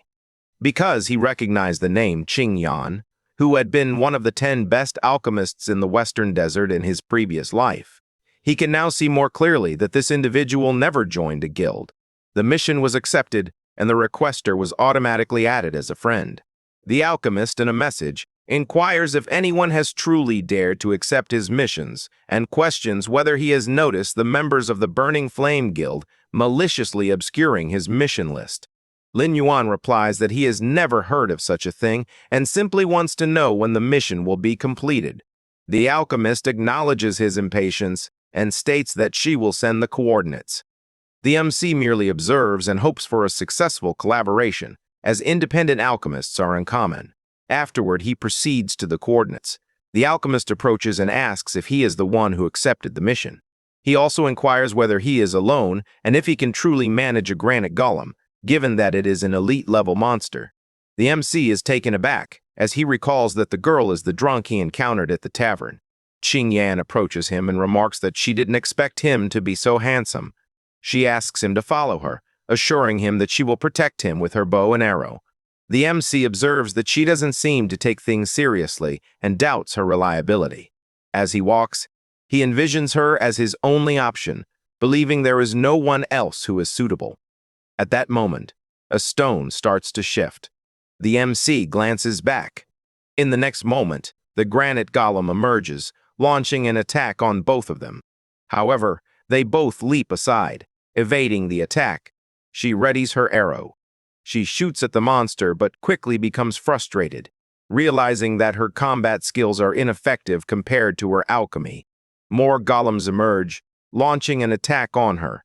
Lin Yuan tells her to hide while he takes care of everything. He collects energy in his hand. He fires at both of their heads, aware that they have high defense, so he knows he must be creative. The alchemist believes she has encountered the main character before. She recalls the day at the tavern, remembering how he scared off the bandits. She never imagined he would have the courage to defeat the golems on his own. As a result, she begins to run, fearing he will scold her. She reassures him not to worry, promising to bring some healing potions. However, Lin Yuan continues to annihilate the golems, and even opens his underworld gate, allowing his summons to join the battle as well, defeating all the monsters. After the massacre, several items fell to the ground, and he gathers them. She hands over the granite golem core she desired so much, and with that, the mission is complete. Qingyan can hardly believe her eyes, and asks if he was the one who took her to the hotel room earlier. If so, she owes him a significant favor. However, she doesn't understand why someone so powerful would accept her mission when he could pursue far more rewarding opportunities. He explains that he is actually looking for a high-level alchemist to sign a contract. Since he doesn't trust anyone from the guilds, he prefers to find someone who works independently. Given that this is a lucrative opportunity, he asks if she is interested. The girl agrees, having witnessed his power, and suggests they have a drink together to discuss the plan. He requests that she sign the contract first, promising to discuss the plan afterward. She agrees, despite her reservations about contracts, reasoning that if it's his, it's acceptable. With that, the contract has been successfully fulfilled. The player, Qingyan, agrees to sign a cooperation contract that establishes an employment relationship with him. The alchemist quickly inquires about the type of help he will require. He prepares to take the recipe. However, something grabs his attention. He wonders if he has encountered that scene in a past life. He summons his lion and scorpion and flies away without saying another word, leaving her perplexed. He recalls that the photo on the forum from his past life was taken in that location. Upon arriving, he indicates that this is the entrance to a hidden dungeon.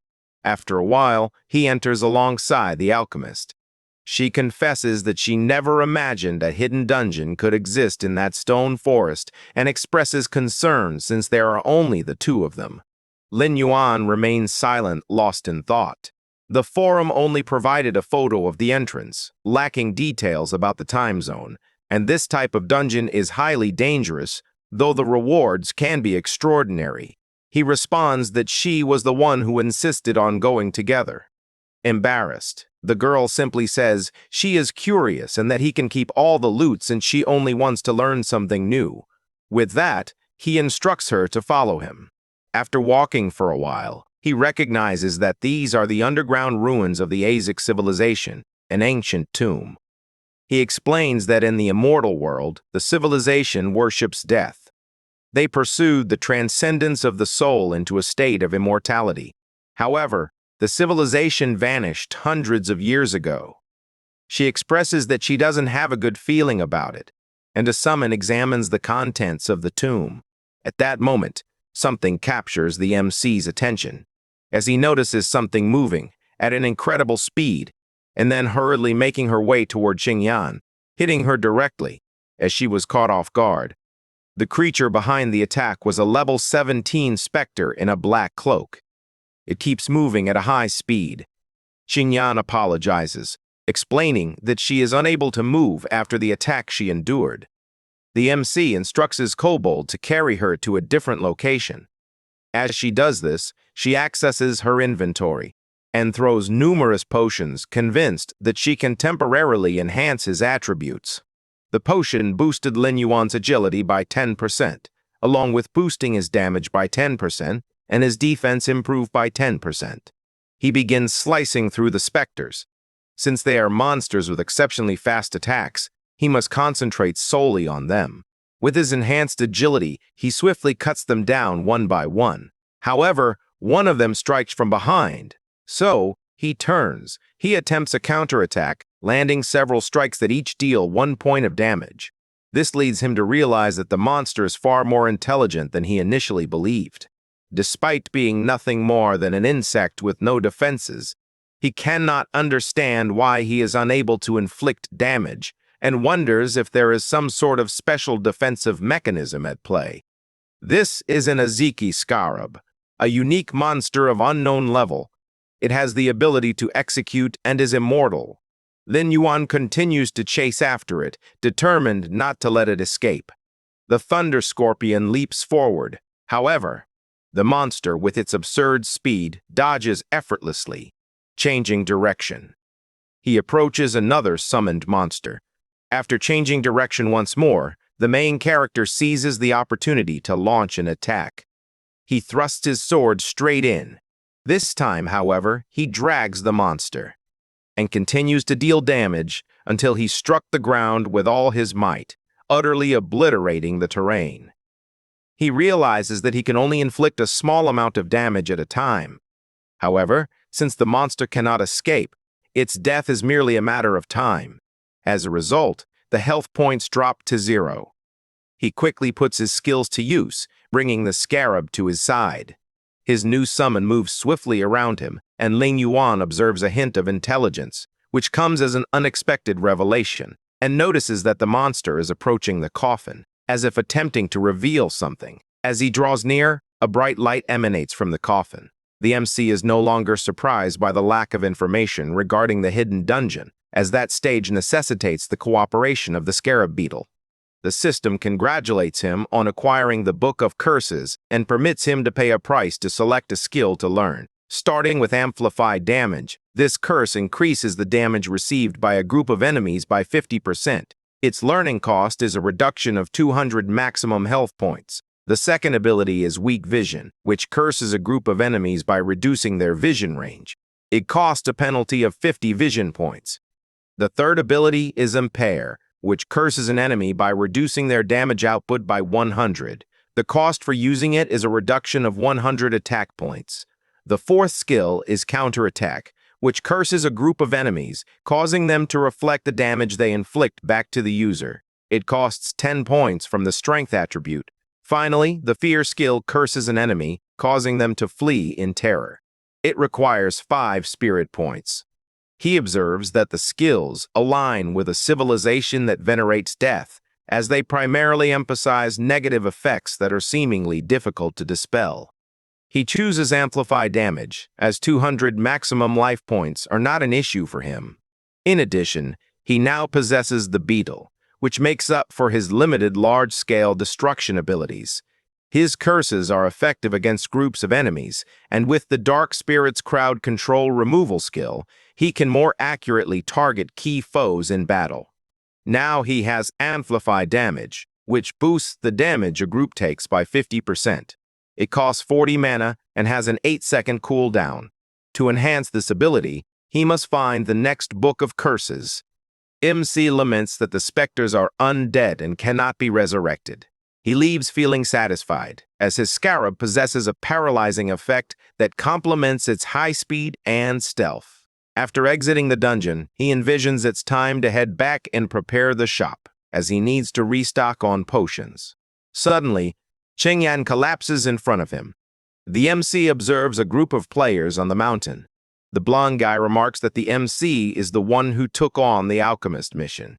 He also reveals that she was banned from their guild, suggesting that both of them must be tired of living. Qingyan asks the MC to find an opportunity to escape, explaining that the guild is pursuing her. She notes that the group is quite weak, yet they insisted on stealing her work and are now attempting to blackmail her.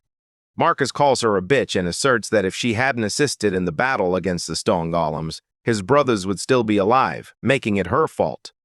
He makes it clear that if she doesn't pay 30 gold coins, no one will survive. However, he hardly mentions that. He senses a strange energy in his body and asks his team what it might be. They, sweating profusely, respond that it seems to be a curse, and thus they must flee at once. However, the MC warns that this won't occur as stated. No one will leave alive. He seizes the perfect opportunity to test his new skill in conjunction with the scarab. Marcus wonders how his mage is unable to dispel a simple curse. He replies that it isn't a simple curse, as he has never encountered one like it before.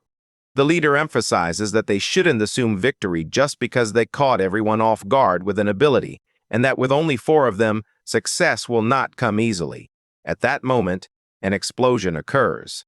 One of the guild members is eliminated without anyone noticing. Lin Yuan notes that it is becoming too easy. Marcus immediately launches an attack, instructing the team to do the same, leaving no time to charge a new ability. Everyone complies because they believe Lin Yuan is a long-range mage, making him vulnerable in close combat. He laughs upon hearing that. He draws his sword in preparation for battle. The 3 can hardly believe that a mage actually drew a sword. Before they could even react, all 3 were attacked simultaneously. The beetle knocks them down one by one, leaving them barely able to see what is happening.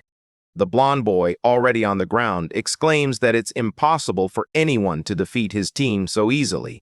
He also notes that he never imagined the girl would find someone like him as an accomplice, and invites him to join their guild, as he will offer significantly more than what she promised. He says this as he sets up a trap. The MC clearly observes it. Then, with his summons, he commands them to devour the fool immediately, and all he can do is panic, as he is caught in the blast of the corpse explosion ability. Meanwhile, in the forest, several players are in motion, until one of them ceases and inquires whether they were exposed. At that moment, Lin Yuan appeared before them. It strikes the ground, but all 3 are alert and dodge the attack. He notes that this team is on an entirely different level compared to the Burning Flame Guild he just defeated. All 3 position themselves and launch an assault using their battle formations. The MC skillfully dodges the arrows. However, a slashing attack targets his foot. He places his hand on the ground and leaps to evade, successfully noticing all the tricks. At that moment, the warrior emerges as the final element of the attack strategy. The beetle delivers the first blow, and the amplified damage curse appears beneath the guy, leaving him desperate and pleading for assistance to rid himself of it. However, he hears a roar and is overwhelmed by an assault from the stone golem. The rest of the team continues to attack, as they cannot stop. As the MC defends himself, he questions whether they are on a mission and if someone has hired them. As he was lost in thought, the whip came toward him and takes hold of his arm, but that only allowed him to draw the player closer, using the whip while unleashing his fireballs. That completely obliterated the guy. The captain is in shock, having seen all his team members defeated in mere seconds, and thus prepares to attack, but the beetle suddenly appears behind. She releases an electric discharge that completely eliminates the player. Lin Yuan approaches and warns her that he will spare her only if she reveals who sent them.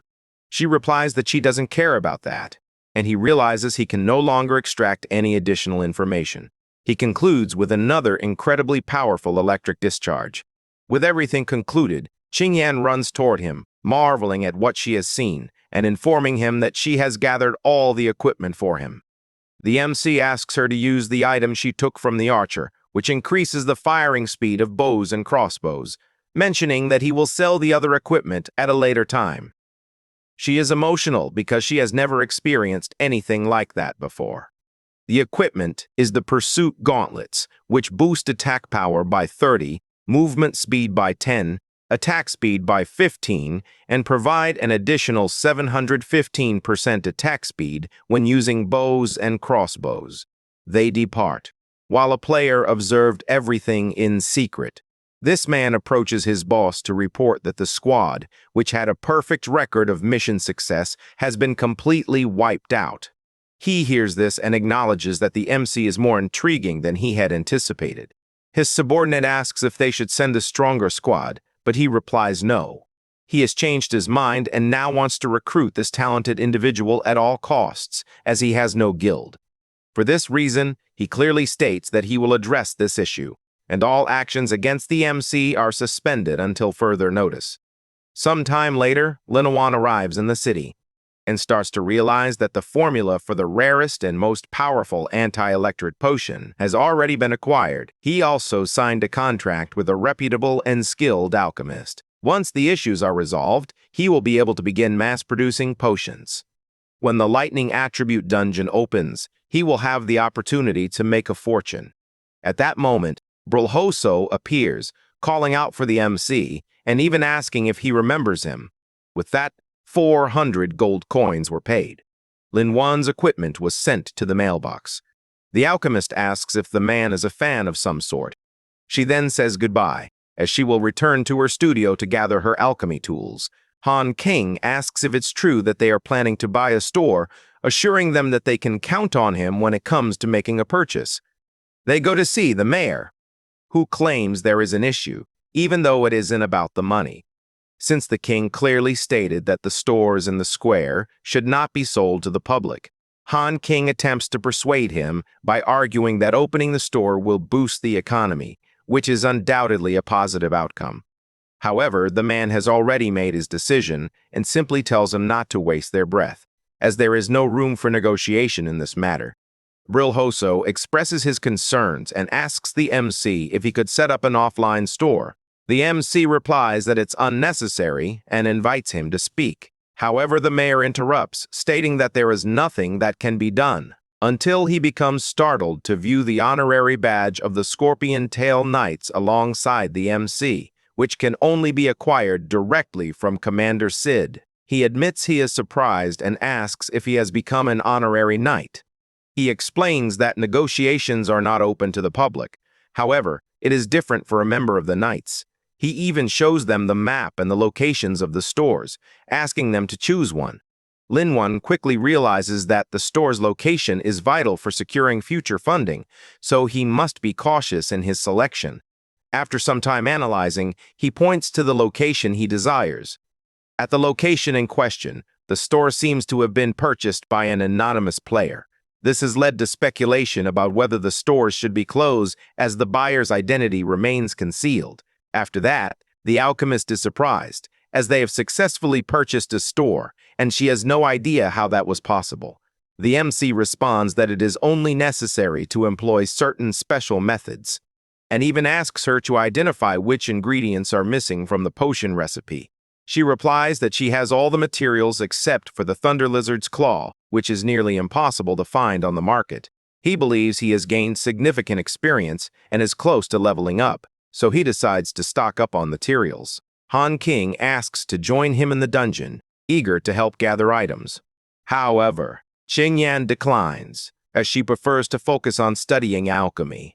The MC informs her that he has already authorized her to operate the store, making it her new workplace from that moment forward. He then mounts his scorpion lion to accompany Brilhoso to the dungeon. Inside, the lightning lizard readies its attack, but is hit by several fireballs that completely incinerate the monster. On the other hand, the blonde guy is taken aback by the sheer number of monsters that appear. Lin Yuan responds that it is typical for a thunder lizard to awaken the others when one dies. He summons his powerful boss monsters that instantly eliminate all the monsters in the vicinity. As a result of the experience he gained, he reached level 16. He realizes that he has reached a higher level, and Han King openly expresses his admiration for witnessing the chief of Ash Valley working for him. The MC seizes the opportunity to check his status and realizes he needs to find a way to investigate the players who ambushed him. Meanwhile, Han King returns with all the items he collected from the monsters. Meanwhile, at the store, Qing Yan is working at full speed and realizes she is crafting highly powerful potions that aren't needed for low-level dungeons. This only confirms that they will indeed sell well. Then, the door opens. It was the MC and Brill Hoso who had already returned, leaving her surprised by their speed. She also takes the opportunity to mention that the recipe is quite complex, and even advanced alchemists may struggle with it. Therefore, she needs time to enhance her skills. The MC places an item on the table and asks her to put it on the shelf. However, she questions whether it is a fruit, and if selling something so simple in a privileged location is a waste of his talents, especially since there are other potions in stock that should take priority on the shelf. He explains that she will only understand what it is once she tries it. The girl takes a bite of the food, just like Han King. Both are surprised by their increased attributes and have no idea how he managed to obtain such a fruit. Lin Yuan states that each person is limited to 100 uses of that fruit. He will supply the store with more each week, starting at a price of 5 gold coins each. A global announcement is made for all players, stating that Store 32 in Robor Square is now open. The players begin to wonder how someone could open a store. To their knowledge, it is the first store on the entire server, and many were eager to purchase a store in that exact location nearby. Sing Hen can hardly believe that the MC has actually opened a store. He therefore asks his assassin when they will take him down, expressing his desire to witness it as soon as possible. The mercenary displays the bag of money to issue the refund. He states that he is refusing the job because the MC is far more formidable than the intelligence report indicated, and even his entire elite squad was wiped out. The mage panics and inquires about the price for the job, desperate for Lin Yuan to be eliminated at any cost. However, as he pointed in the direction of the store, he is taken aback because he sees Lin Yuan. As she heads toward the establishment, she already imagines visiting the MC again. Inside the store, Brill Hoso greets all the players, who are surprised to find someone actually running a store. They approach the shelf and inquire whether they only sell fruits, astonished that this is the best-selling item in the city's prime location. The alchemist, full of charisma, claims that the fruit permanently boosts their main attribute, costing just 5 gold coins each. One of them is taken aback by the price, as it exceeds the total cost of his entire equipment set. He questions whether it truly enhances the main attribute as claimed. Another question arises about its truth, as he has never encountered such a fruit.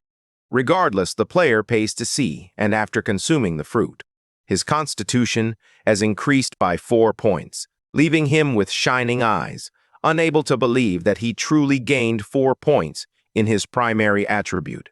A man observes, while several others arrive with substantial amounts of money, as they can resell it within their own guild for significant profit. The suspicious player merely watches from afar. Meanwhile, Lang Yue approaches the MC and admits that if it weren't for the system reminder, she wouldn't have recognized him. She had no idea he was the owner of the first store in the city, especially since she had tried several times to make a purchase but failed. Consequently, she is eager to learn how he achieved such a remarkable feat. He responds that perhaps he experienced a stroke of luck. She finds this amusing and comments on the sewer issue he inquired about. Despite her investigation, no member of her guild had visited the sewers that day. The MC expresses gratitude for the information and realizes that he will need to exclude the Water Moon Mirror Flower Guild for the time being. He also invites her to explore the store, mentioning that if she needs anything, he can offer a discount. She agrees to take a look. Before that, something catches her attention, a notification indicating that her friend, Star Mark Xing Hen, is nearby. Outside, the mage is furious, insisting that the mercenary complete the job at any cost, even if it means paying 3 times more. However, the mercenary refuses, stating that it's not about the money. At that moment, Lang Yu approached, calling out to Xing Hen. She asked who he was planning to kill, having overheard him mention that he would add more money if he succeeded. He is startled to see that it's the guild captain and asks what she is doing there, completely misunderstanding the situation, as he is merely trading equipment with the man. She warns him that he seems to have forgotten the bond between friends, as the system notifies users when a friend is nearby. Once again, she asks who the person beside him is, having heard about an assassination. The mage grows anxious, realizing he forgot to block Leng Yu from seeing his location. The mercenary then declares that he is leaving and will no longer offer any assistance. However, Leng Yu notices the item on the man's waist and is taken aback as she recognizes what it is. He finds it amusing that someone is telling him not to leave, especially when she yells for him, saying she has something to ask. In that same instant, he leaps away at high speed, eager to see who can catch him. As he flees, the beetle suddenly appears in front of him, and he uses his item on a house to evade the monster's electric attack. However, the MC appears behind him. At the last moment, he notices and dodges the attack that could have sliced his body in half. The MC takes a step back when Leng Yu inquires how he appeared out of nowhere. He responds that he heard a noise nearby. Pointing a sword, he questions whether he heard correctly, as she mentioned that the guy has a pocket watch. The guild captain agrees, and despite having seen him only briefly, she is confident in her words. Without hesitation, Leng Yu steps forward, remarking that he had even pondered how he would identify the one behind the attempts on his life. However, he is relieved that this person has come to his door. Yama cannot believe that the MC knows he was the leader of the squad that attempted to eliminate him. He concludes that, in addition to being incredibly strong, the MC possesses an intelligence network that should not be underestimated. Reflecting on this, he evades the attack and states that he can provide an explanation. Despite the anger that must be simmering, Leng Yue questions whether this is some sort of joke, noting that he can ask anything he wants once he captures him. Meanwhile, Xing Hen watches from a distance. Knowing that the assassin squad adheres to a strict code of loyalty to their clients, he considers that if the situation deteriorates, he may need to strike first. The masked man states that he has already given up on trying to hit him and that there's no need for a scenario where everyone loses, revealing that he is motivated solely by money and cannot disclose any information about the individual responsible, as he must adhere to the squad's rules. The MC expresses surprise that it is for money. At that moment, an attack hurtles toward them, and both dodge at the last moment. This attack was carried out by Xing Hen, who furiously shouted for him to go to hell. He couldn't believe that an assassin would betray him. If that were to happen, everything would be over, as the guild captain would become enraged. At that moment, the masked man calls him an idiot for genuinely attempting to kill him to prevent any revelations, and thus warns that he will show no mercy, as his client lacks any sense of morality. Saying this, he tosses the scroll containing the contract, revealing that he did indeed send 3 assassins and was only motivated by money. He also claims that Xing Hen is the mastermind behind it all. A hologram emerges from the scroll, revealing everything that transpired during the negotiations between the 2 parties. The captain turns around indignantly and asks if it's true that he hired someone to eliminate the MC. He responds with disbelief, unable to accept that he has been betrayed. However, the MC warns that the assassination is irrelevant and expresses a desire to know where he obtained the pocket watch. The masked man displays the item and reveals that he will soon receive one as well. The MC doesn't grasp what that means, as he will also receive one. However, his opponent simply uses a skill to vanish from the area. Amidst all this chaos, the captain seeks an explanation from the Master of Spells, as she requires a plausible rationale for these actions. He panics because his situation is dire. He awkwardly suggests that if he made the MC disappear, they could be as close as they once were. She responds that the Xing Hen she knew was an elegant and polite friend, not a despicable man who hires assassins, and thus demands that he apologize. Additionally, she ends her friendship with him. The mage falls into deep depression after his friendship ends due to a stranger's interference. He is pressured to apologize and begins to question what he lacks compared to Lin Yuan. He then fills with rage, pointing at the MC as the one responsible for everything that is happening, and shouts that he will curse him forever. He launches several cursed energy balls, but Lin Yuan not only dodges all of them, warns that he will resolve this issue. Then, in the blink of an eye, he draws near and lands a direct hit that sends the bastard soaring. Ku falls like a ripe mango. He gets up, declaring that things are not over yet, until he notices an insect buzzing beside him. Before he could react, he was completely electrocuted, resulting in paralysis. The captain approaches and asks if he truly will not acknowledge the mistake he made. He responds that he did nothing wrong and concludes that only the eldest son can save him. He then sends a request for help to Tai Yang, who rushes in without grasping the situation.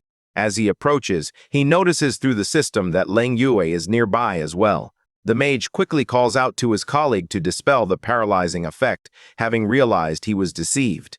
However, the guild captain raises her sword and warns that Xing Hen intentionally hired someone to commit a crime. Therefore, no one is permitted to interfere. Tai Yang is taken aback when he hears this. He then notices that the MC is also present and still holding a sword, leading him to conclude that Xing Hen was indeed targeting him. This leaves him feeling downcast, and he states that he will not interfere. The mage seethes, realizing he'll get no help from either side. He questions if he truly values a stranger's trust over a long-standing friendship. Before he can ponder further, the MC kicks him, demanding more information. Xing Hen insists he'd rather die than reveal anything. The scarab looms closer once again and unleashes a massive electric discharge. The MC also steps up. He drives his sword into the ground next to the mage's head. Without wasting any time, he asks who the man behind everything is. Desperate, the mage agrees to reveal everything if the insect is commanded to cease its electric attacks. He then discloses that the man is affiliated with the Guild of the Dead Apostles, and that even the pocket watch originates from that guild. The MC reflects on his limited knowledge of the guild from his past life. He recalls it as an organization of assassins that specialized in accepting assassination contracts and operated so secretly that very few people were aware of its existence. The mage attempts to escape by crawling, but Lin Yuan asks whether he was instructed to leave. Then he charges up his fireball and strikes his target directly, who screams in pain, pleading with his friends for help. However, the captain warns that by hiring an assassin, he has violated the rules of the Mirror Flower of the Eagle Moon Guild. As a result, his position will be revoked, and he will only maintain a temporary affiliation in light of his past contributions. Xing Hen repeatedly apologizes and insists that he deserves to stand by her side. However, Long Yu expresses her deep disappointment. The mage's life slowly fades away until it reaches its conclusion, at which point he vanishes before everyone. The players remark that they are not surprised, as they always suspected the mage's character. Meanwhile, the MC continues to ponder the pocket watch. It wasn't owned by the First Believers. Instead, it symbolizes the Guild of the Dead Apostles. At least now he knows that the Master of Serpents is hiding within that guild. He expresses his gratitude to Leng Yu for the information he received and mentions that he has some items in his shop that permanently enhance attributes. He would like to offer one of these items.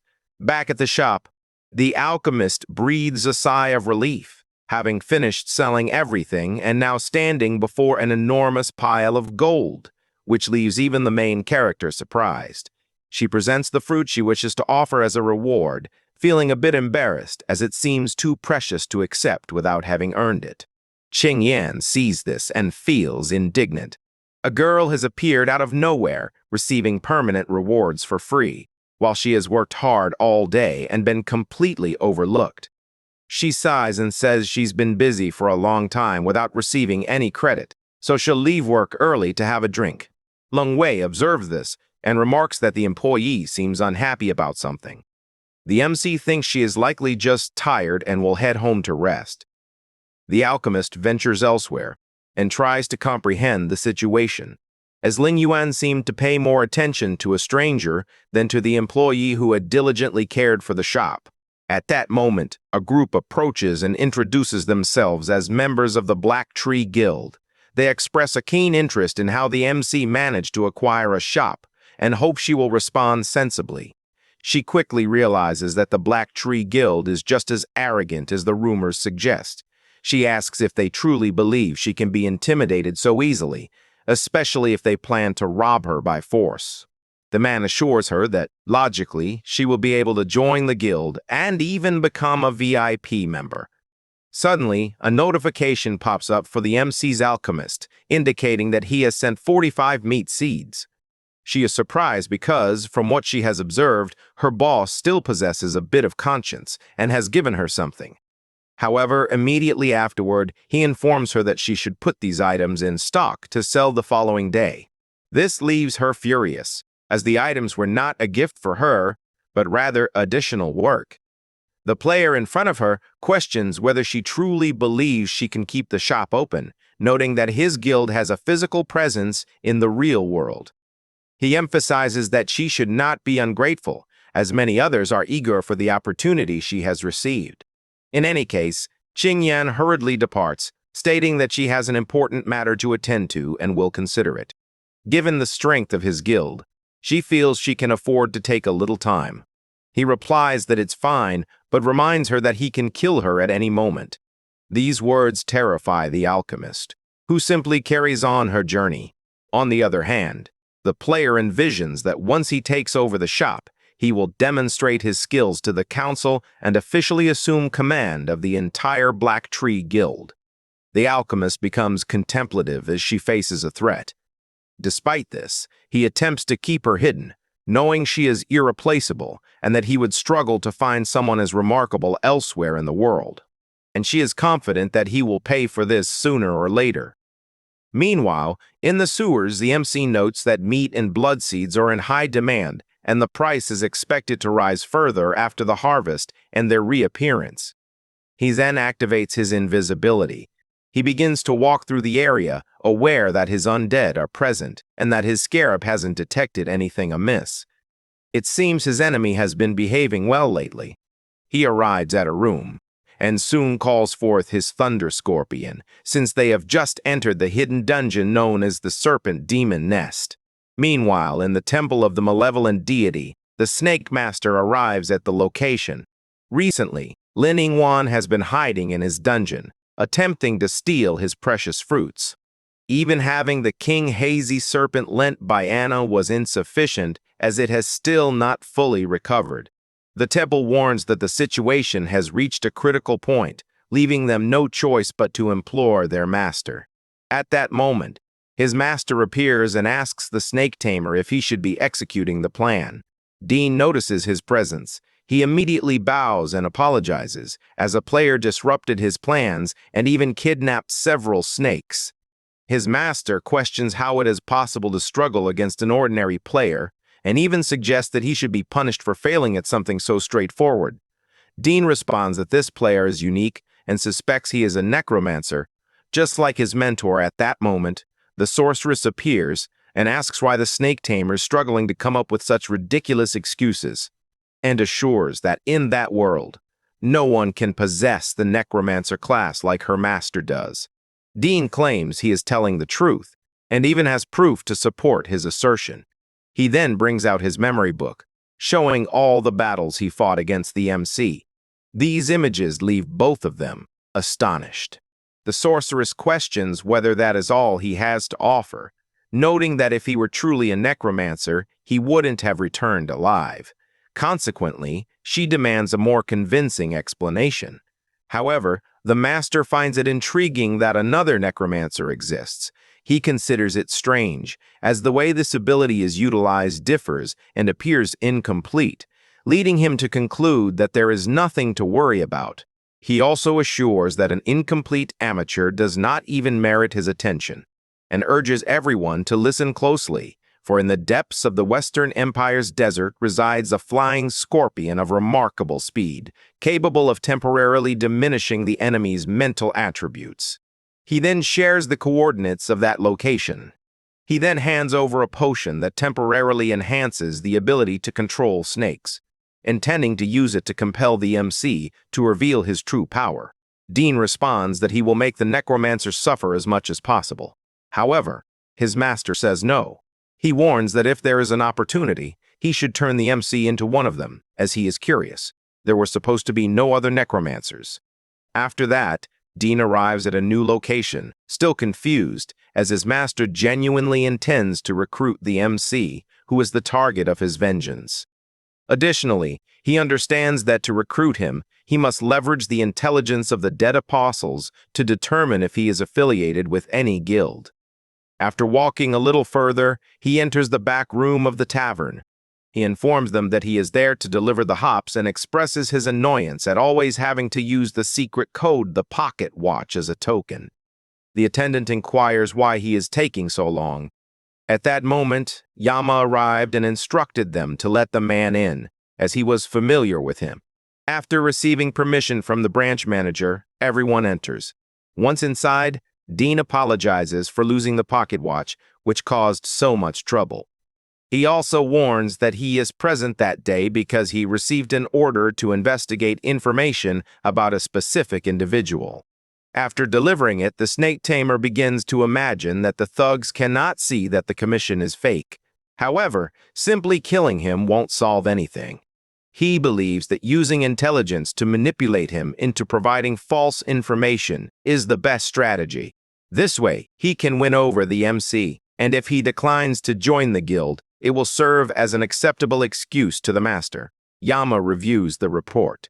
He takes a piece of paper from his drawer. He tosses it toward the snake man, remarking that it's quite a coincidence, as he also has the MC in his sights. Dean is surprised, as it seems that the target has numerous enemies. The masked man claims he has already gathered information about the MC and could easily kill him. The snake tamer expresses his surprise and even inquires if he could join the mission, offering to pay in advance.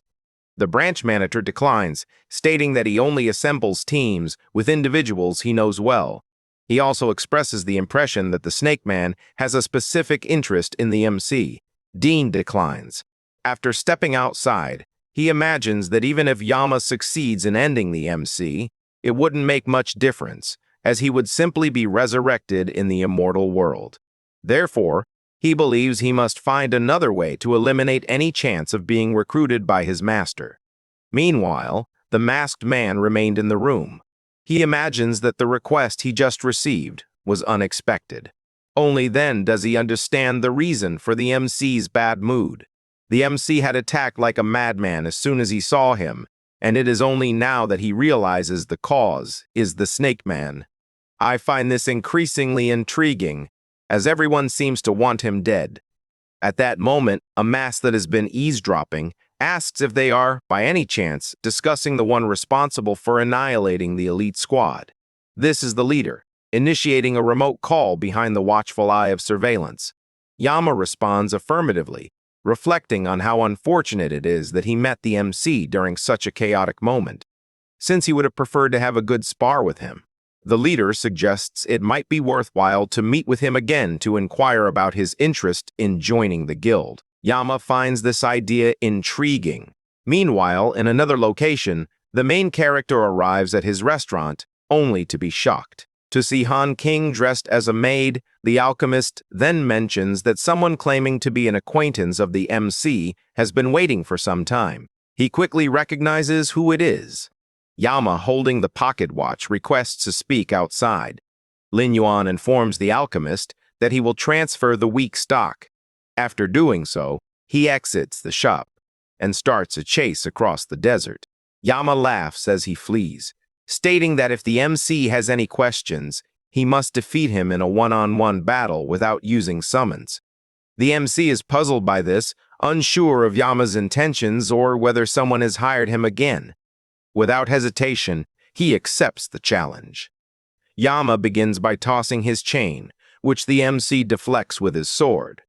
but then he realizes that the chain has a claw, and that it is clearly a trap.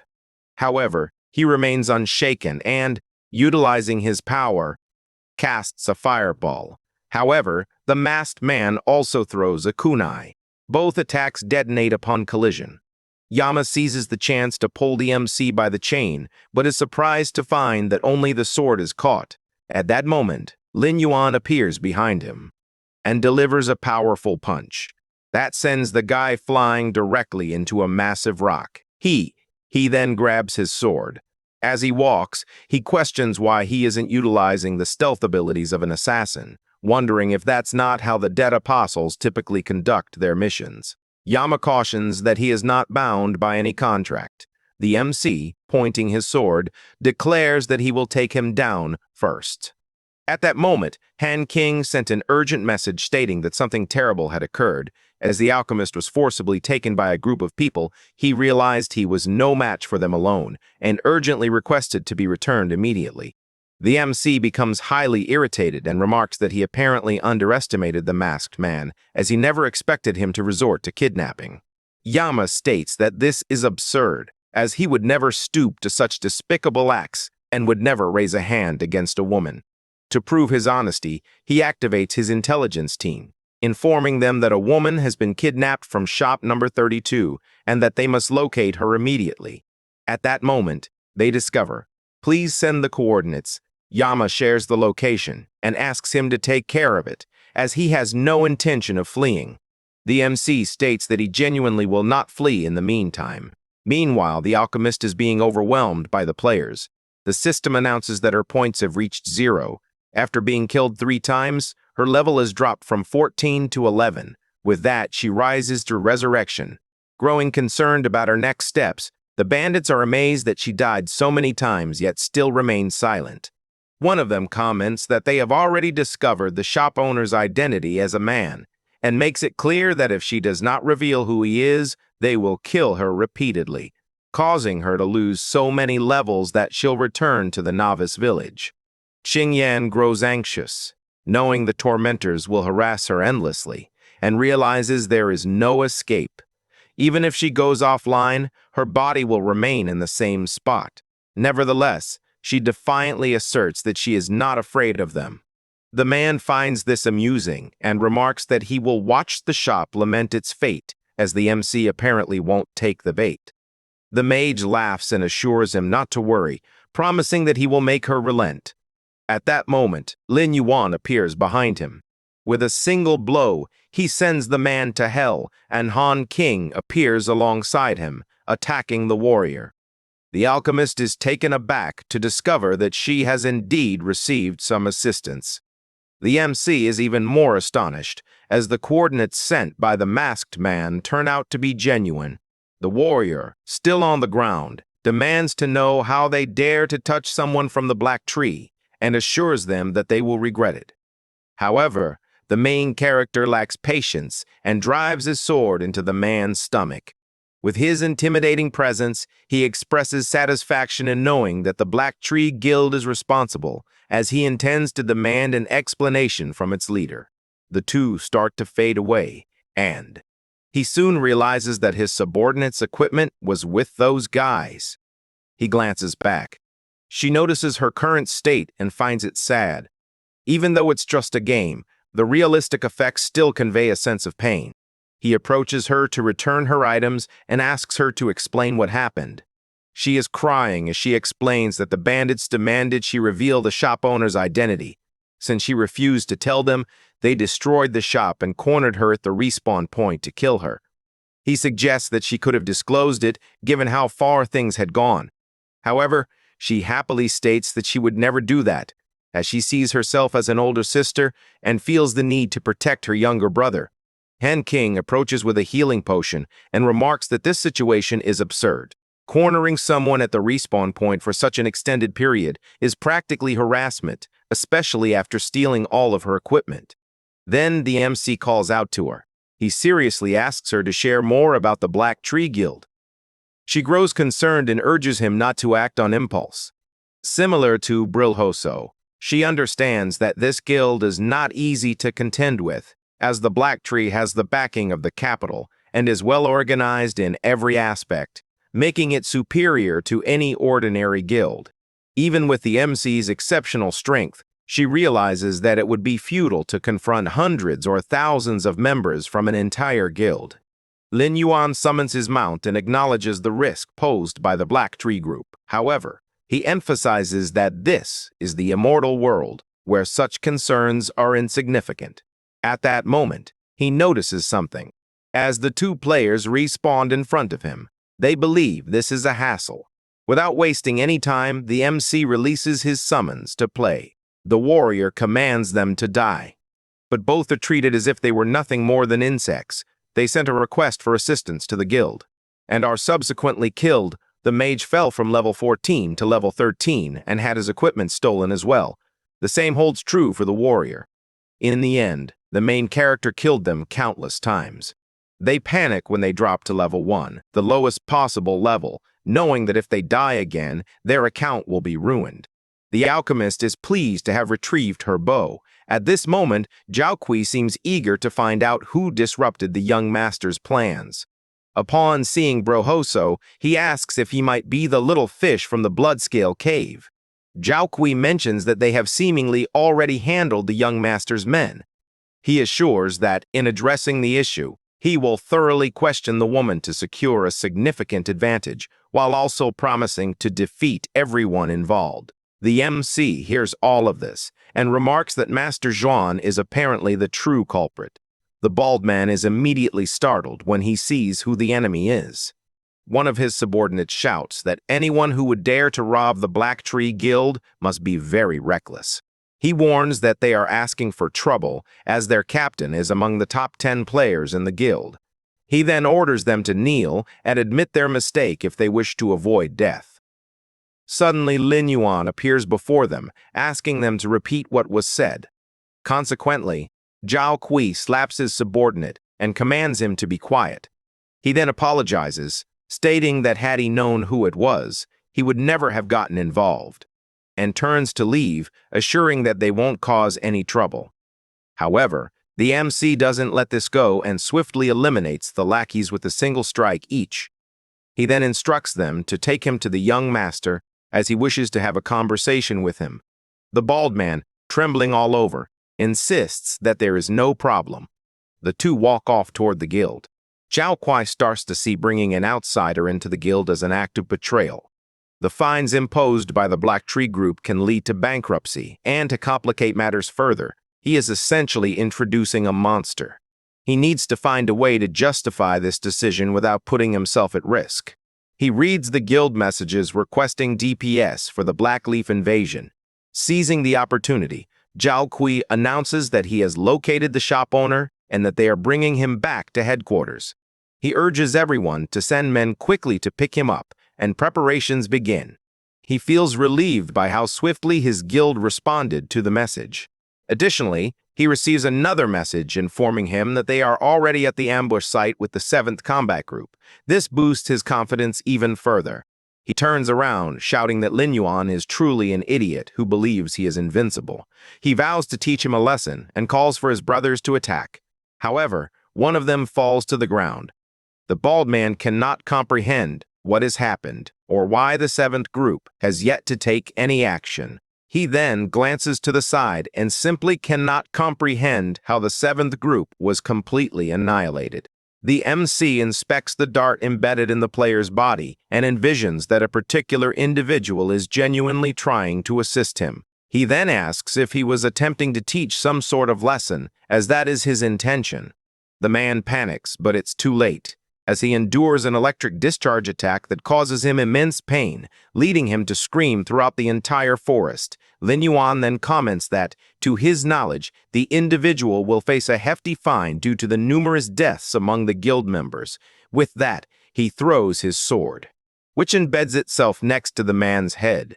Having already recognized his target's desperation, he demands the coordinates of Juanshao, believing that by doing so, he can handle the guild and eliminate the fine as an issue. Zhao Kui recognizes this golden opportunity, kneels down, and apologizes, promising to reveal everything he knows. Meanwhile, inside the guild, a meeting is underway. The leader announces a 30% increase in profits for the last quarter and mentions that new shop projects are in the works. One of the shareholders apologizes, noting that, to his knowledge, the leader has not yet secured the first shop. He takes a deep breath. They claim it was merely a coincidence, as they have just found a buyer for the shop. The Black Tree Group will undoubtedly seize any opportunity to profit, given that the first shop will belong to them and no one else. Suddenly, someone bursts through the door shouting that something terrible has occurred. The guild headquarters has been invaded. The leader stands up and requests more details. As he makes his way to the guild, the MC defeats anyone who approaches, until he encounters another group of players. One of them questions how he has the audacity to invade their sacred territory. However, lacking patience, he simply unleashes his fireball, which obliterates them all. Terrified by what he sees, Zhao Kui asks if he really has to enter alone. Lin Yuan simply requests that the coordinates be accurate. Otherwise, he will reach out again and it won't be a pleasant experience. Inside a room, the leader watches a broadcast featuring 2,000 people pleading to join the guild. He finds this intriguing, as it means he will acquire the shop. After receiving millions from the elderly, he promises to share a portion with his subordinates. The girl beside him calls him wicked for trying to steal from others. At that moment, he hears a strange noise and asks what is wrong, as he is doing a live broadcast, and they are causing interference. The two players go to investigate what it is, but the door suddenly explodes in front of them. The MC enters the room and asks which of them is Xuan Zhao. The two gaze at each other for a moment. The leader sets his wine on the table, as another person is trying to gain his attention. Meanwhile, his live broadcast attracts even more viewers, who find the intruder oddly familiar. All the players prepare as the leader states that not everyone qualifies to enter the guild. He adds that if someone wants to be significant, they can be his little dog. As a result, he asks him to clean his shoe, stating that if he does, he might consider allowing him to enter the guild. After uttering this absurdity, all his lackeys are swiftly eliminated in a single attack. Xuan Zhao is taken aback as the blow comes toward him, and thus uses the girl as a shield, as he would take the blow directly. The broadcast quickly attracts 5,000 viewers, as they find it outrageous for anyone to challenge the Black Tree Guild. Ultimately, however, they acknowledge that he is a professional player. The MC warns that he is the owner of Shop 32, and that if they dare to encroach on his territory again, he guarantees he will completely annihilate the guild from the face of the earth. Xuan Zhao questions whether he truly comprehends what he is saying, and bursts into laughter, having initially thought the player was crazy, only to realize in the end that he was simply a fool. The audience continues to grow as they watch a professional dismantle an entire guild. The leader claps his hands, commanding him to leave at once. More players approach, questioning how he dares to invade the headquarters of the most powerful guild in the region. They completely encircle Lin Yuan. Xuan Zhao then tells him to feel honored for attracting interest in Shop 32, as many people desire it as a gift but lack the necessary contacts.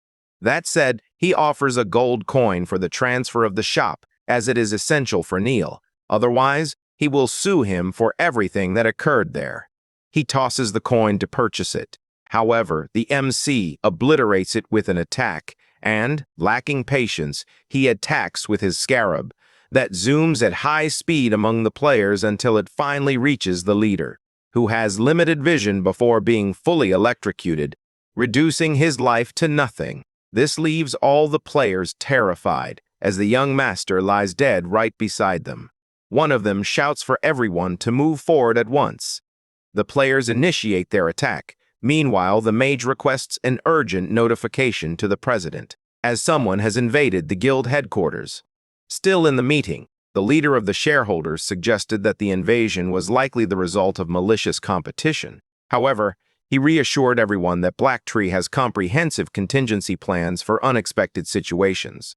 He then requested that the projector be turned on to connect to Wan Xiao's live broadcast. They do this, however. The man is taken aback to witness the complete destruction of the guild by a single player. He simply cannot believe that this is possible.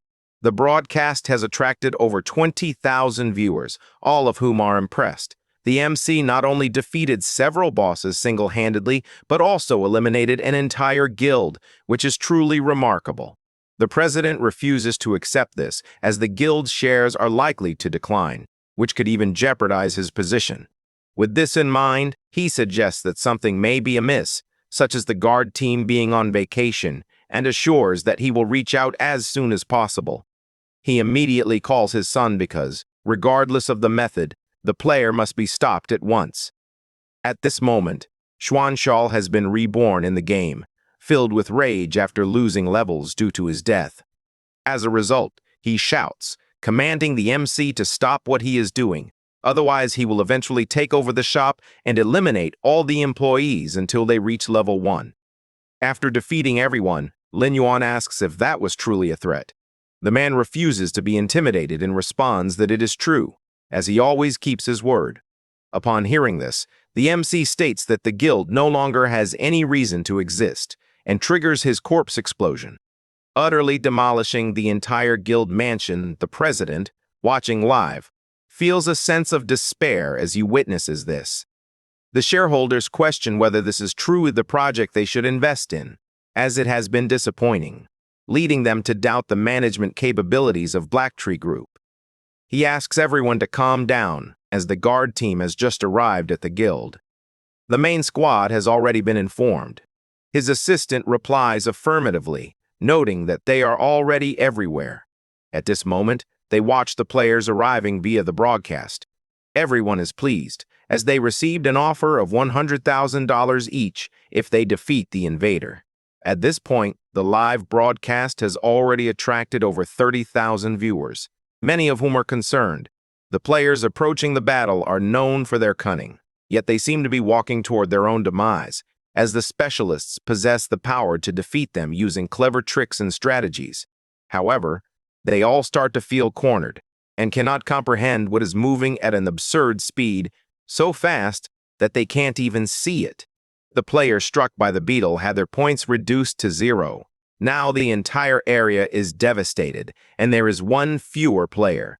With that, Lin Yuan questions whether he plans to kill him only once his level reaches 1, and expresses confusion about why he is hiding behind other players.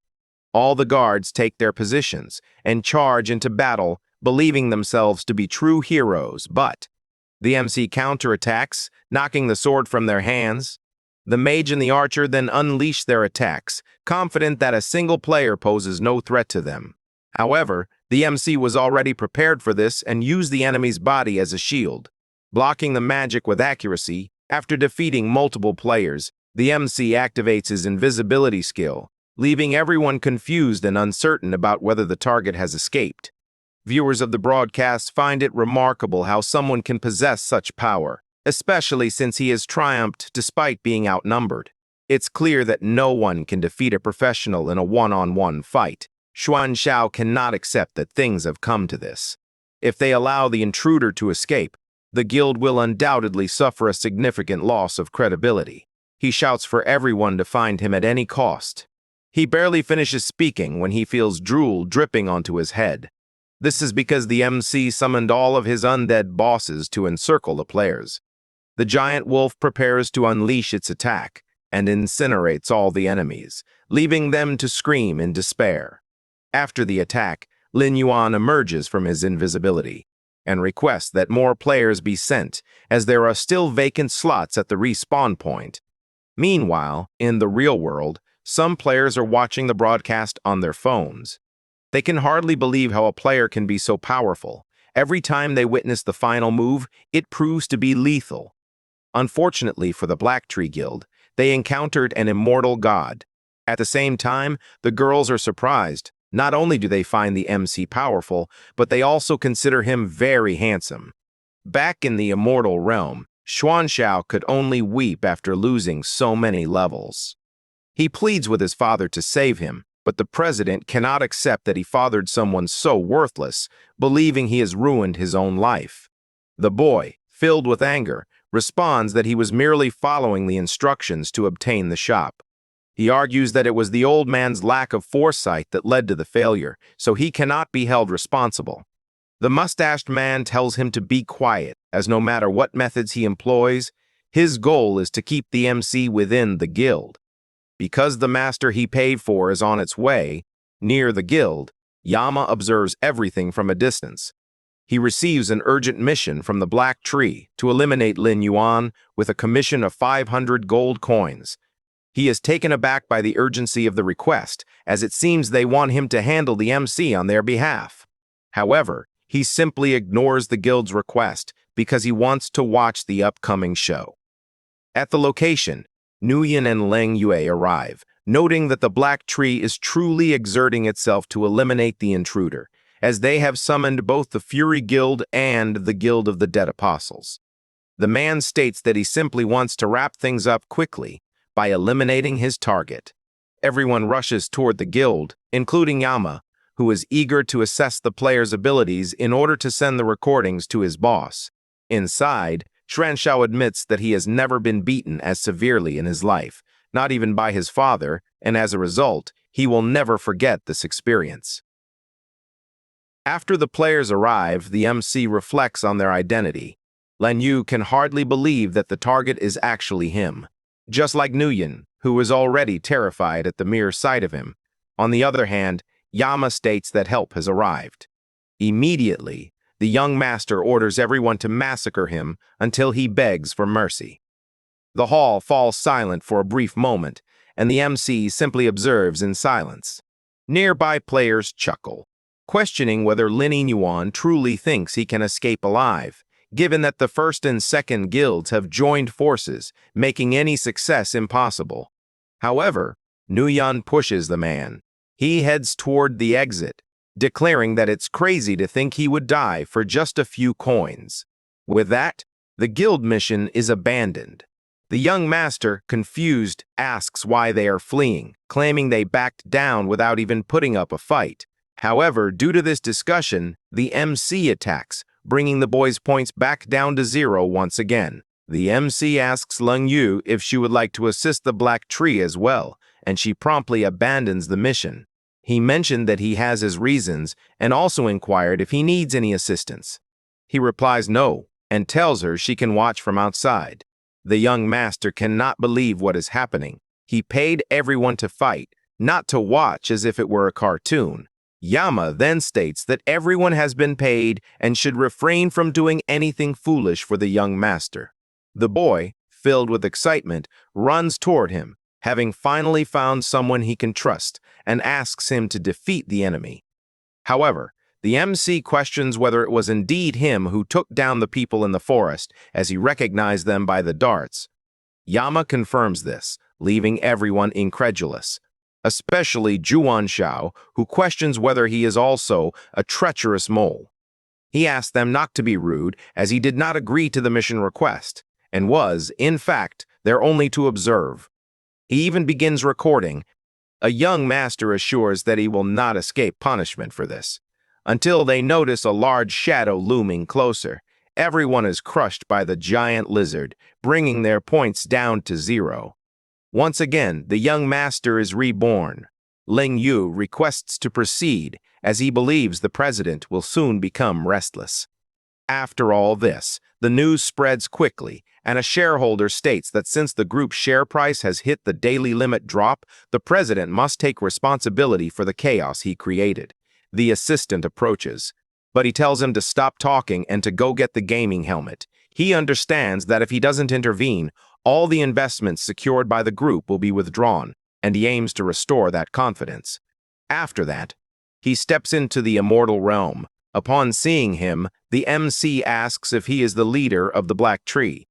He assumes the broadcast is still live and must handle the enemy swiftly, as he cannot allow the board of directors to find out anything. He then states that they messed with the wrong person.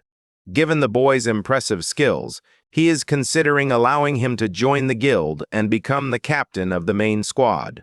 His son urges him to stop wasting time, pointing out that Leng Yu has killed several guild players and cannot go unpunished. He suggests they should just hire someone to eliminate him. Deng hears this and channels energy into his staff and attacks, urging them not to underestimate the guild's strength.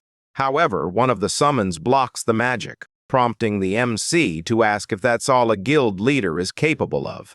The man cannot believe that a mere summoned creature blocked the attack. At the same time, the summon progresses and attacks, yet the president evades. Then, more creatures rush in. Once they got close enough, the corpse explosion is triggered. Completely destroying the area, the players are reborn once more. Terrified, Deng cannot believe he withstood even a single attack. He perceives the MC as a monstrous force and realizes he must keep him calm for a while. Coincidentally, he asks them to wait, acknowledging that they were mistaken. In desperation, they admit they were wrong and plead for them to stop, promising to issue a public apology and provide compensation. The MC, accompanied by his imposing giant wolf, admits that he isn't even sure if he's in the wrong, and, in truth, he only knows that he is going to die. The summon attacks once more, sending everyone flying in different directions. Zhang Zhao urges his father to think of a solution quickly, but the old man tells him to be quiet, explaining that he has already tried everything he can think of and does not comprehend the type of monster the boy has provoked. At that moment, an idea crosses his mind. If even the best players cannot defeat him, he believes that the NPC is the only solution. The Black Tree Guild headquarters is situated on the edge of the windswept sands, an area regarded as part of the main urban zone. According to the rules, fighting is prohibited, and if the sheriff is informed, the MC will face dire consequences. He then raises his emergency summoning item and realizes he should have called the sheriff earlier. Even though Lin Yuan is a skilled fighter, he won't stand a chance against a game NPC. Xuanzhao finally sees a glimmer of hope, as the sheriff will intervene to stop the fighting in the main city. If he refuses to comply, he risks being arrested and forced to remain AFK in the game's prison. The summoning is successful, and the sheriff, upon being summoned, questions how they have the audacity to cause trouble in the main urban area.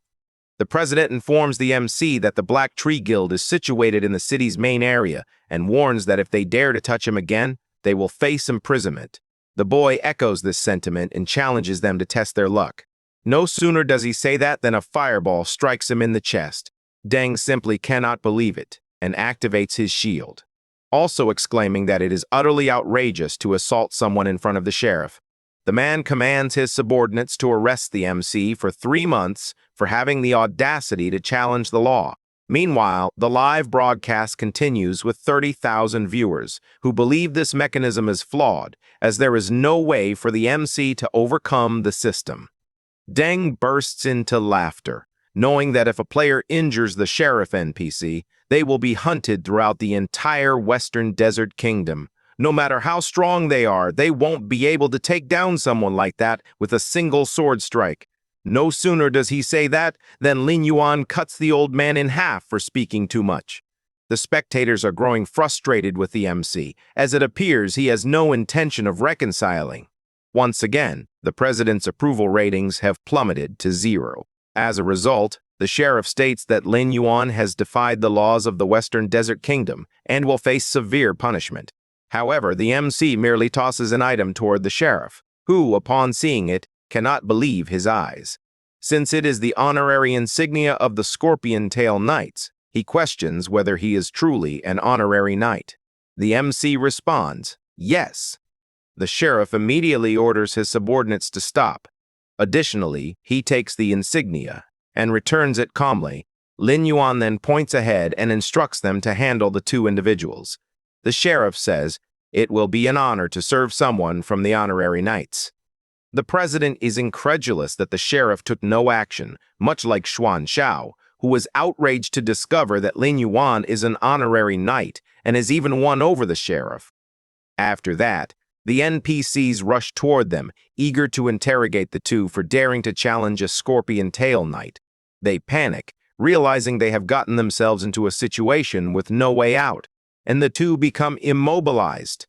As they are being taken away, the president asks them to wait, suggesting they can discuss the issue if it concerns money. But the MC cautions that it is already too late to speak up and ensures that the only outcome for the Black Tree Guild is dissolution. The broadcast, which has over 40,000 viewers, comments on the unbelievable feat of a professional player taking on an entire guild alone, marking a new unprecedented record. The investors observing the situation find it absurd as they broadcast the disgrace live. They shatter the glass wall, unable to fathom that the guild would confront someone so powerful that even the NPCs would align with him. They guarantee that the shares of the Black Tree Group will be worthless, as they are merely a group of fools. Jal Kui, sweating cold in real life, realizes that the MC has truly managed to annihilate the Black Tree alone. Perhaps this means he will be exempt from the fine. Lin Yun continues his rampage. One by one, people began to leave the guild. As it has completely collapsed after some time, only 30 members remained in the guild, which led to its automatic dissolution. Yama, who documented everything, states that the 2 leaders were imprisoned and that all deceased members of the apostles withdrew from the guild, marking its complete end. Seeing this, the MC asks how much longer they will continue watching. The masked man invites him for a drink, stating he will be waiting at the bar. He adds that only then will he be able to ask whatever he wishes. The MC gathers all the equipment he dropped, as the guild has been completely annihilated. Now, all that remains is to investigate the guild of the deceased apostles. Meanwhile, elsewhere, Dean meets with Anna. She makes it clear that he is not to touch the Serpent of Pluto, so she does not understand what other plans of his require her cooperation. He responds that the situation is truly pathetic, as his master had requested an arrangement with the MC to recruit him. He reveals that he has information about a flying snake hidden deep in the desert and suggests luring it there. She clarifies that this task was specifically assigned to him. Although she holds a lower position in the organization, she still reports to other superiors, so it is not his place to give orders. Dean acknowledges that she has the option to refuse, but recalls a moment when she nearly disclosed the matter to the Count. She questions what might have occurred if that information had been leaked. Anna emphasizes that the incident was unique and that the integrity of the Snake People civilization must not be compromised. If it is, she will be the first to withdraw. He reassures her not to worry and provides the coordinates where she should lure him. She saves the coordinates in her system and asks what kind of dungeon he has prepared to address the situation. He responds that it was essentially the Island of Death. Meanwhile, at the bar, the masked man approaches the MC. Upon displaying the guild emblem, the receptionist apologizes to everyone in the tavern and informs them that they will be closing early. As compensation, everyone will receive one last free meal. Are taken aback by this and shout that it is a lucky day as they have never received anything for free. After indulging in food and drinks, everyone departs. As the 2 of them are left alone to talk, Lin Yuan quickly asks if that is the fortress of the Dead Apostles Guild. Yama observes the MC's keen interest and asks why he hasn't considered becoming a member. With that, he officially invites him to join the organization. However, Lin Yuan finds it amusing that their method of invitation involves sending assassins. The masked man feels embarrassed as he did not anticipate such a response. He explains that there are very few skilled players, and when the guild discovers one, it tries to recruit them right away. He even states that the guild rejected all requests related to the MC, which was unprecedented among the Dead Apostles. After the waiter serves the table, he asks what their decision will be. The MC takes a sip of the wine.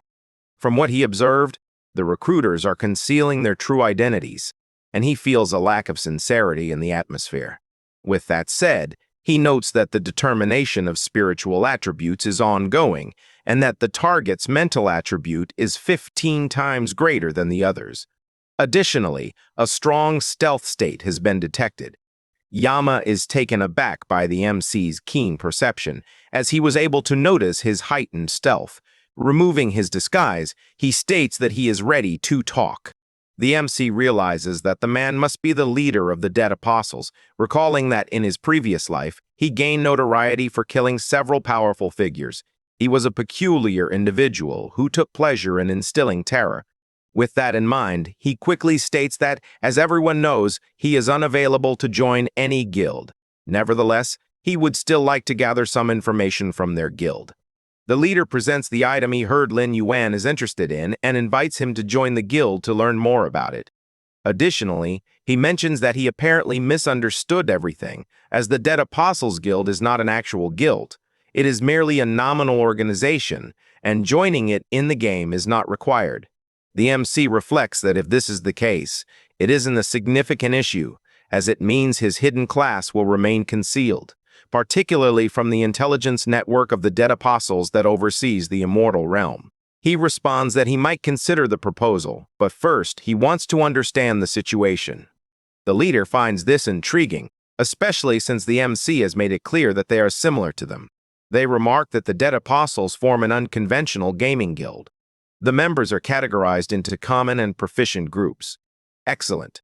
Elite and the Ultimate Slayer. Additionally, there are 5 levels, with task difficulty categorized into 5 types: D, C, BA, and finally S, ranging from the easiest to the most challenging.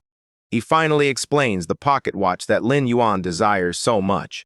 Essentially, it is a token that can only be acquired by completing 3 rank S missions and achieving elite status or higher. This item grants him the ability to obtain assistance and supplies at will, as well as an entry pass to the Fortress of the Dead Apostles. With that said, he assures that he will not regret it, and if he agrees to participate, the pocket watch will already be his.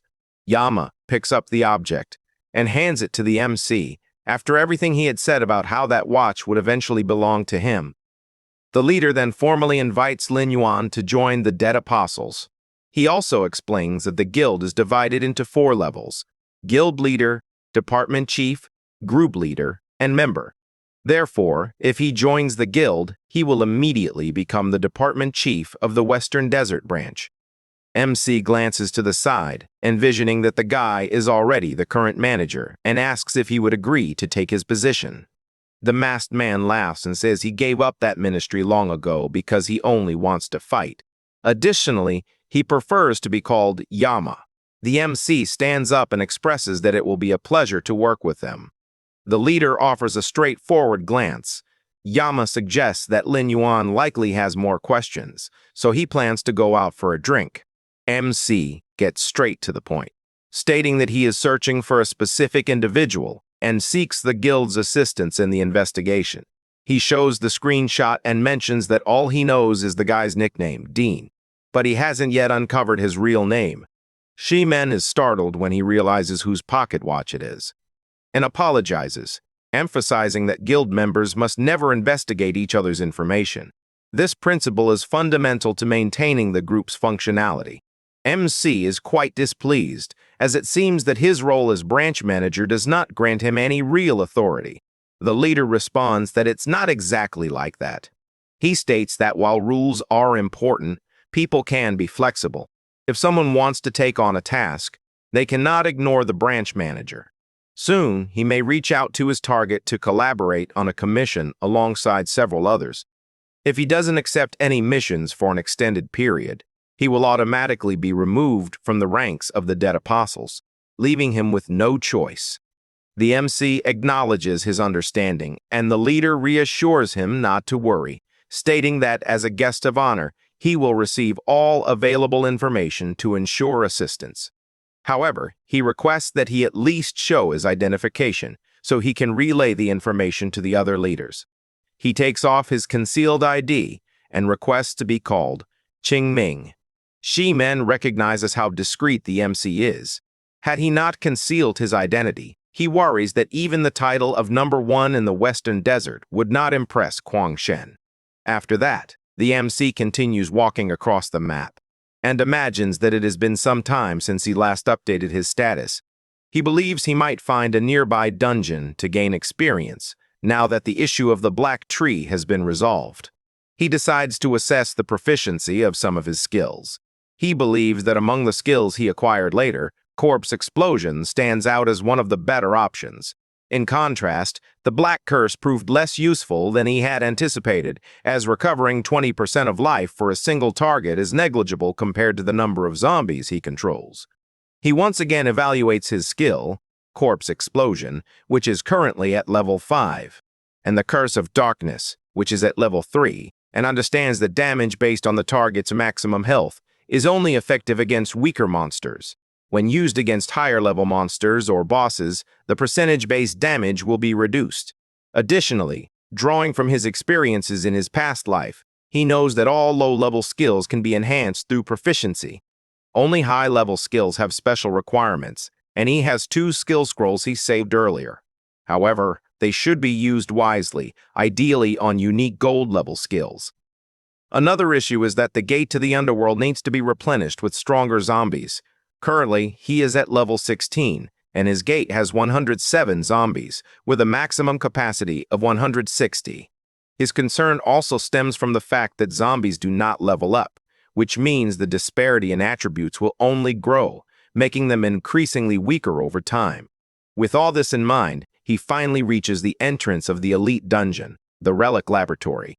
After entering, he notices a Death Knight standing right at the entrance. A notification soon arrives, indicating that the Necromancer Knights are at level 18. Linwan recognizes them as troublesome creatures, yet they provide significantly more experience than other monsters of the same level. As a result, he launches his beetle, that soars at high speed toward one of the monsters. The knight attempts to strike it, but it proves futile.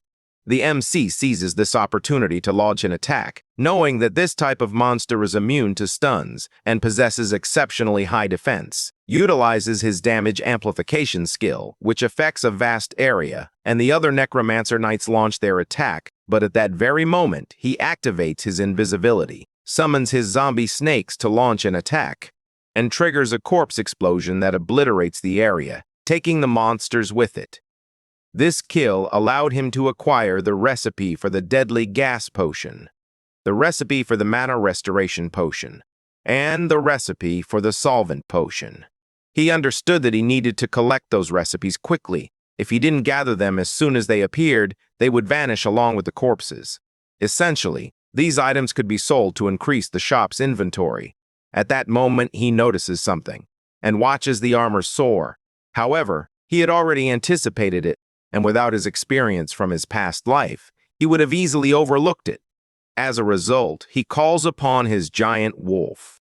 The monster instantly lets out a howl that unleashes a devastating laser that eliminates all the knights who had been resurrected. The MC believes this was excellent. Since he gained extensive experience and reached level 17, he is astonished by the strength of his wolf boss, which, despite being a low-level zombie, was able to defeat the Necromancer Knights with its powerful roar. However, he grows worried about the status of his summon, as it is a boss from the beginning of the game. This leads him to ponder the intriguing possibility of finding a way to enhance his zombies. The MC realizes that his undead no longer have a significant role in the game and can only be utilized to activate the corpse explosion spell. Although their attributes are intriguing when compared to weaker individuals, this changes entirely with the beetle, as it is a rarity he never imagined he would acquire. He prepares to transform the Necromancer Knights into his zombies. However, the target cannot be summoned as a creature, and this leaves the main character frustrated, as these monsters are classified as ghosts and cannot be resurrected. He envisions that he will need to consciously manage the ratio of his low-level undead in the future while pursuing more powerful monsters. At that moment, he receives a notification from his mother, and he realizes that he has been so focused on the game for so long that he has forgotten about everything else. She inquires whether he has been in touch with his sister lately. This startles him, as he is unsure if something has happened to Linton. His mother explains that she hasn't been home for 2 days. He assures them not to worry, as he is on his way home. After returning to reality, he runs to his parents' house and asks what is happening. His mother, visibly shaken, stated that her daughter had mentioned she would participate in a summer training camp, but after that, she did not respond, despite their efforts to reach her. John Liu urges them not to assume the worst, suggesting that their little girl might simply be having fun and didn't notice the phone.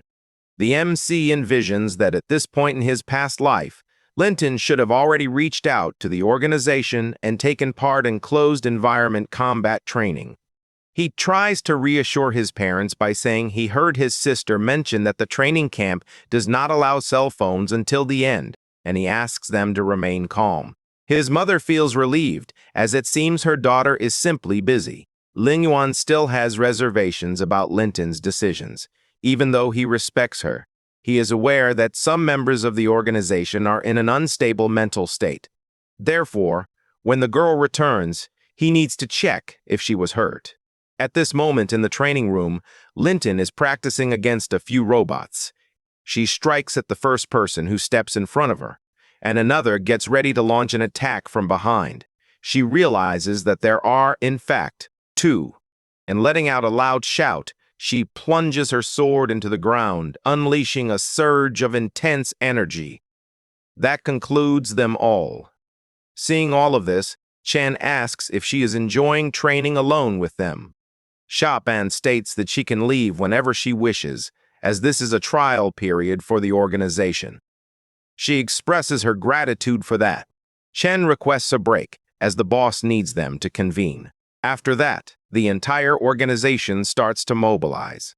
She observes carefully, noting that everyone appears very strong, and realizes she has no choice but to press on.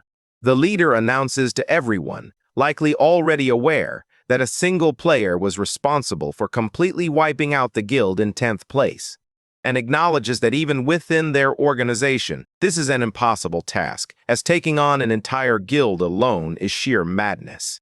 She reveals that she possesses a portion of the combat recording, and as a result, everyone must examine it closely. The MC appears in this recording, and everyone recognizes him as an incredible specialist, having witnessed his skills in previous battles, and they even refer to him as the god of games. Linton is utterly shocked when she realizes that, in fact, it is her brother. A girl approaches and expresses her curiosity about the person in the video, and inquires if, by any chance, he is the chosen one. Miriam mentioned that she attempted to sense his fate, but his destiny was unpredictable, and she couldn't gather any information. After concentrating her perception, she felt that he was not the chosen one. That said, she inquires whether she knows the guy. If so, they should attempt to win him over instead of antagonizing such a powerful figure. The girl laments this, as she is not especially close to him. In a state of panic, she struggles to comprehend why she subconsciously denied it. The leader assures everyone that everything is fine and asks her to explain the combat techniques demonstrated in the video, as the MC's abilities are exceptional. Linton, still listening to all of this, can't help but imagine whether her brother truly destroyed an entire guild over a woman. However, she is skeptical because he spends all day playing games and seems oblivious to everything. This leads her to feel the need to find him and uncover what is really going on. Japan approaches and comments that the guy in the video is impressive. She invites Linton to train later, but she declines, saying she needs to leave to rest for a bit. He states that there is no issue, as she is welcome to join the group at any time, and he adds that they will take her home. Meanwhile, at the MC's family home, he receives the message that his sister will arrive soon. He needs to discreetly ask whether she was harmed or negatively affected, as this unusual state is concerning. However, he believes there will be some clues to guide him. He also recalls the most prominent traits of the exceptional individuals from his past life. Despite his deep memories, he still requires additional clues. At that moment, his sister arrives. When asked if he is not playing, Lin Yuan replies that he came to check on everything since their mother mentioned Linton had been away from home for 2 days. He wants to know what happened. She keeps imagining how to bring up the subject of the video she saw, but she doesn't know how to approach it and wishes her friend were there to help. Suddenly, he asks if she remembers the first time they went to the amusement park, as it was roughly around this time of year. Linton says that was many years ago, and she doesn't even remember it. She doesn't understand why he suddenly brought it up. He claims it's nothing, as he just recalled it. and imagines that the girl truly does not remember and may have been influenced by someone. She tries to recall and mentions that there was a time when the amusement park lost power. They played wildly all night long, never going home, waiting for the fireflies to appear. The MC feels relieved upon hearing this, as she seems safe for now. However, he notices her hands are covered in calluses, indicating she has been sweating a lot. He reminds her that he sent an item via email in the Immortal game and advises her to remember to claim it. She makes it clear that she doesn't need his belongings. The MC warns her that if she refuses, he won't cover for her with their parents next time. Suddenly, Linton can no longer contain herself. Sulking, she gets straight to the point, asking him why people are saying he destroyed the entire Black Tree Guild because of a woman. Aware that she can't control him, she urges him not to worry their parents.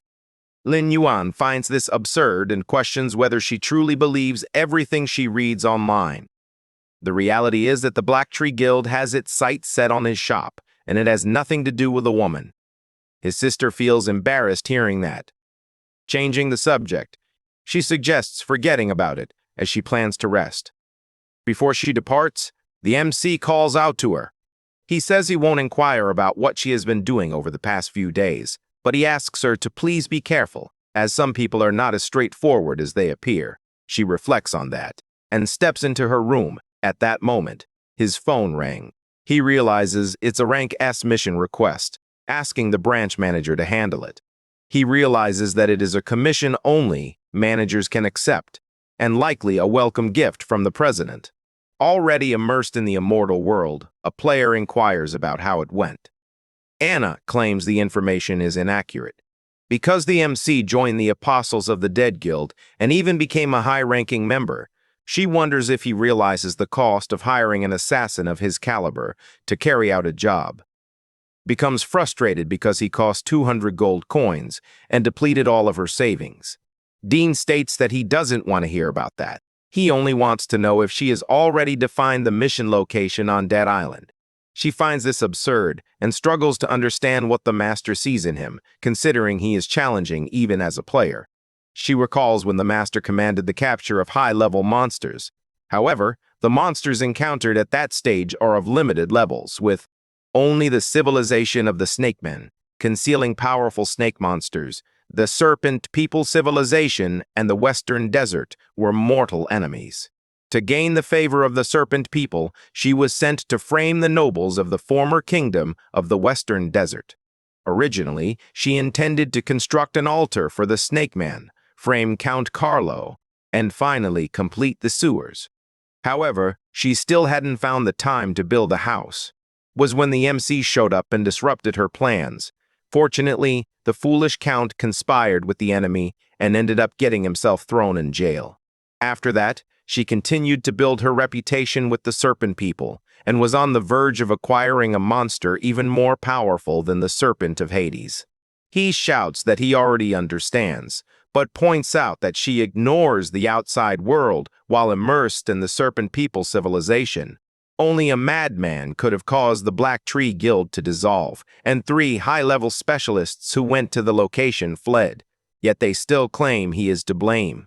She asks him to wait and inquires what he means by specialists, as he seems to imply that the MC and the professional specialist are the same individual.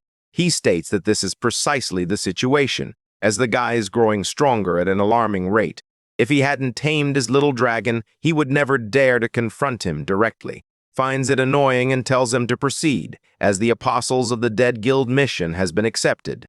After everything that happened on Dead Island, the MC arrives at the location feeling relieved. Without his flying mount, he would have had to take a boat to get there. He knows the area is infested with undead creatures that cannot be resurrected like his zombies and offer little experience. Therefore, he struggles to understand the objective of this mission. Suddenly, skeletons emerged from the ground and hurried to launch an attack.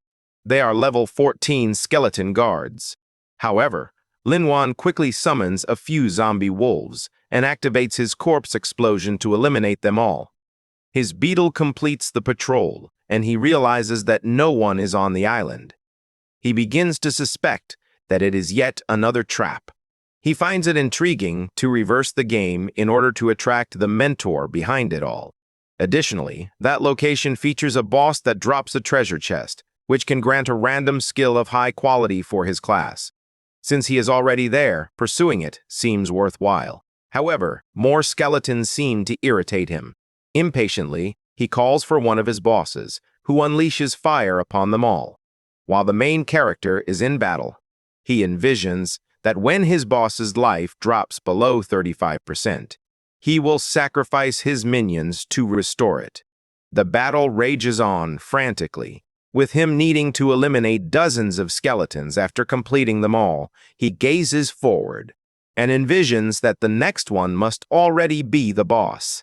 He arrives at the location where the boss is, gathering energy in his hand, asks if he won't stand up to greet the guests.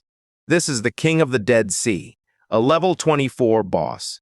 The king finally rises, his colossal size commanding attention. Soon, something catches Lin Yuan's attention. As the boss starts channeling a spell into his sword and activates the skill, Descent of Calamity, the MC is taken aback when he sees this and narrowly avoids the strike, as it was incredibly powerful. He cannot determine whether the skills differ from those in his past life, as he has never encountered Descent of Calamity before. He recalls that the skill was originally called King's Intimidation, and realizes that this power also impacts the entire environment. He decides to test the poison scattered throughout the room using his summons, and they endure ongoing damage of 100 per second, until it ultimately reaches 0 and ceases to function. The MC is taken aback by this. If the boss continues to attack without restraint, there will soon be nowhere left to stand. He evades another strike and leaps into the air, recalling from his past life that the treasure chest belonging to that boss was concealed within the throne. He decides to summon one of his bosses, who launches his flames at the King of the Dead Sea and continues to do so at maximum power. The MC realizes that the poisonous gas on the ground has not yet dissipated, preventing him from summoning his undead as cannon fodder, since they would perish before he could deploy them. He understands that he must direct the boss's attacks to a single area to ultimately destroy his throne. The boss strikes again. The MC realizes, as he anticipated, that the skill is not unlimited and seems to have a cooldown. As a result, he identified the monster's objective. He unleashes his power, and then evades the boss's sword strike. After this brief period, the King of the Dead Sea activates the Descent of Calamity once more. This allowed Lin Yuan to realize that the cooldown time is 15 seconds, revealing all the secrets. He employs an electric discharge with his King Scorpion. However, the boss plunges his sword into the summon, but the MC was anticipating that.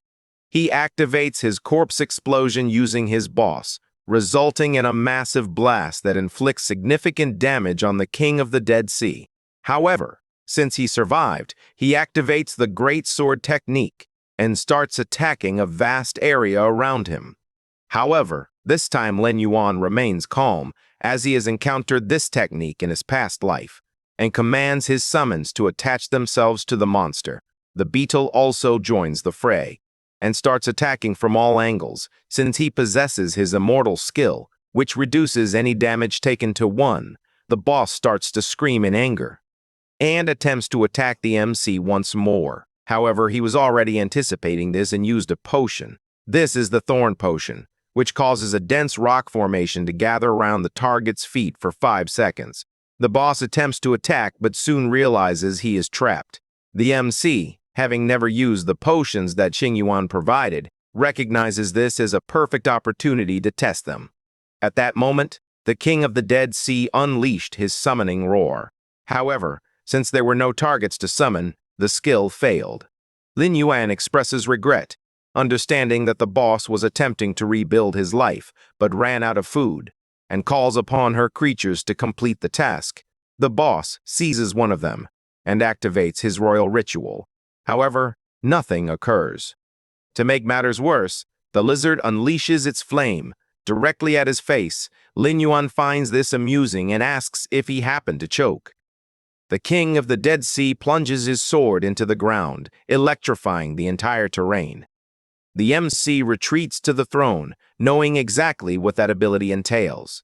And once again, he summons his monsters. Only then does it activate the corpse explosion, which completely demolishes the hall.